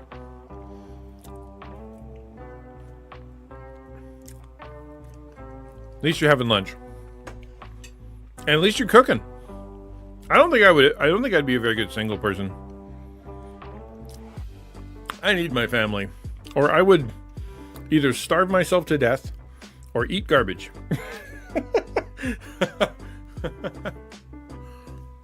You take a question from me? All right. Question from me. When was the last time you chose to have a conversation with someone about something you're struggling with? They didn't ask. It didn't just come up. You decided to go have a conversation with someone because you were struggling. When was the last time you did that? Here's my question for you. I can't eat. I don't. Oh, I can't eat if I don't cook. Yeah. Okay. Yeah, I hear that. My wife's the same way. Yep. I, however, am a garbage disposal who can allow anything into my body.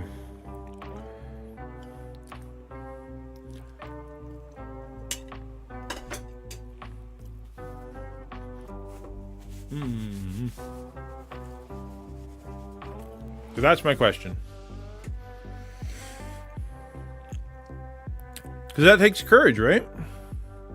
Being willing to call somebody up and say, hey, I'm struggling. Help.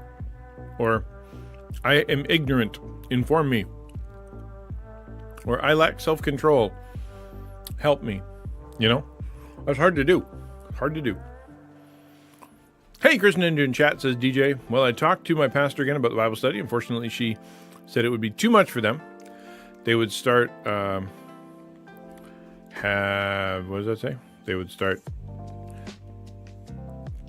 start have to be okay with people on their interests.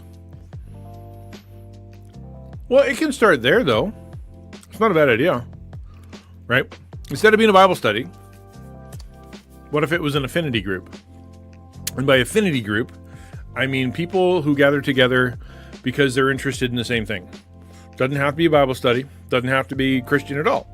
It can just be Christian, or for that matter, any gamers, depending on how evangelistic or who you want to open it to, who just play games, who just share games, who just talk about games, right? That's a great place to start, because what will end up happening is you'll gather all these people together because they're going to play games, you're going to talk about games, you're going to do games, and then somebody's going to be like, hey, I like you. Can we make this a thing and have like a Bible study or something? Because I'm struggling with, or accountability, or I'm constantly looking at porn. Can we have a accountability group for that? Someone's going to say it.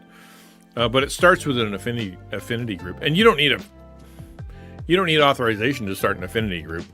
That's just you seeing if you want to hang out with some gaming buddies.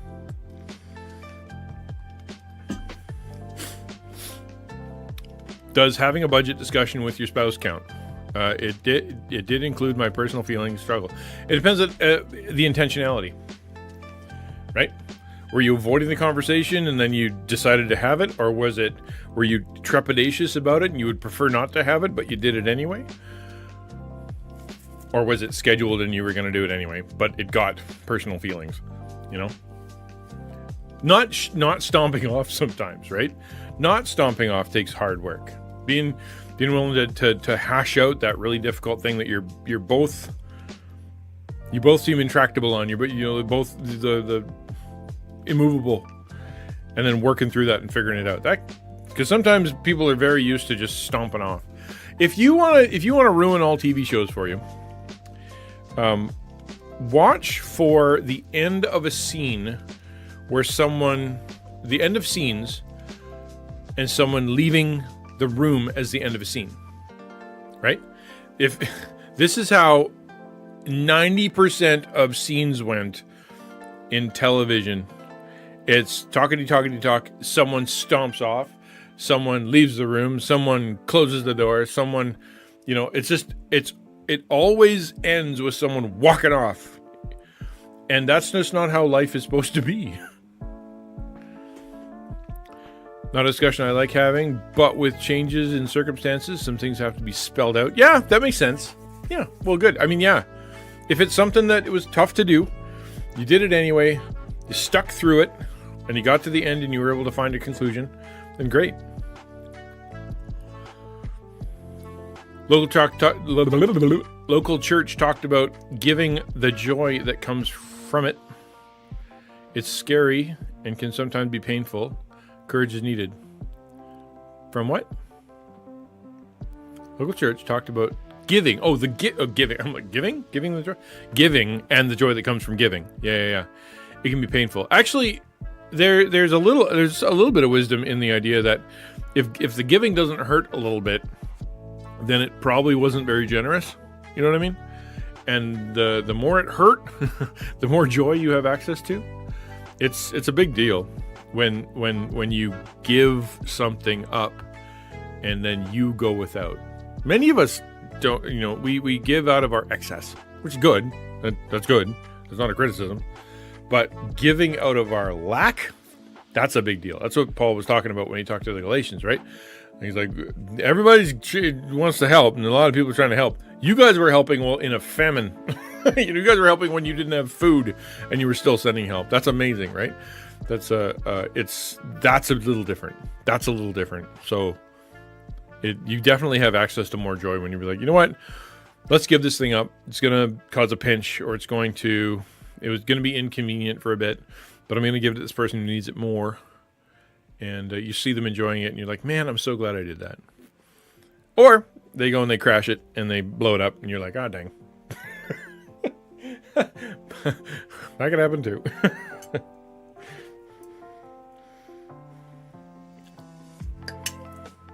That's why Jesus says, give without expecting it in return. Because that's how you have to give. You give it up, it's not yours anymore. You don't have ties to it. You don't have permission to do anything with it. It's not yours anymore. Let go. And so if they go wrap it around a tree, or they don't use it properly, or they never use it ever, or they sell it, you can't get mad. It's not yours. You gave it away. A lot of people have a hard time with that. They give with strings. Right? I'll give you this thing, but I'm going to secretly say, you don't say it out loud, but I will secretly say, if I don't see you using it in the next, week or two, I'm going to ask, hey, whatever happened to, because if I'm going to give it to you, you're going to use it because someone else could have used it. You gave with strings. Don't give with strings. There's a balance to having courage, right? If you're always the one rushing into things without considering how others are impacted, it can be annoying and cause problems.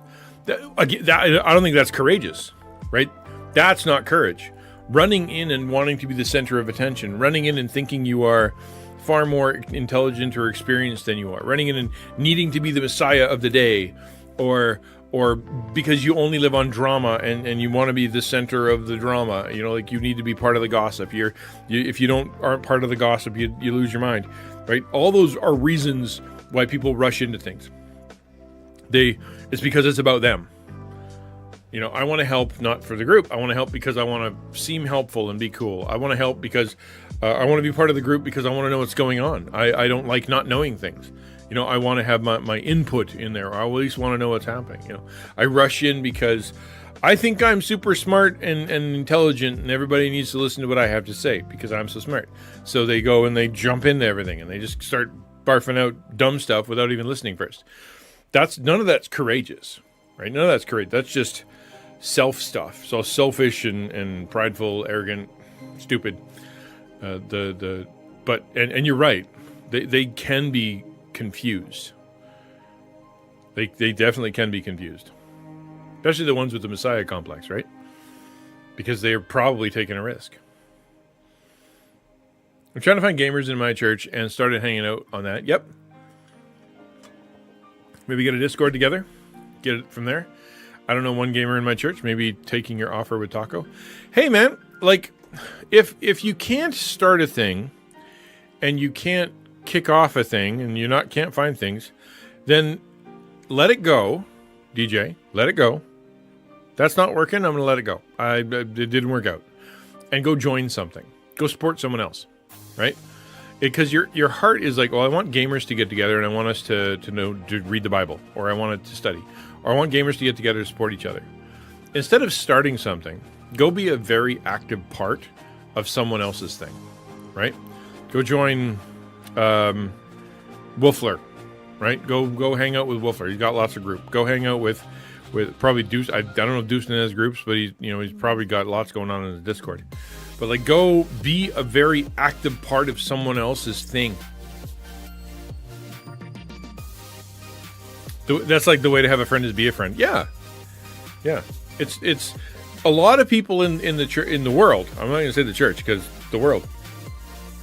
They want to start things, but it's not because they're so courageous, and it's not because they're so whatever. It's because they want to feel important.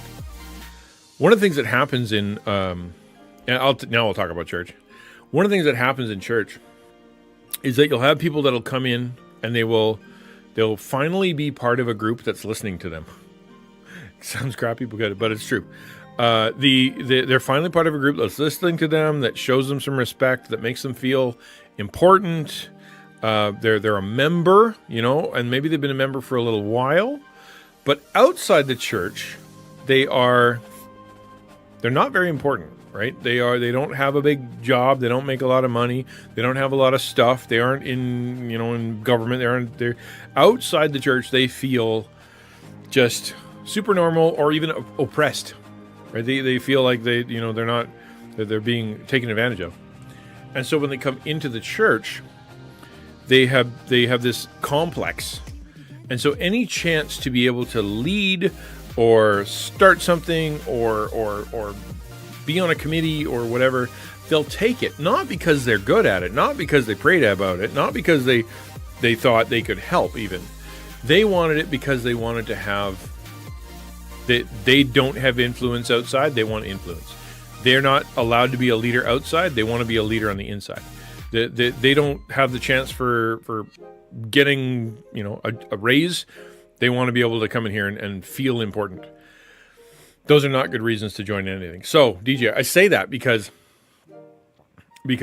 it, like if it's not working out and it's not working out and it's not working out, and you're pushing really, really hard, right? There's and you've been told by, your pastor and told by whatever, like, no, then you gotta then be like, you know what? I still believe in this. I still think it's important. I still think God wants me to do this, but clearly I'm not the one supposed to lead it. So I'll go support someone else. I'm going to go find another group and I'm going to support that. Then you get your itch scratched. You're in the group you want to be part of. You're obeying God, and you can support them like crazy. You can be the one who shows up. You can be the one who makes sure everybody's there. You can be the one who moderates or brings donuts or I don't know, whatever you do, right? You can be part of it and an active part of it and feel important, but in an area of service rather than leadership.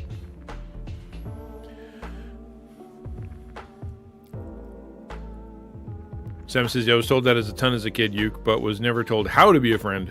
Maybe that's weird, but I didn't know and therefore was without friends for a long time.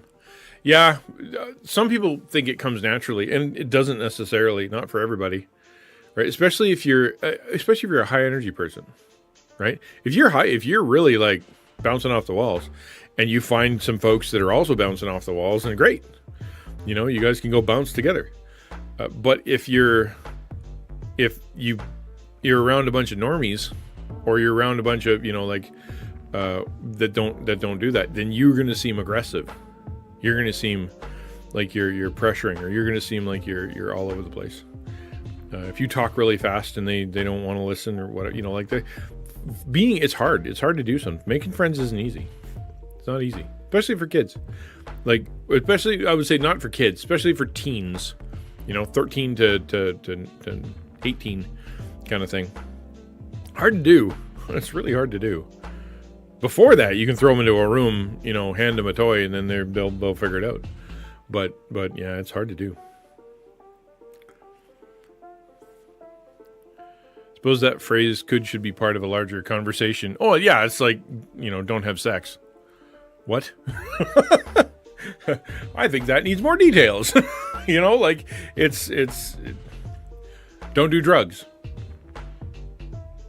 Okay, what's drugs? How many kids don't want to do drugs, but they don't know what drugs are? My pastor says that she's going to help me with it, like summarizing what we discussed and how to take action. All right, well then there you go. That's something. There are plenty of kids out there that would never consider, Ritalin or what's that one that gets passed around at colleges? The one that it helps you focus or whatever, right? They wouldn't consider that drugs because it comes in a medicine bottle. Wouldn't even think of it. They wouldn't. I'd say no if it was weed or heroin for sure. And then someone's like, "This will help you study," and they're like, "Oh, okay, cool." And like, that was also drugs.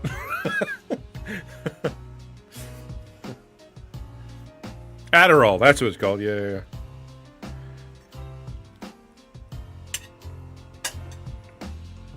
I'm gonna sit down.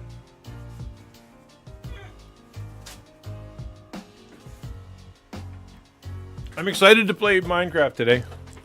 It's gonna be fun. Slow Monday. It's funny. I'm it's one thing to preach the message. It's not about the numbers and as long as you got one person in chat and you're able to have a good conversation, then good. It's another thing when you're like, man, I'm on a new platform and and only the mods are here. It's not a criticism. I'm just saying, I'm just sharing what's in my head, and it's just like, that is not a good thought. That is not a valuable thought. It discounts all the people that are here. It's all bad. All that thinking is bad. It's just can't help it. You're just not supposed to voice it, but I tend to voice it. I think the reason is because I get a lot of affirmation, or at least, how would I put that? I get a lot of people who are thankful that I said the thing that I was struggling with, because they also were, and they didn't want to share. You know what I mean? And all of a sudden it opens up a conversation. So, yeah. Think about when I stream, I was thinking about speedrunning an MMO side quest. You get it. Final Fantasy 14's Palace of the Dead. Hey, dude. Yeah. That is a lot of work. So, again, this is AMA, and if you don't A me anything, Amy A. If you don't, yeah, that works. If you don't Amy A, we'll just shut her down and start Minecraft over on the other stream at 2. But I'm going to. But I'm happy to chat. I will say this: next, all this split stuff, I'm shutting it down next week. Like this week, I will figure out how to do multi-streaming. That's the plan. And then I won't be doing the two streams anymore. I worked so hard to put it together, and it was so stressful to try to get it all done, and having to figure out all the tech and all that stuff. And then it lasted. Yeah, I'm actually gonna Google that. Twitch features is week. It's gonna be a lot of work by next week, and it'll be multi-streaming. And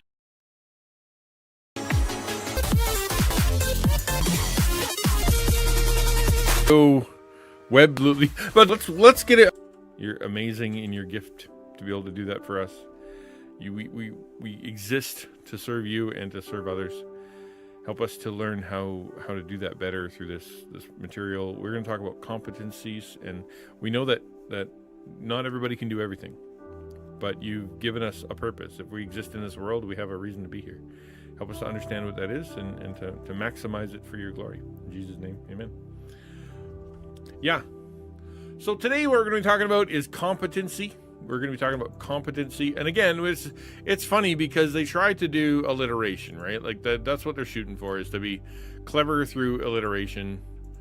But it's, there you go, ramen. See, we did it, ramen. If you're here and you want to say amen, just click the ramen button. That's what we're doing here, apparently.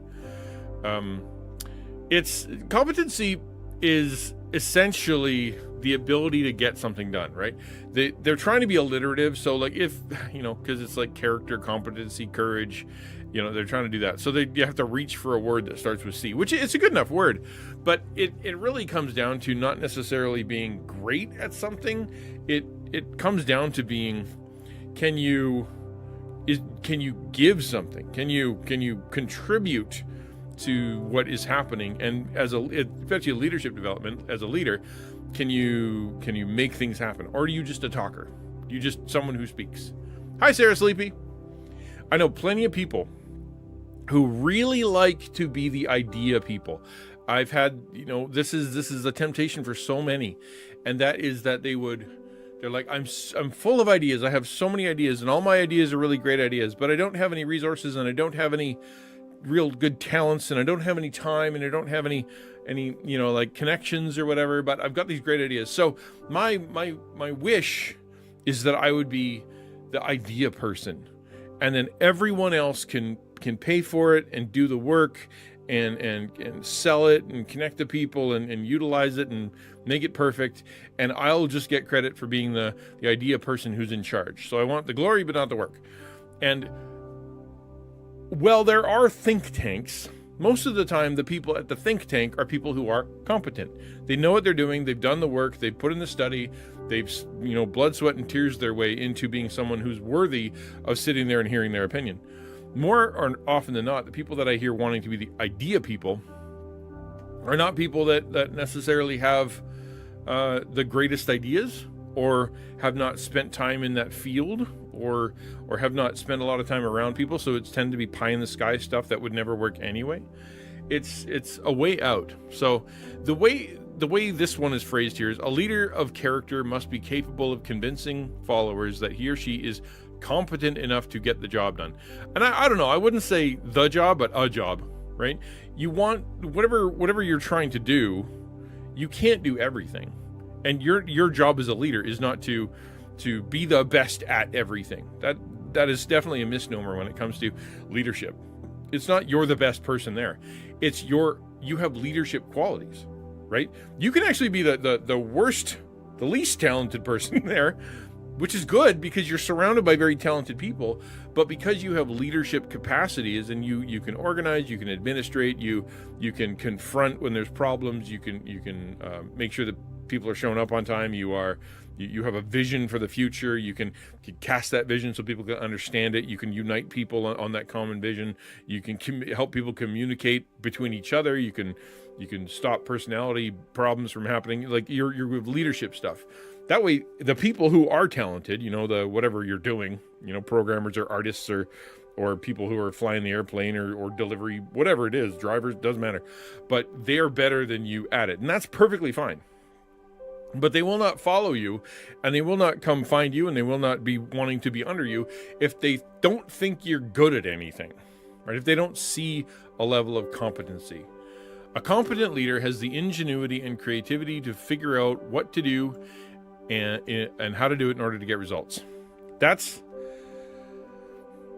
the leader has the vision, right? The leader is the one who's looking forward. The leader is the one who goes, okay, this is what I think could happen to be able for us to accomplish the vision. Now, it's not they're the only ones who know, because one of the things that figure out what to do could be is to look to the people who are experts and let them speak. To say this is, their idea is the best idea, so we're going to go with that. Or based on all the stuff that we've talked about, this is where we've landed, let's go. We're going to try and experiment. You're going to do that, and you're going to do that, and we're going to see which one works. Like the leadership, it's not about we have to come up with the idea. It's about we have to be the ones who are willing to, put our foot down or willing to make the say go or whatever, start the process, take the risk.